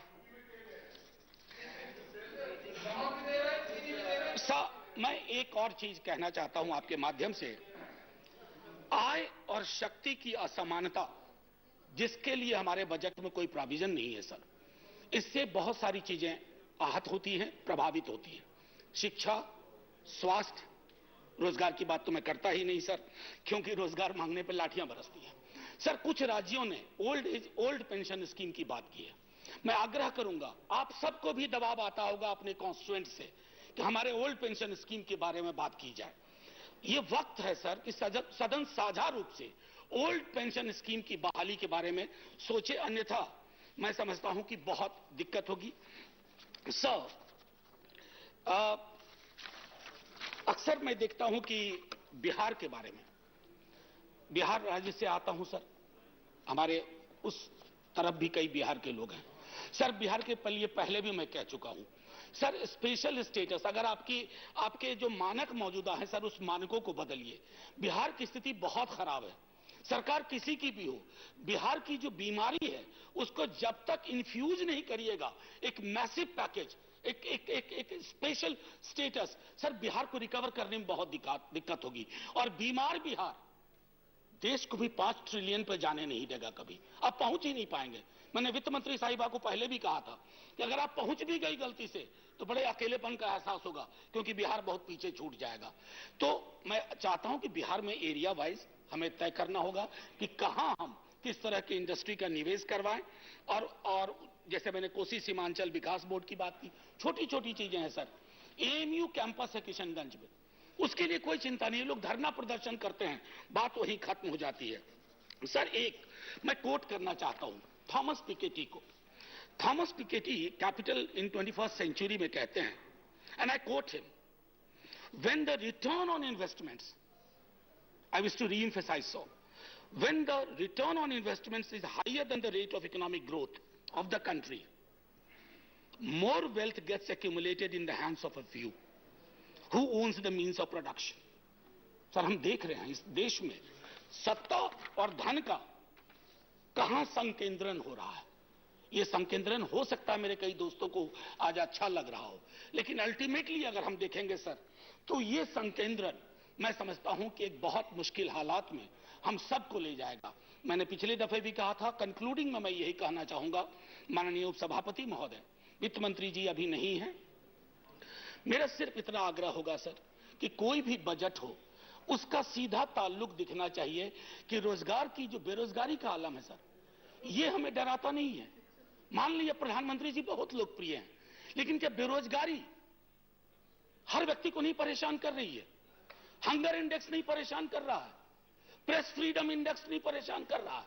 इतनी सारी चीजें अगर परेशानी में है, मान लेंगे हम भी साथ में खड़े होकर के, लेकिन इन चीजों के लिए एक प्रतिबद्ध तरीका अपनाइए, ताकि अगले बरस जब हम बात करें, अगले बरस जब हम बैठे, तो कम से कम हम ये कह सकें गर्व से कि भुखमरी में हिंदुस्तान ने कितने पायदान छलांग लगा करके ऊपर चले गया, या मैं खुशहाली इंडेक्स में हम ऊपर आ गए। और आखिरी में सर, असल में क्या होता है सर, बड़ी सत्ता आती है, बड़ी ताकत आती है, तो बड़े मुगालते भी आते हैं। बस इतना कहना चाहूंगा, तुमसे पहले जो एक यहां तख्त नशी था, उसको भी अपने खुदा होने पे इतना ही यकीन था। जय हिंद सर। धन्यवाद। Next speaker is Birendra Prasad बशिया।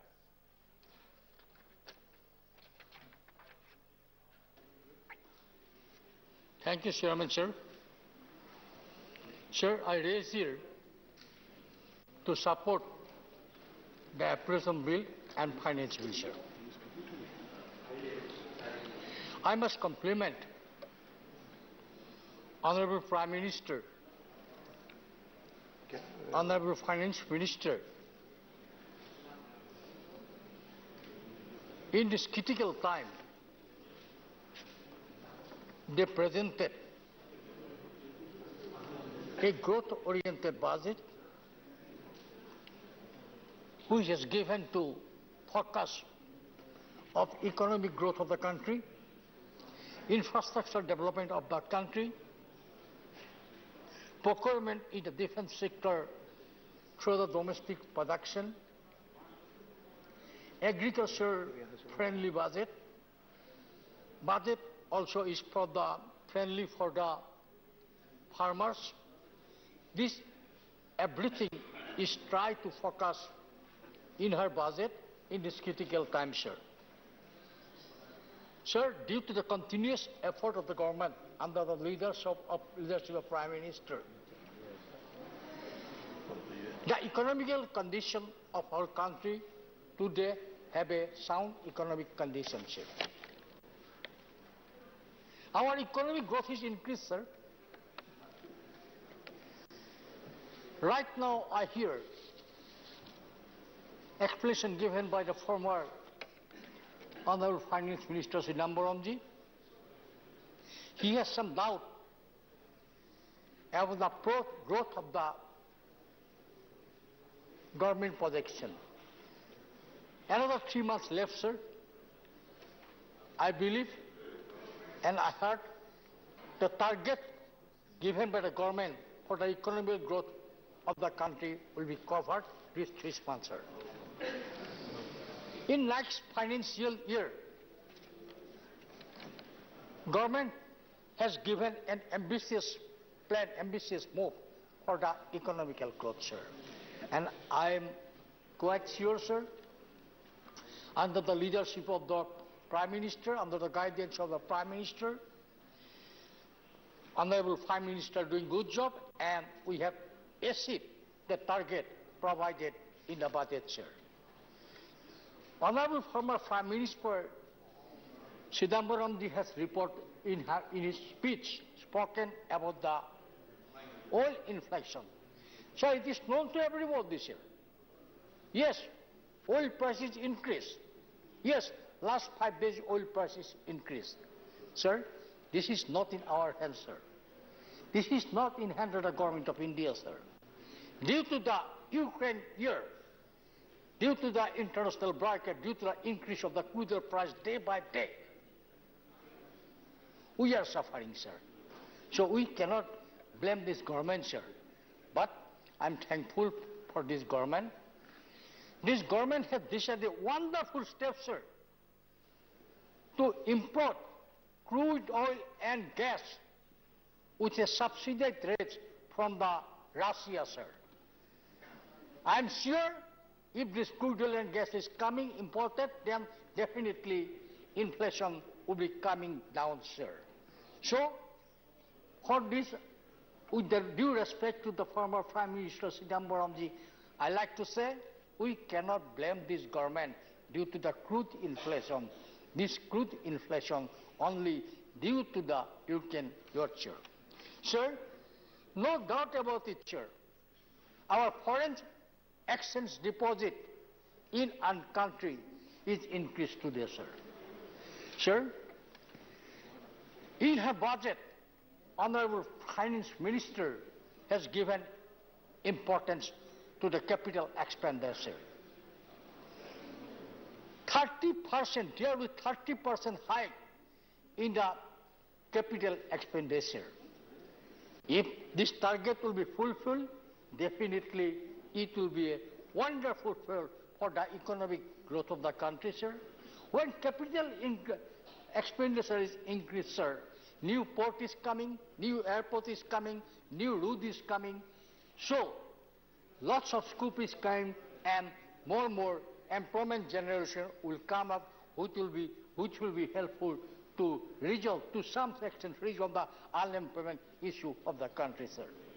Sir, unemployment, no doubt, is a big problem of the country, sir. It is not today's problem, sir. Last several years, we are facing this problem, sir. Sir, government has decided to create 60 lakhs new jobs in the current year, sir. Within a year, sir. Sir, if this is coming, no doubt, sir, it will be helpful. It will be helpful for help the unemployment youth of the country, sir. Atmanirbharshil Bharat, sir. This is today not a slogan, sir. This is not only a slogan, sir. Actually, it is implemented in our country today, sir. In defense sector, I'm coming to the defense sector, sir. Every year, we are imported arms and ammunition from the international market, from the foreign countries, sir. And huge amount from our budget is going. But, sir, no issue, because sovereignty is country is utmost we have to do to protect our country from our enemy country like Pakistan and China, others. Definitely, we have to strengthen our defense, sir. So we have to procure our arms and ammunition from the foreign countries, sir. But now government has decided, this government has decided procurement for the defense equipment for the domestic production, sir. the 68% of the defense capital procurement budget has been allotted towards the local procurement, sir. It is in the line with the vocal for the local push, and it will certainly boost the domestic defense industry, sir. So, I very rightly said, sir, Atmanirbharshil Bharat, this is not only slogan properly which is implemented in our country today, sir. Defense sector, to encourage our domestic production, government has decided more than 60% procurement of the through the local production, sir. And already in our country, sir, two defense industry production corridor work in our country, sir. One is at, sir, Uttar Pradesh, another is at Tamil Nadu. Honorable Finance Minister, we have took a very ambitious move, ambitious plan to encourage domestic industry in the defense. I request you, if necessary, try to move more local defense industrial corridor in other parts of the country to meet the requirements, sir. Sir, this budget has given importance to the farmers, sir. Through this budget, we have decided to procure wheat and rice from the farmers. And, sir, one more, like do I say with this, sir, India is a welfare country, sir. To help the people, citizens of the country, it is the duty of our government, sir. Health is the priority sector in our country. As a welfare state, we have to give them proper health care to our people, sir. I must compliment, I must salute this government.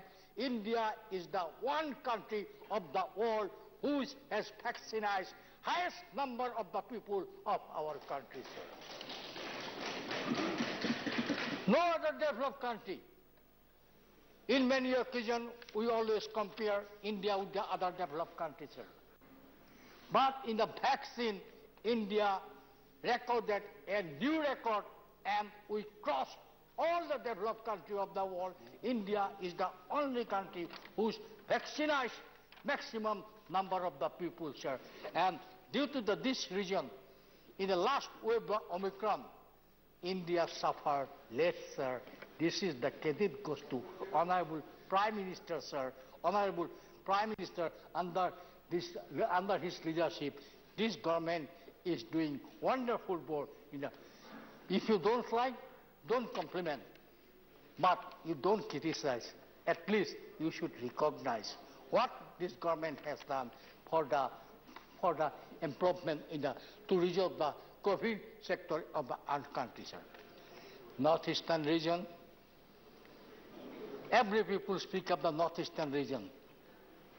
Every people speak our heart is the northeast region.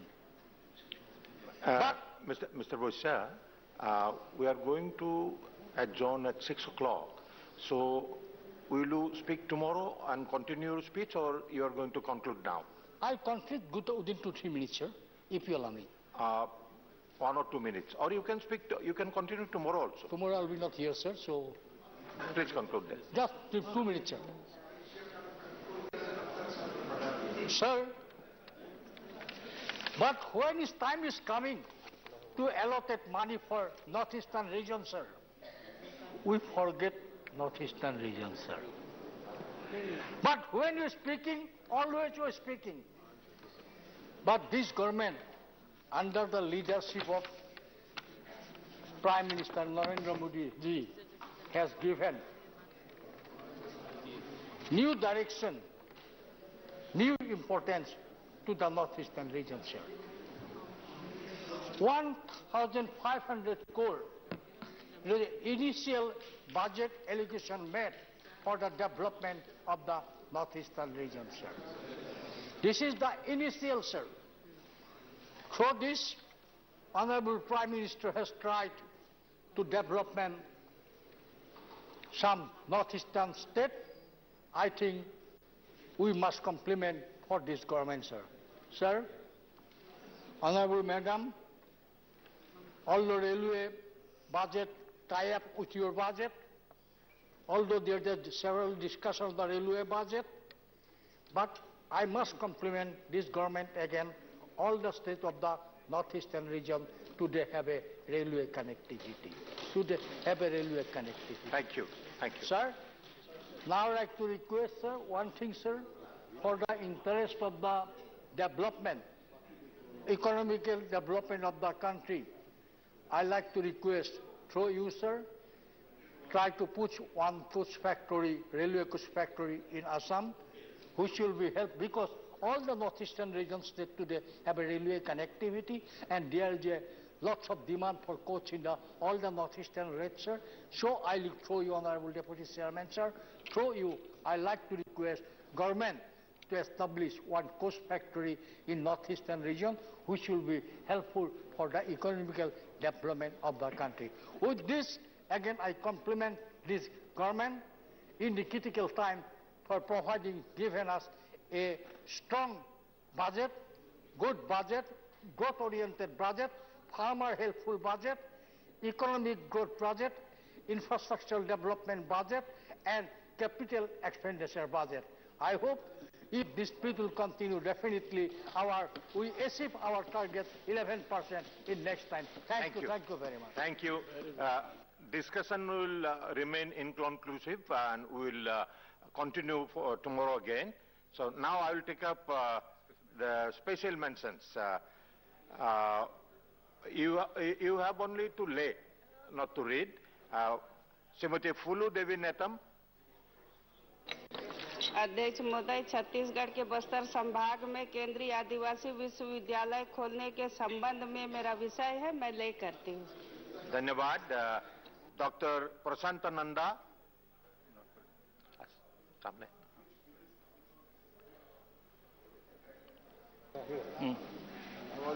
Thank you, sir.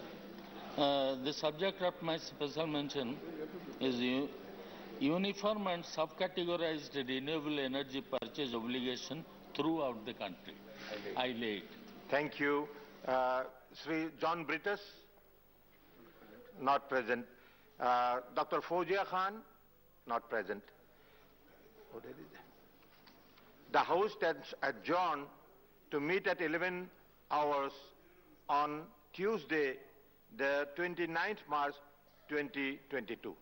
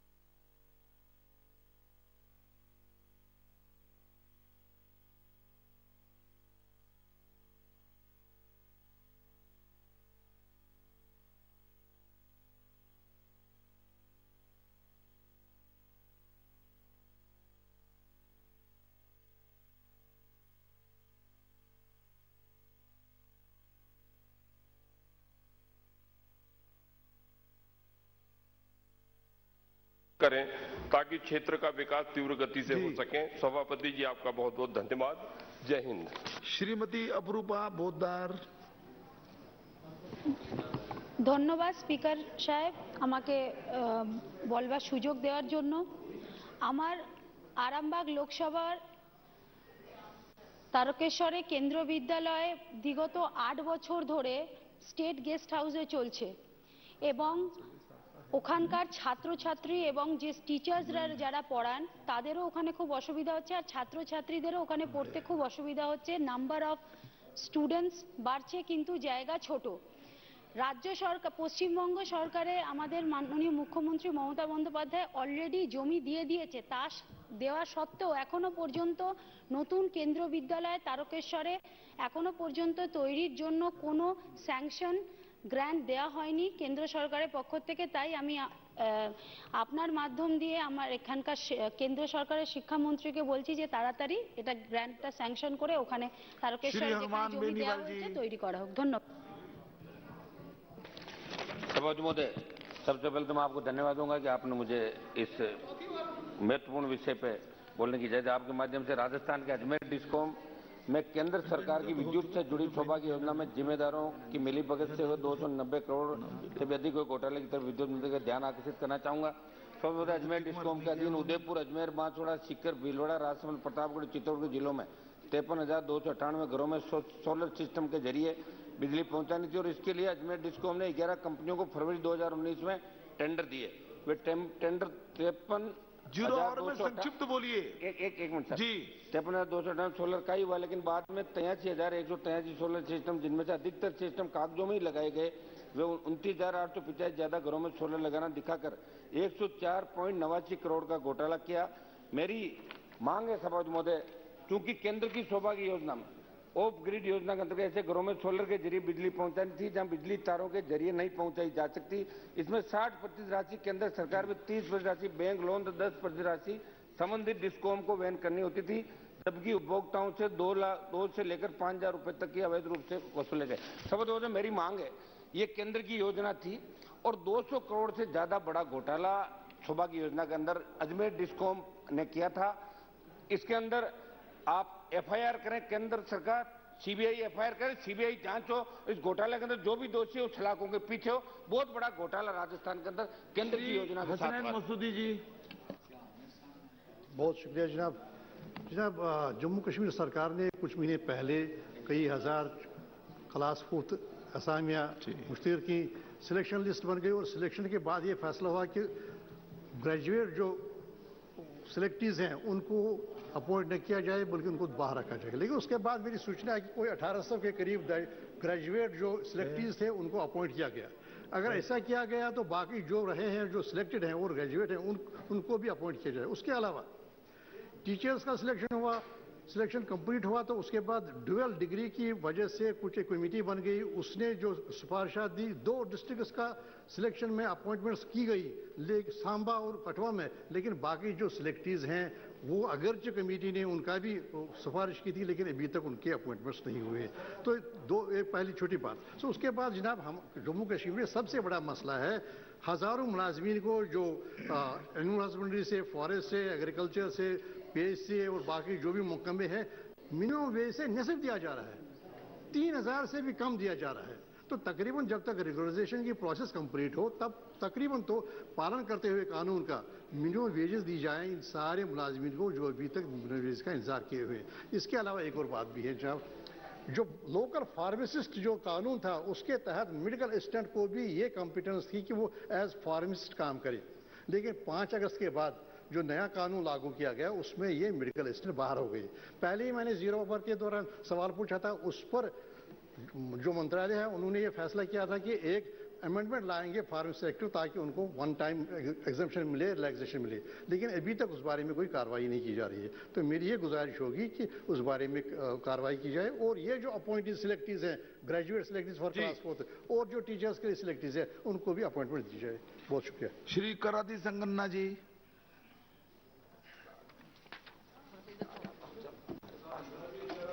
Sir, respected Speaker, sir, establishment of EMRS in Koppal constituency, sir. Sir, Speaker sir, I wish to draw your kind attention to the announcement made by the Honorable Finance Minister during the budget speech of the 2021, sir. In Parliament, in the said speech, the Honorable Minister stated the opening of the new Ekalavya Model Residential School across the country, sir.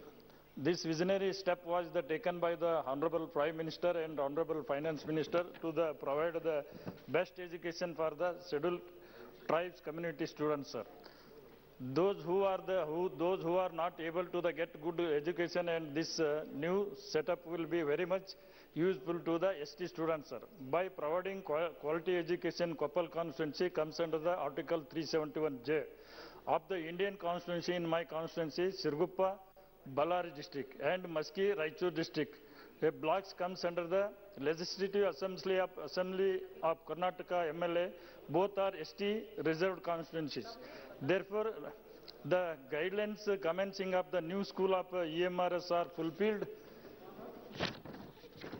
The issued letter of the authority of the Ministry of Tribal Affairs dated 6/9/21 stating that the Sirguppa, Ballari district and Maski, Raichur district blocks of Koppal constituency do not qualify and not consider the proposal, sir. The said authority issued the letter is not correct, sir. Both our constituency are declared as ST constituency. Therefore, the area is the backward area. The scheme is directly suitable for the said constituency. The Shri Gurjeet Singh Aujla जी कृपया 1 minute में अपनी बात कहिए please. ਧੰਨਵਾਦ speaker ਸਾਹਿਬ, ਤੁਸੀਂ ਬੋਲਣ ਦਾ ਮੌਕਾ ਦਿੱਤਾ। ਦੇਸ਼ ਦੀ ਵੰਡ ਤੋਂ ਬਾਅਦ ਜਦੋਂ ਪੰਜਾਬ ਨੂੰ ਨਵੀਂ ਰਾਜਧਾਨੀ ਮਿਲੀ 1948 ਵਿੱਚ ਘੋਸ਼ਿਤ ਹੋਈ, 1966 ਦੇ ਵਿੱਚ ਹਰਿਆਣਾ ਬੰਦ ਦੇ ਨਾਲ ਰਾਜਧਾਨੀ ਸਾਂਝੀ ਘੋਸ਼ਿਤ ਕਰ ਦਿੱਤੀ ਗਈ ਹਰਿਆਣਾ ਤੇ ਪੰਜਾਬ ਦੀ ਸ਼ੁਰੂ ਤੋਂ ਮੰਗ ਰਹੀ ਕਿ ਪੰਜਾਬ ਨੂੰ ਇੰਡੀਪੈਂਡੈਂਟ ਰਾਜਧਾਨੀ ਚਾਹੀਦੀ, ਹਰਿਆਣੇ ਨੂੰ ਨਵੀਂ ਰਾਜਧਾਨੀ ਬਣਾ ਕੇ ਦਿੱਤੀ ਜਾਵੇ। 1986 ਦੇ ਵਿੱਚ ਰਾਜੀਵ ਲੌਂਗੋਵਾਲ ਸਮਝੌਤੇ ਦੇ ਤਹਿਤ ਵੀ ਇਹ ਮੰਨਿਆ ਗਿਆ ਕਿ ਪੰਜਾਬ ਨੂੰ ਰਾਜਧਾਨੀ ਚੰਡੀਗੜ੍ਹ ਦਿੱਤੀ ਜਾਏਗੀ, ਪਰ ਸਰ ਉਦੋਂ ਵੀ ਨਹੀਂ ਹੋਇਆ।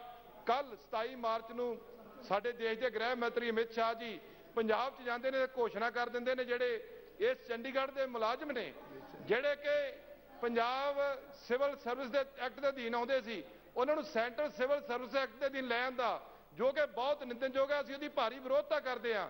ਹਮੇਸ਼ਾ ਹੀ ਸਪੀਕਰ ਸਾਹਿਬ ਪੰਜਾਬ ਦਾ ਕਦੀ BSF ਦਾ ਦਾਇਰਾ ਵਧਾਇਆ ਜਾਂਦਾ, ਭਾਖੜਾ ਬੋਰਡ ਮੈਨੇਜਮੈਂਟ ਦੇ ਵਿੱਚ ਸਿੱਧੀ ਤੇ ਕੇਂਦਰ ਦੀ ਦਖਲਅੰਦਾਜ਼ੀ ਹੁੰਦੀ ਹੈ। ਪੰਜਾਬ ਯੂਨੀਵਰਸਿਟੀ ਦੇ ਵਿੱਚ ਕੇਂਦਰ ਦਖਲ ਕਰਦਾ ਆ। ਪੰਜਾਬ ਐਗਰੀਕਲਚਰ ਯੂਨੀਵਰਸਿਟੀ ਦੇ ਵਿੱਚ ਅਸਿੱਧੇ ਤੌਰ ਤੇ ਬੰਦੇ ਉੱਥੇ ਰੱਖੇ ਜਾਂਦੇ ਨੇ ਔਰ ਪੰਜਾਬ ਸਰ ਇੱਕ ਮਿੰਟ ਸਰ ਗਵਰਨਰ ਸਾਹਿਬ ਦੀਆਂ ਤਾਕਤਾਂ ਵਧਾਈਆਂ ਜਾਂਦੀਆਂ ਨੇ। ਪ੍ਰਧਾਨ ਮੰਤਰੀ ਜੀ 2014 ਚ ਆਖਦੇ ਸੀ ਅਸੀਂ ਕੋਆਪਰੇਟ ਫੈਡਰਲ ਲੈ ਕੇ ਆਵਾਂਗੇ। ਸਰ ਇੱਕ ਮਿੰਟ ਸਰ ਪਲੀਜ਼ ਕੰਕਲੂਡ ਕੀजिए। ਸਰ ਕਰ ਰਿਹਾ ਕੋਆਪਰੇਟਿਵ ਫੈਡਰਲਿਜ਼ਮ ਲੈ ਕੇ ਆਵਾਂਗੇ, ਸੰਘੀ ਢਾਂਚੇ ਨੂੰ ਮਜ਼ਬੂਤ ਕਰਾਂਗੇ, ਪਰ ਹੁਣ ਤੇ ਸਰ ਸਾਡਾ ਸੰਘ ਕੱਟਿਆ ਜਾ ਰਿਹਾ। ਪੰਜਾਬ ਦੇ ਨਾਲ ਇਹ ਧੋਖਾ ਆ। ਅਸੀਂ ਇਹ ਧੋਖਾ ਬਰਦਾਸ਼ਤ ਨਹੀਂ ਕਰਾਂਗੇ। ਅਸੀਂ ਇਹਦਾ माननीय सभापति महोदय, मैं केंद्रीय विद्यालय की बात रख रहा हूं।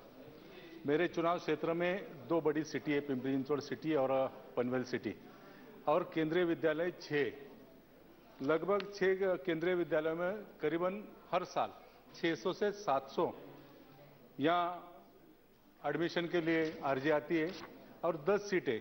मैं आपके माध्यम से ये कहना चाहता हूँ तो केंद्रीय विद्यालय की सीट पूरी तरह से खत्म की जाए, क्योंकि हमें बहुत तकलीफ होती है सभापति महोदय जी। 600 और 700 अगर वहाँ सीट के लिए एप्लीकेशन हमारे पास आते हैं, 10 सीट के लिए 600 नहीं 10 सीट है, 10 सीट में 690 नाराज हो जाते, हमें इससे तकलीफ होती है।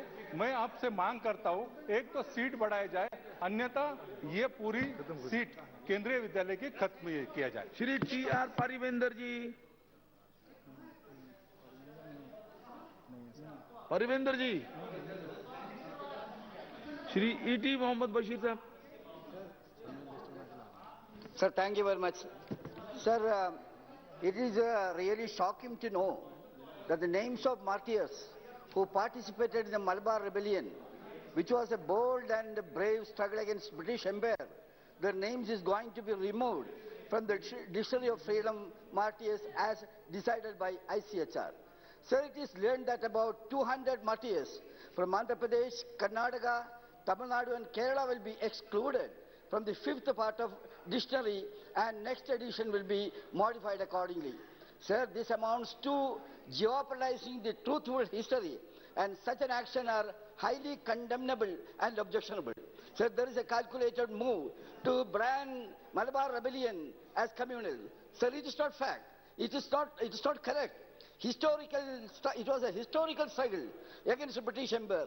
Finally, sir, they sacrificed their life for the nation. That was the decision of the British Empire. They sentenced them to the death, and it has happened like that. That was the reason, sir.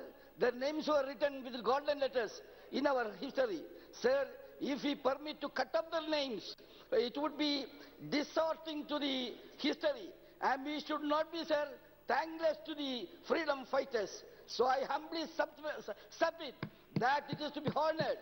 We should not allow to recommend this ICHR. ICHR is finding fault with them, so it should not be allowed. I humbly request the government to desist from such move. Thank you very much, sir. जी धन्यवाद chairman साहब, आपने मुझे बोलने का मौका दिया। आपको जी रमेश भाई सर, हाँ मैं बोल रहा हूँ सर।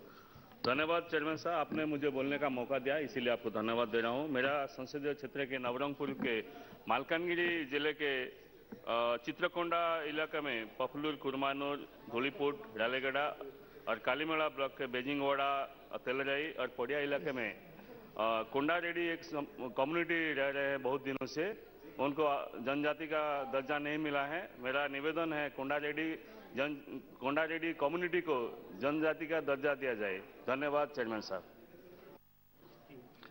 श्रीमती शताब्दी रॉय। सर मेरा कॉन्स्टिट्यूएंसी बीरभूम में बहुत सारे ट्राइबल गांव हैं, ऑलमोस्ट 800, तो उसमें बहुत सारे चीज की जरूरत है। लेकिन आज मैं बोल रही हूँ एकलव्य स्कूल के लिए, मॉडल स्कूल के लिए। अभी मिनिस्टर ने कहा बहुत सारे बनाया, पीएम में भी बोले थे बनाएंगे। तो मेरा मोहम्मद बाजार जो ब्लॉक है उसमें मैं बता रही हूँ, उसमें एक मॉडल स्कूल बना है एकलव्य, जहाँ पे रेसिडेंशियल स्कूल होना चाहिए, जहाँ पे बच्चे वहाँ पे पढ़ सकते हैं। भविष्य में जो बच्चे ट्राइबल बच्चे हो रहे हैं वो आगे बढ़े। और वहाँ पे और एक है जो दुनाचार्य मिशन दुनाचार्य आर्चरी होता है ना, वहाँ पे साई से मैं रिक्वेस्ट है एक वहाँ पे बनाए, क्योंकि वहाँ पे फुटबॉल प्लेयर्स बहुत है, एथलेटिक्स भी बहुत है।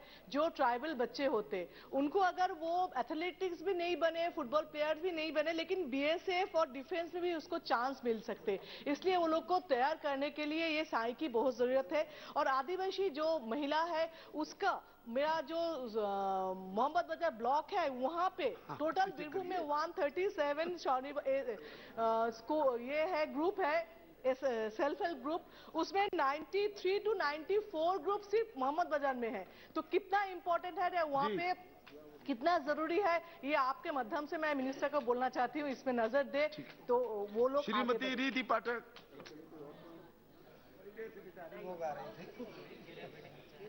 बहुत धन्यवाद करती हूँ आपका सभापति महोदय।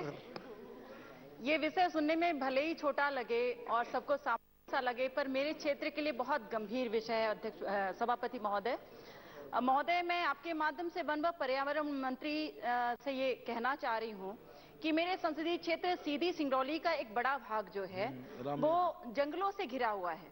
महोदय, ऐसे क्षेत्रों से जुड़े हुए जो हमारे किसान हैं वो अपने खेतों में बड़े ही कड़े मेहनत के साथ खेती करते हैं, फसल उपजाते हैं, लेकिन समस्या ये नहीं है। समस्या ये है कि वहां पर जो हमारे यहाँ लगातार जंगली जानवरों की जो समस्या बनी हुई है वो सिर्फ मेरे ही क्षेत्र में नहीं, मुझे लगता है कि हमसे जुड़े हुए सभी संसदीय क्षेत्रों का ये महत्वपूर्ण विषय होगा। ऐसे जंगली जानवर जैसे नीलगाय हो गए, सुअर हो गए, बंदर हो गए, इनका लगातार आक्रमण हमारे खेतों में होता रहता है और हमारे किसानों के द्वारा उपजाई हुई फसल को नष्ट कर देते हैं। और उसके बाद की स्थिति आप समझ ही सकते हैं कि कैसी स्थिति हमारे किसानों की बनती होगी। महोदय, मैं आपके माध्यम से सिर्फ इतना ही आग्रह करना चाहती हूं कि किसानों के हितों को ध्यान में रखकर जंगली जानवरों से फसलों की सुरक्षा हेतु उचित व्यवस्था हेतु निर्देश किए जाने की कृपा करें। रम्या हरदास जी। Thank you, sir. COVID cases is getting very low and weekly TPR in country is 0.29 only. People began their routine life and everything is getting into actual swing. Industries, government officers and MSMEs work with full strength. Schools and colleges open and work regular. The problem I point out here is the railway ministry is not ready even yet to reinstate pre-COVID situation in the case of passenger trains. Most of the passenger trains are not operating this service.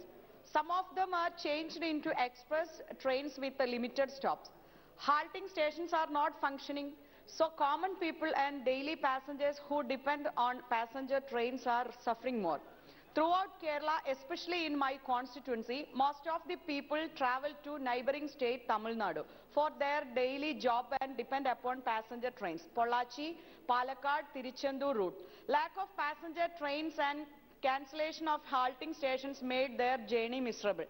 I humbly request the railway should take necessary steps to reinstate passenger train and halting stations immediately. Thank you, sir.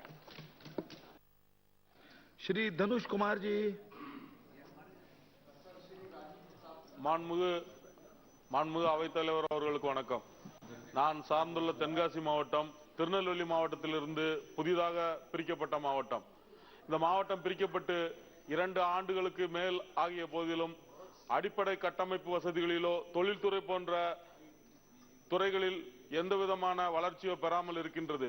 இதற்கு முக்கியமான காரணமாக கருதப்படுவது இந்த மாவட்டத்தில் உள்ள பெரும்பான்மையான பகுதிகள் hill area conservation அத்தாரிட்டியின் கீழ் வருவதால் புதிய திட்டங்களுக்கு அனுமதி வாங்குவது மிகவும் சிரமமாக உள்ளது. தென்காசி மாவட்டத்தினுடைய வளர்ச்சியை கருத்தில் கொண்டு ஹில் ஏரியா கன்சர்வேஷன் அத்தாரிட்டியிடமிருந்து திட்டங்களுக்கு அனுமதி வாங்கும் வழிமுறைகளை எளிமைப்படுத்துவதுடன் இந்த மாவட்டத்தினுடைய நகர்ப்புற பகுதியிலான தென்காசி, செங்கோட்டை, கடையநல்லூர் போன்ற பகுதிகளுக்கு இதிலிருந்து விலக்கு அளிக்க வேண்டும் என்று தங்களின் மூலமாக ஒன்றிய அரசாங்கத்தை வலியுறுத்தி கேட்டுக்கொள்கிறேன். நன்றி, வணக்கம்.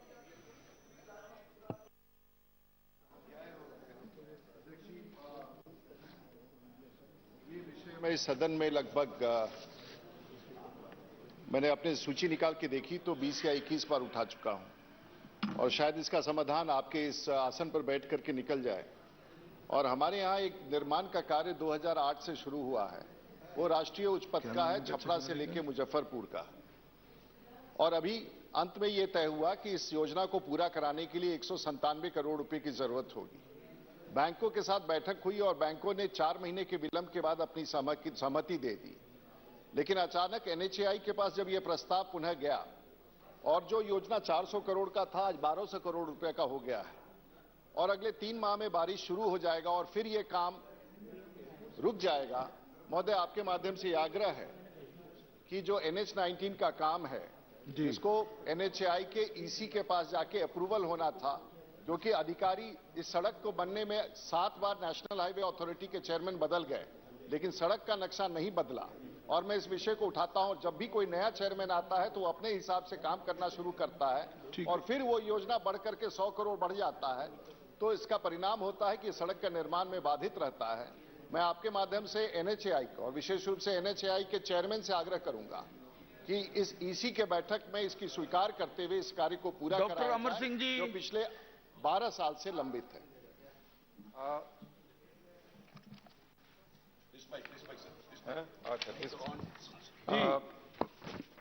धन्यवाद सभापति महोदय। कुछ दिन पहले ही मैं sir Bhakra Beas management board ते बोलिया सी, जेड़े केंद्र सरकार ने रूल चेंज किए आ सर। सिमिलरली उसे तरह ही चंडीगढ़ दे जेड़े एम्पलॉईज आ उन्हां दे सिविल सर्विस रूल्स चेंज करने की गल चल रही आ सर। 2 गल्लां पंजाब लई बहुत इंपॉर्टेंट हैगियां ने सर। चंडीगढ़ भी अनडिवाइडेड पंजाब ने बनाया सी, भाखड़ा डैम भी अनडिवाइडेड पंजाब ने बनाया सी। उदों साडे मुख मंत्री दोवां दे वक्त सरदार प्रताप सिंह गैरो सी और प्रधानमंत्री पंडित जवाहर लाल नेहरू सी सर। उदों जिहड़ी 1966 च डिवीजन होई ये मन्निया गया कि 60% हिस्सा पंजाब दा रहूगा, 40% हिस्सा हरियाणा दा रहूगा, पर रूल्स जिहड़े रहणगे सिविल सर्विस रूल पंजाब दे रहणगे और हुण चेंज हो रहे आ।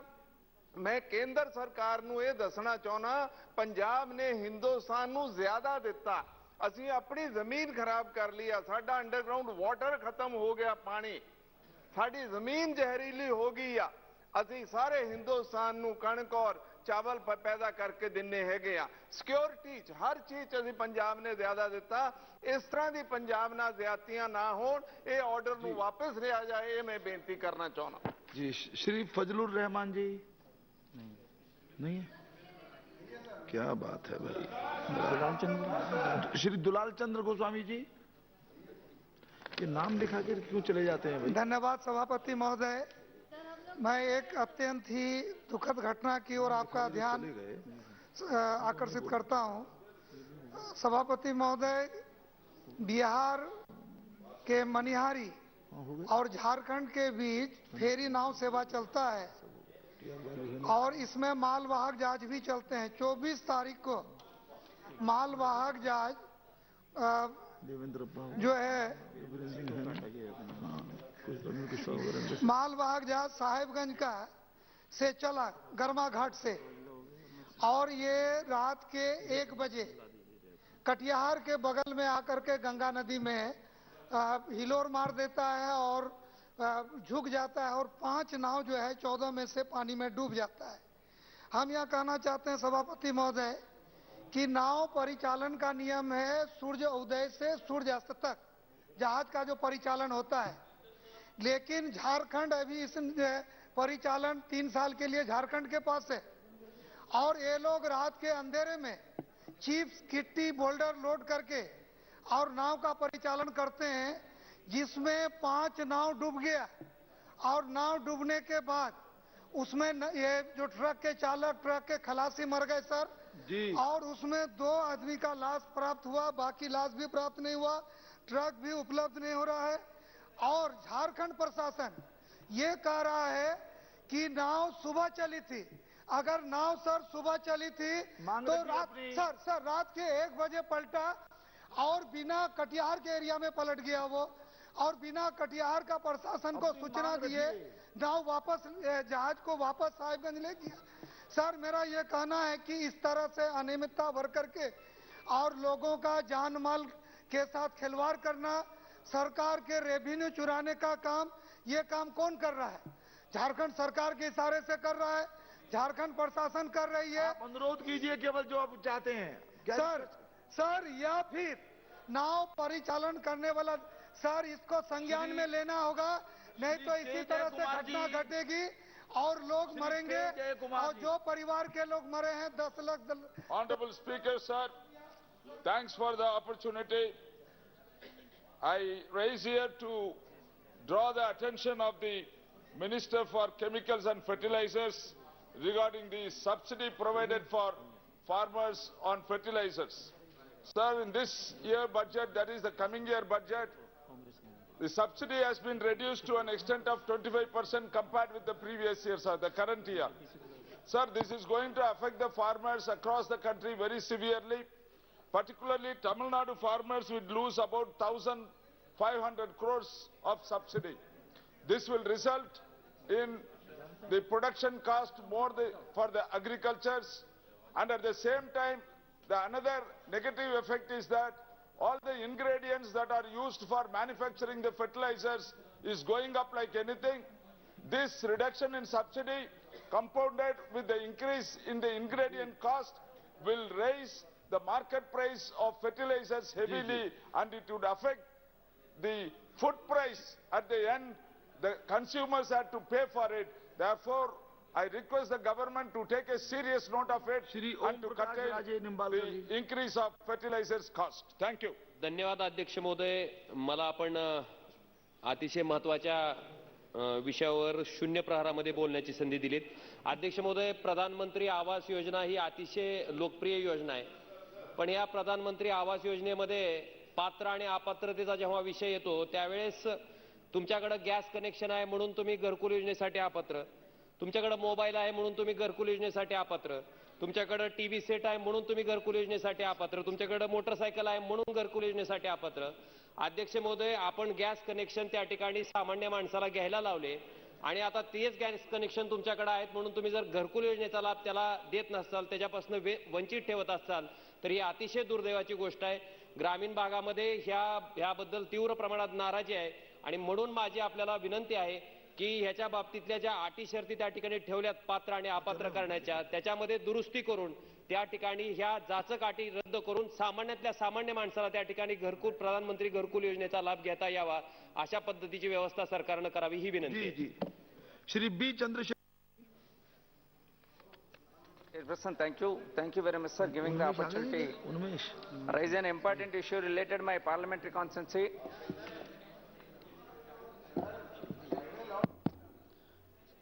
Central government has sanctioned numerous road and national highway projects in Andhra Pradesh over the last 5 years. A new highway is planned from the Visakhapatnam port to Bhogapuram in the Vijayanaram district, where a greenfield airport is coming up. The proposed highway would be extremely useful as it would shorten the distance between the Visakhapatnam port and the state of Odisha and Chhattisgarh. It would pass through the Rishikonda and Bhimli beach corridor projects along the coast.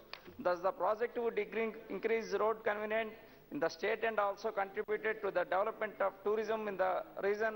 The development of the national highway would also provide easy convenience to the proposed airport at the Bhogapuram for the people of Andhra Pradesh.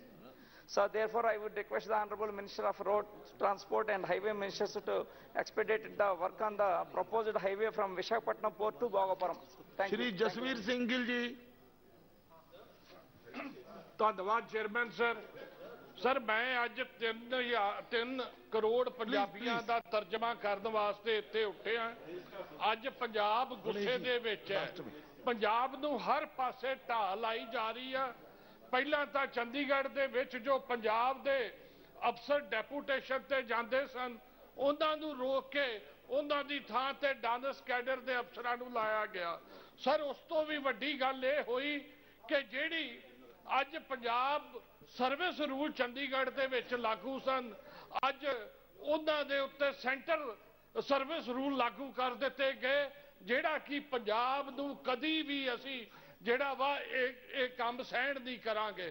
Sir Punjab ਦੇ ਪਹਿਲਾਂ ਪਾਣੀ ਪੰਜਾਬ ਤੋਂ ਲੈ ਲਏ ਗਏ, ਫਿਰ ਪੰਜਾਬ ਦੀ ਜ਼ਮੀਨ ਲੈ ਲਈ ਗਈ, ਹੁਣ ਜੋ ਕੁਝ ਸਾਡਾ ਇੱਜ਼ਤ ਮਾਣ ਬਚਿਆ ਉਸ ਨੂੰ ਹੱਥ ਪਾਇਆ ਗਿਆ, ਜਿਹੜਾ ਕਤਾ ਵੀ ਜਿਹੜਾ ਵਾ ਸਾਨੂੰ ਕਬੂਲ ਨਹੀਂ.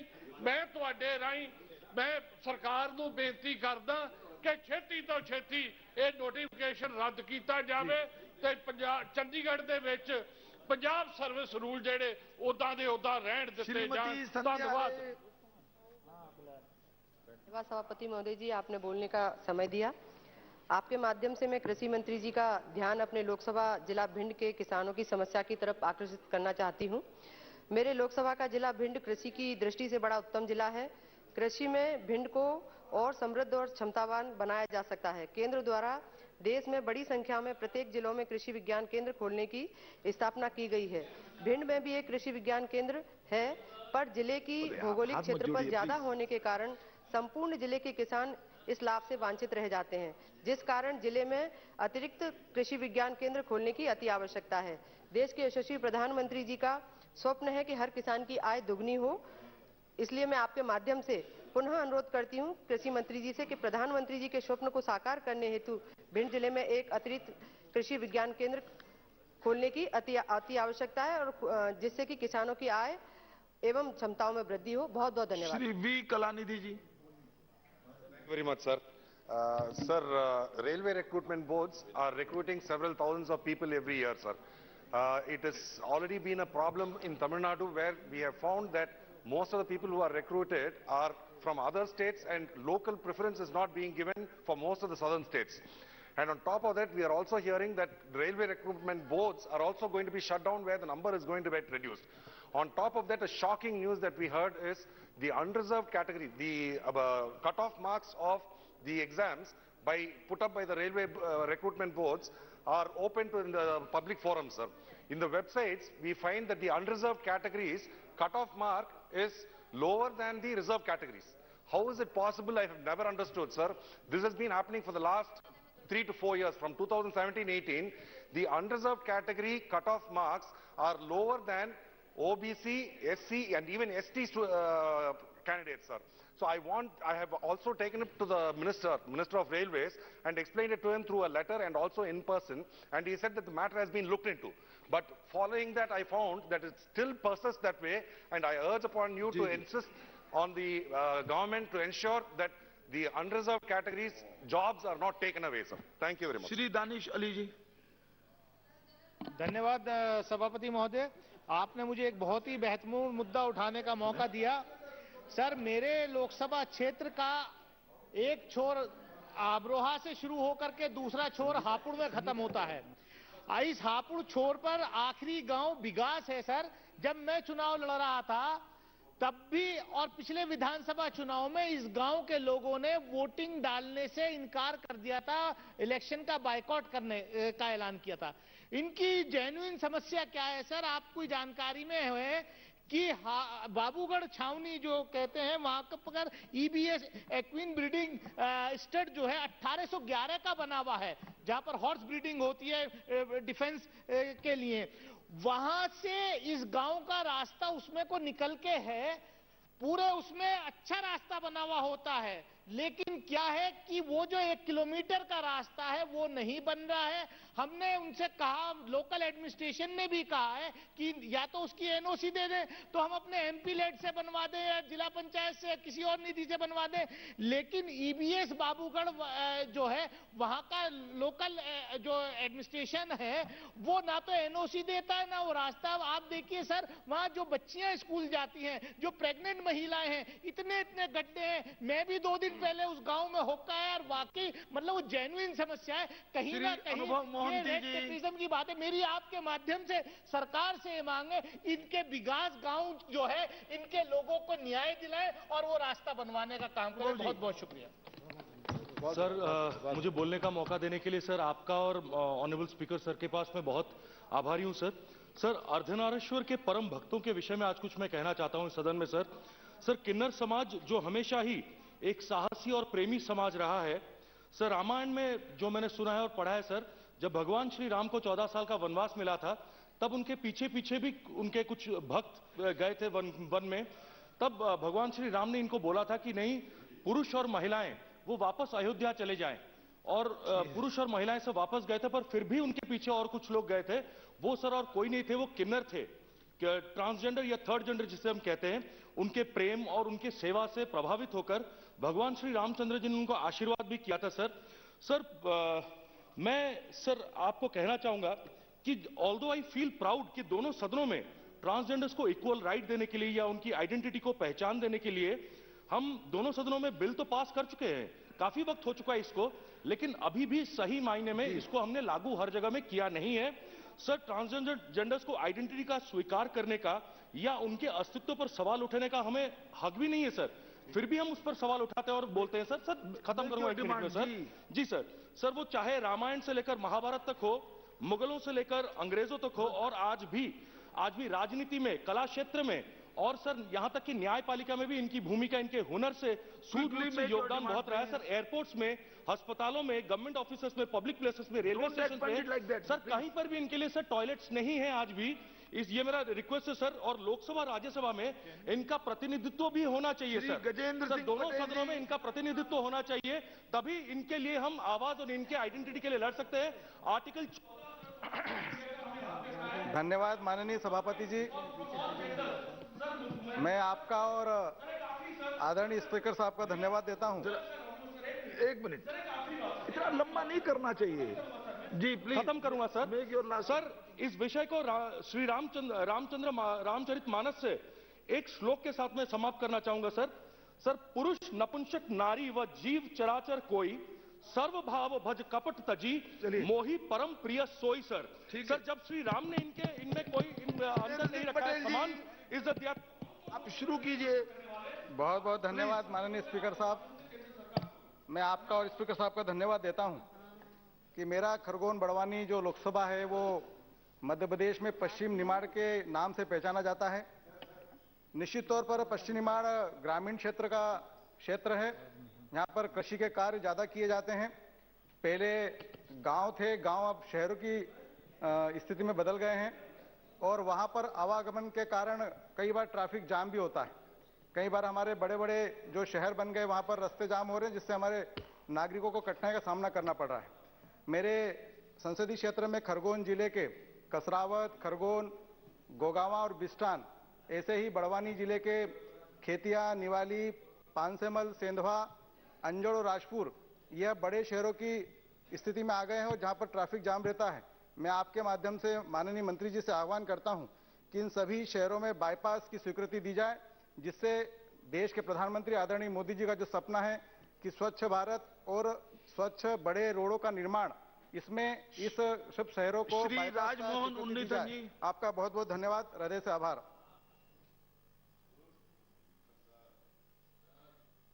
Thank you very much, Speaker sir. The wild boar is classed at least concern for wildlife protection by the International Union for Conservation of Nature, and it has become an invasive species posing threat to crops and human life in parts of its introduced ranges. Sir, in Kerala, wild boar has turned into a menace for the farmers as animal has been causing widespread crops loss in the state. Recently, wild boar attack claimed several lives in my constituency, Kasaragod.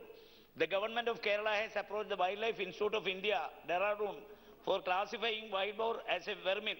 It would boar is declared vermin under the Wildlife Protection Act. It can be culled. Since the act is a central act, only the union government can modify it and classify the animals. Sir, the central government may be notification declare any wild animal other than those specified in Schedule 1st and Part 2nd of the Schedule H of the Act to be vermin for any area for a given period of time.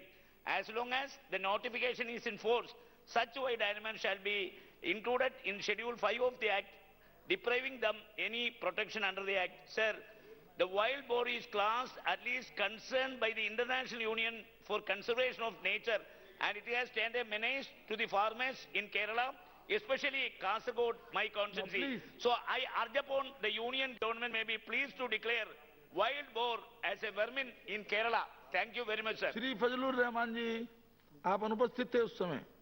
आपका आपने मौका दिया। मान्यवर, मेरा जिला सहारनपुर की तहसील, मेरा सहारनपुर की बेहट तहसील उत्तराखंड की पहाड़ियों से सटी हुई है। इस वजह से बरसात के दिनों में पानी बहुत ज्यादा आता है और उसकी वजह से जो बहुत सारी नदियां हैं उस बेहट तहसील के अंदर, वो एक इलाका दूसरे इलाके से कट जाता है।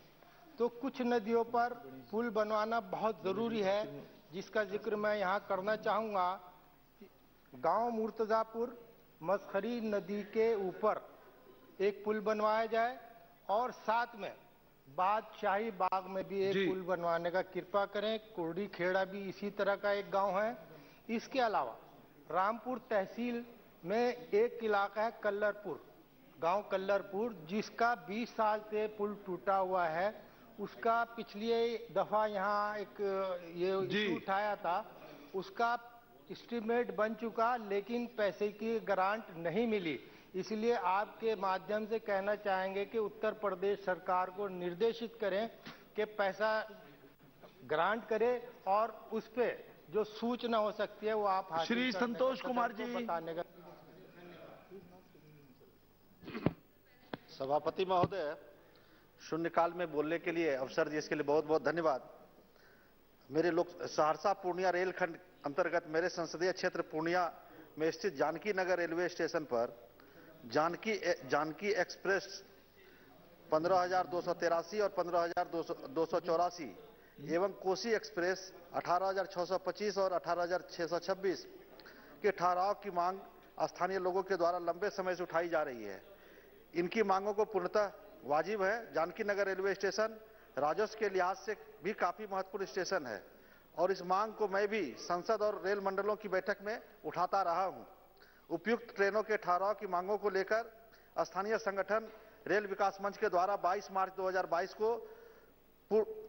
पूर्व सूचना देने के बाद जानकी नगर रेलवे स्टेशन पर शांतिपूर्ण धरना प्रदर्शन का आयोजन किया गया और सूचना मिली है कि धरना में शामिल 150 लोग और को नामजद और हजारों लोगों को अन्य करके रेलवे थाना में एफआईआर किया गया है, जिसमें आम लोगों में भय व्याप्त है। जहां तक मेरे पास जानकारी है, धरना प्रदर्शन शांतिपूर्ण था, रेल की संपत्ति को किसी प्रकार का नुकसान नहीं पहुंचा है। ऐसे में दर्ज एफआईआर को पुनर्विचार की आवश्यकता है। साथ ही आपसे के माध्यम से मांग करते हैं कि उपयुक्त दोनों ट्रेनों का ठहराव जनहित में जानकी नगर सुनिश्चित किया जाए और इस केस को वापस लिया जाए जो वहां के लोगों पर किया गया है। यही आपसे आपके माध्यम से सरकार से मांग करते हैं, रेल मंत्री जी से मांग करते हैं। बहुत बहुत धन्यवाद। धन्यवाद सभापति महोदय जी, आपने मुझे इस पर 0 आवर में बोलने का मौका दिया। सर, मैं सदन का ध्यान प्रधानमंत्री आवास योजना के तहत आक्रोश करना चाहूंगी, जो घर बनाने में प्रधानमंत्री आवास योजना के तहत जो घर बनाने में सामग्री लगती है, जैसे कि सीमेंट, ईंट, सरिया आदि, इनके दामों में दिन प्रतिदिन वृद्धि होती आ रही है।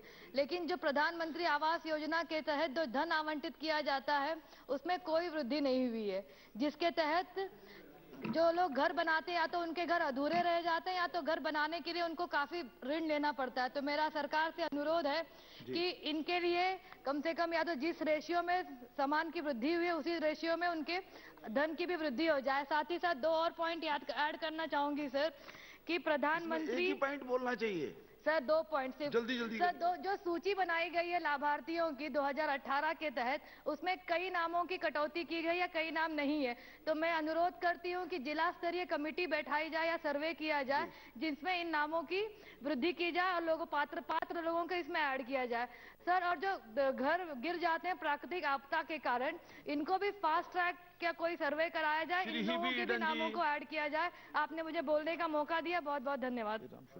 बहुत बहुत धन्यवाद सर। सर, बहुत ही महत्वपूर्ण विषय, इसलिए 2 मिनट अधिक मांग रहा हूं सर आपसे। Sir, there is a huge uncertainty and concern amongst the students and their parents who are pursuing the medical education, especially after the COVID pandemic and the Russia-Ukraine war. The situation has been very pathetic. Sir, 90%, more than 90% of the students have taken heavy educational loans and their future is uncertain, sir. Sir, the COVID-19 induced pandemic has destabilized the practices in the educational sector. With the new normal changing, the practices and norms of the education sector, there has been a major shift in the medium of teaching. The shift to online classes has greatly lauded and has been benefited to the students to continue their education while these online classes serve their purposes of teaching theory subjects.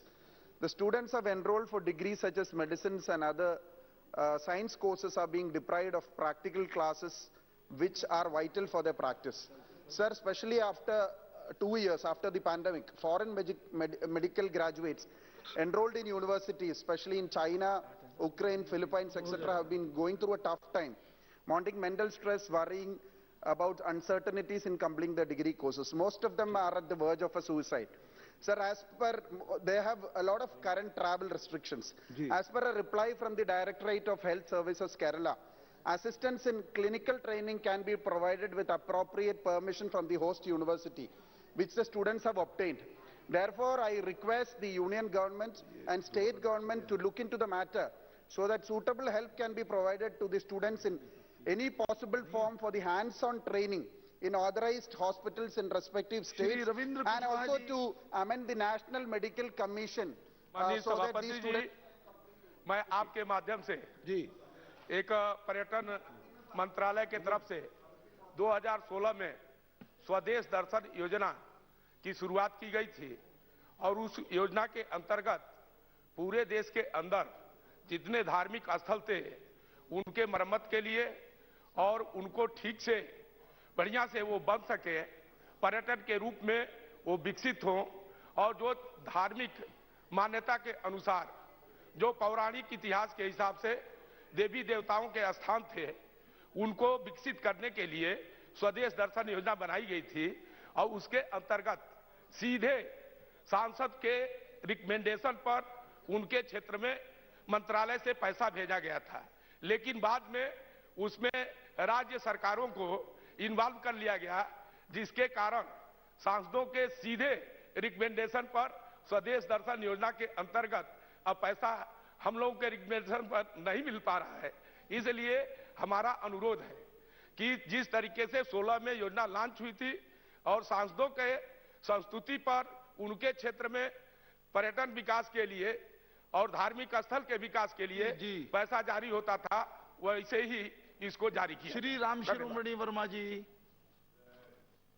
धन्यवाद सभापति महोदय, आपने हमें बोलने का अवसर दिया। सभापति महोदय, भारत सरकार की नौकरियों में जनवरी 2004 से तथा उत्तर प्रदेश सरकार की नौकरियों में अप्रैल 2005 से पुरानी पेंशन व्यवस्था को समाप्त कर दिया गया है और इसके स्थान पर शेयर बाजार आधारित जोखिमों के अधीन नई पेंशन प्रणाली लागू कर दी गई है, जिस कारण देश के करीब 3 करोड़ 50 लाख लोग सीधे प्रभावित हो रहे हैं, जिससे शिक्षकों, कर्मचारियों और अधिकारियों में भारी रोष व्याप्त है और पुरानी पेंशन व्यवस्था की बहाली को लेकर देश के विभिन्न राज्यों में आंदोलन है। कोरोना रूपी वैश्विक महामारी के दौरान शिक्षक, कर्मचारी, अधिकारियों ने अपनी जान की परवाह न करते हुए पूर्ण लगन से मानवता की सेवा की है। देश में नई पेंशन प्रणाली लागू होने व निजीकरण के कारण आज भारत सरकार के शिक्षक, कर्मचारी व अधिकारी अपना पूरा जीवन देश को अपनी सर्वोत्तम सेवाएं देने के बाद भी अपने बुढ़ापे को लेकर चिंतित हैं। सभापति महोदय, आपके माध्यम से सरकार से मांग है कि जनहित में, देश हित में निजीकरण को रोकने व देश के करोड़ों शिक्षकों, कर्मचारियों व अधिकारियों की सामाजिक व आर्थिक सुरक्षा हेतु उनके बुढ़ापे की लाठी व पुरानी पेंशन व्यवस्था। Thank you, sir. Sir, Mahatma Gandhi National Rural Employment Guarantee Scheme plays a significant role in addressing the issue of rural distress. Millions of rural workers in the country depend the scheme for their survival. Sir, NGNREGs had saved the economy during the lockdown. Still, the wages paid under NGNREGs remains below the minimum wages in many states.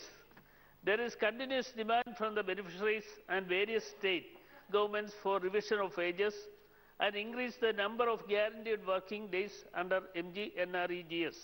I request the government to consider revised wages paid under this scheme. Considering the distress situation, it is necessary to increase employment days to 200 in a financial year.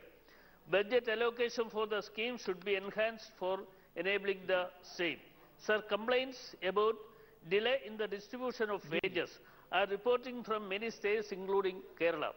Government should take review on this and necessary measures to be taken to resolve this issue. Thank you, sir.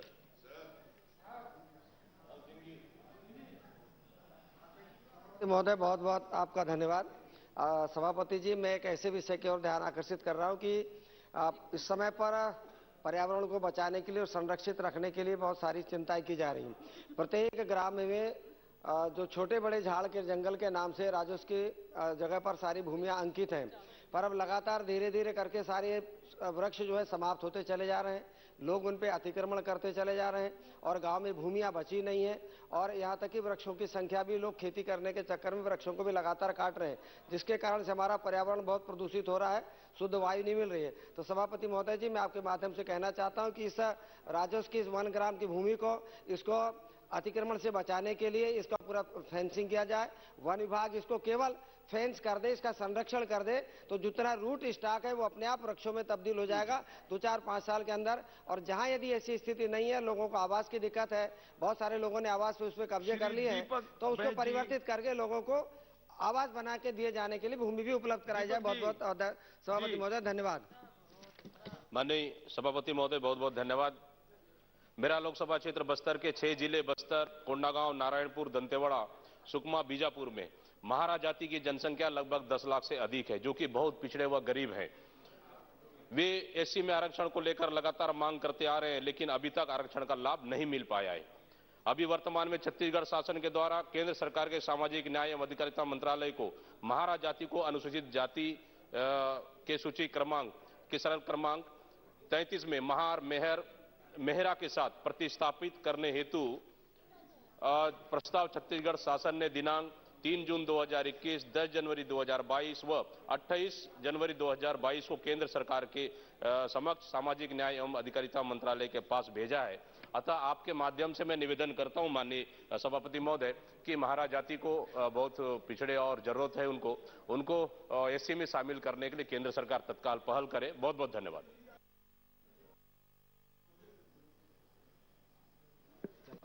बहुत बहुत धन्यवाद सभापति महोदय। सिखां दे नौवें गुरु तेग बहादुर जिन्हां नूं कहंदे ने कि हिंद दी चादर गुरु तेग बहादुर, उन्हां दा 400वां साला जिहड़ा दिहाड़ा है ਉਹ हरियाणा च साडे मुख्य मंत्री श्री मनोहर लाल जी उन्होंने मनाने का उपराला किया पानीपत च। तो मेरी आप जी के माध्यम तो रेल मंत्री जी नूं विनती है कि जिहड़ी नांदड़ साहब एक्सप्रैस ट्रेन है जी वो साडे नरवाणा जिहड़ी मेरी कॉन्स्टिट्यूएंसी सिरसा है उत्थों जिहड़ी है नरवाणा तो भी होके गुजरती है।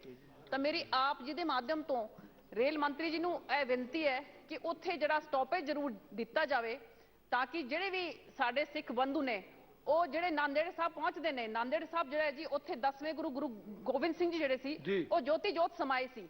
ਉਹ ਬਹੁਤ ਵੱਡਾ ਤੀਰਥ ਜਿਹੜਾ ਹੈ ਸਿੱਖਾਂ ਦਾ ਹੈ। ਤਾਂ ਆਪ ਜੀ ਦੇ ਮਾਧਿਅਮ ਤੋਂ ਮੇਰੀ ਰਿਕੁਐਸਟ ਹੈ ਜੀ ਉੱਥੇ ਜਿਹੜਾ ਹੈ ਨਾ ਉੱਥੇ ਸਟਾਪੇਜ ਦਿੱਤਾ ਜਾਵੇ। 24 ਅਪ੍ਰੈਲ ਨੂੰ ਪਾਣੀਪਤ ਵਿੱਚ ਬਹੁਤ ਵੱਡਾ ਉਪਰਾਲਾ ਜਿਹੜਾ ਹੈ ਉਹ ਆਪਾਂ ਕਰ ਰਹੇ ਹਾਂ। ਬਹੁਤ ਬਹੁਤ ਧੰਨਵਾਦ। ਵਾਹਿਗੁਰੂ ਜੀ ਦਾ ਖਾਲਸਾ, ਸ਼੍ਰੀ ਵਾਹਿਗੁਰੂ ਜੀ। सभापति जी, बोलने का मौका देने के लिए आसन को मैं धन्यवाद देता हूं। सभापति जी, मिनिस्ट्री ऑफ डॉनर में north east special infrastructure development scheme, ये स्कीम में मेरा जिला बरपेटा के 2 स्कीम गया था, असम सरकार ने भेजा था। एक है स्टेट हाईवे नंबर 2 के बोरटरी से ताराकंदी मुहिया मोइनबोरी होके ताराकंदी तो के रोड, जिसका एस्टीमेट है 45 करोड़।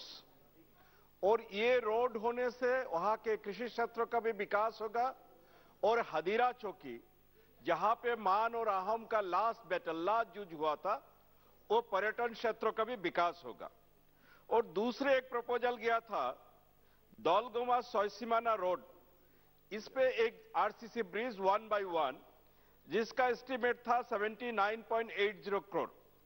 लेकिन दुख के बात है अभी तो ये स्कीम मिनिस्ट्री ऑफ डॉनर ने सैंक्शन नहीं किया।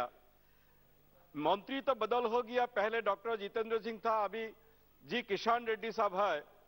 तो मैं उनसे गुजारिश करता हूं आपके माध्यम से ये दोनों, एक जो बोरटरी से ताराकंदी भाया मुहिया मोइनबुरी रोड और सोयसीमाना दलगांव रोड के ये ब्रिज दोनों जल्द ही जल्द सैंक्शन होना चाहिए। धन्यवाद सभापति महोदय। प्रज्ञा ठाकुर जी, संक्षेप में तुरंत। धन्यवाद माननीय अध्यक्ष महोदय जी। मैं गौवंश के अवरुद्ध करने पर विषय हम रख रहे हैं अपना।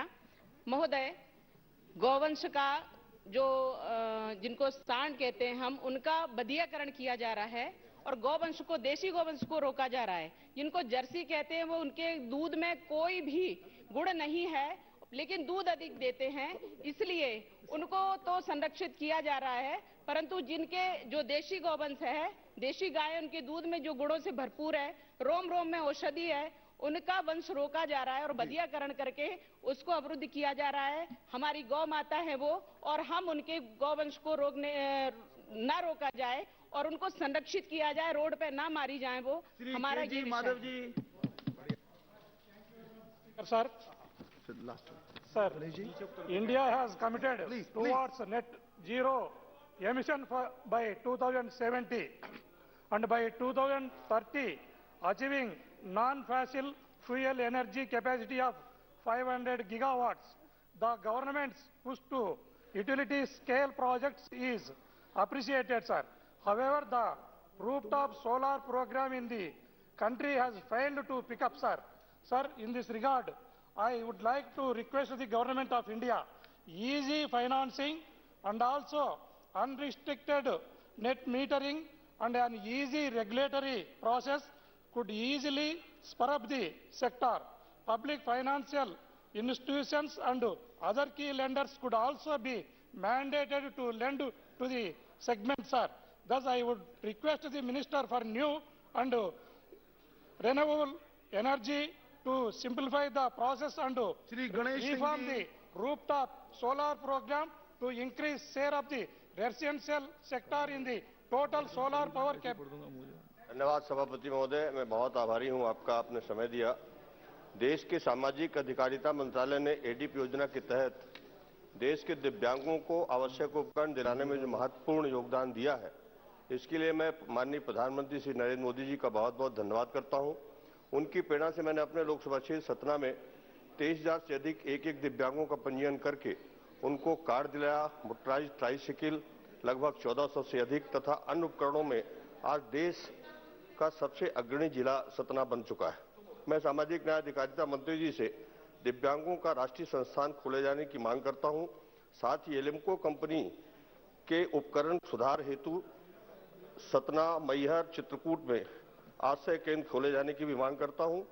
और मैं सभी दिव्यांगों को पूरे देश भर के जो माननीय प्रधानमंत्री जी की आयुष्मान योजना है उसके साथ सभी दिव्यांगों को जोड़ा जाए, ऐसी मैं मांग करता हूं। बहुत बहुत धन्यवाद। सभा की कार्यवाही मंगलवार 29 मार्च 2022 को प्रातः 11 बजे तक के लिए स्थगित की जाती है।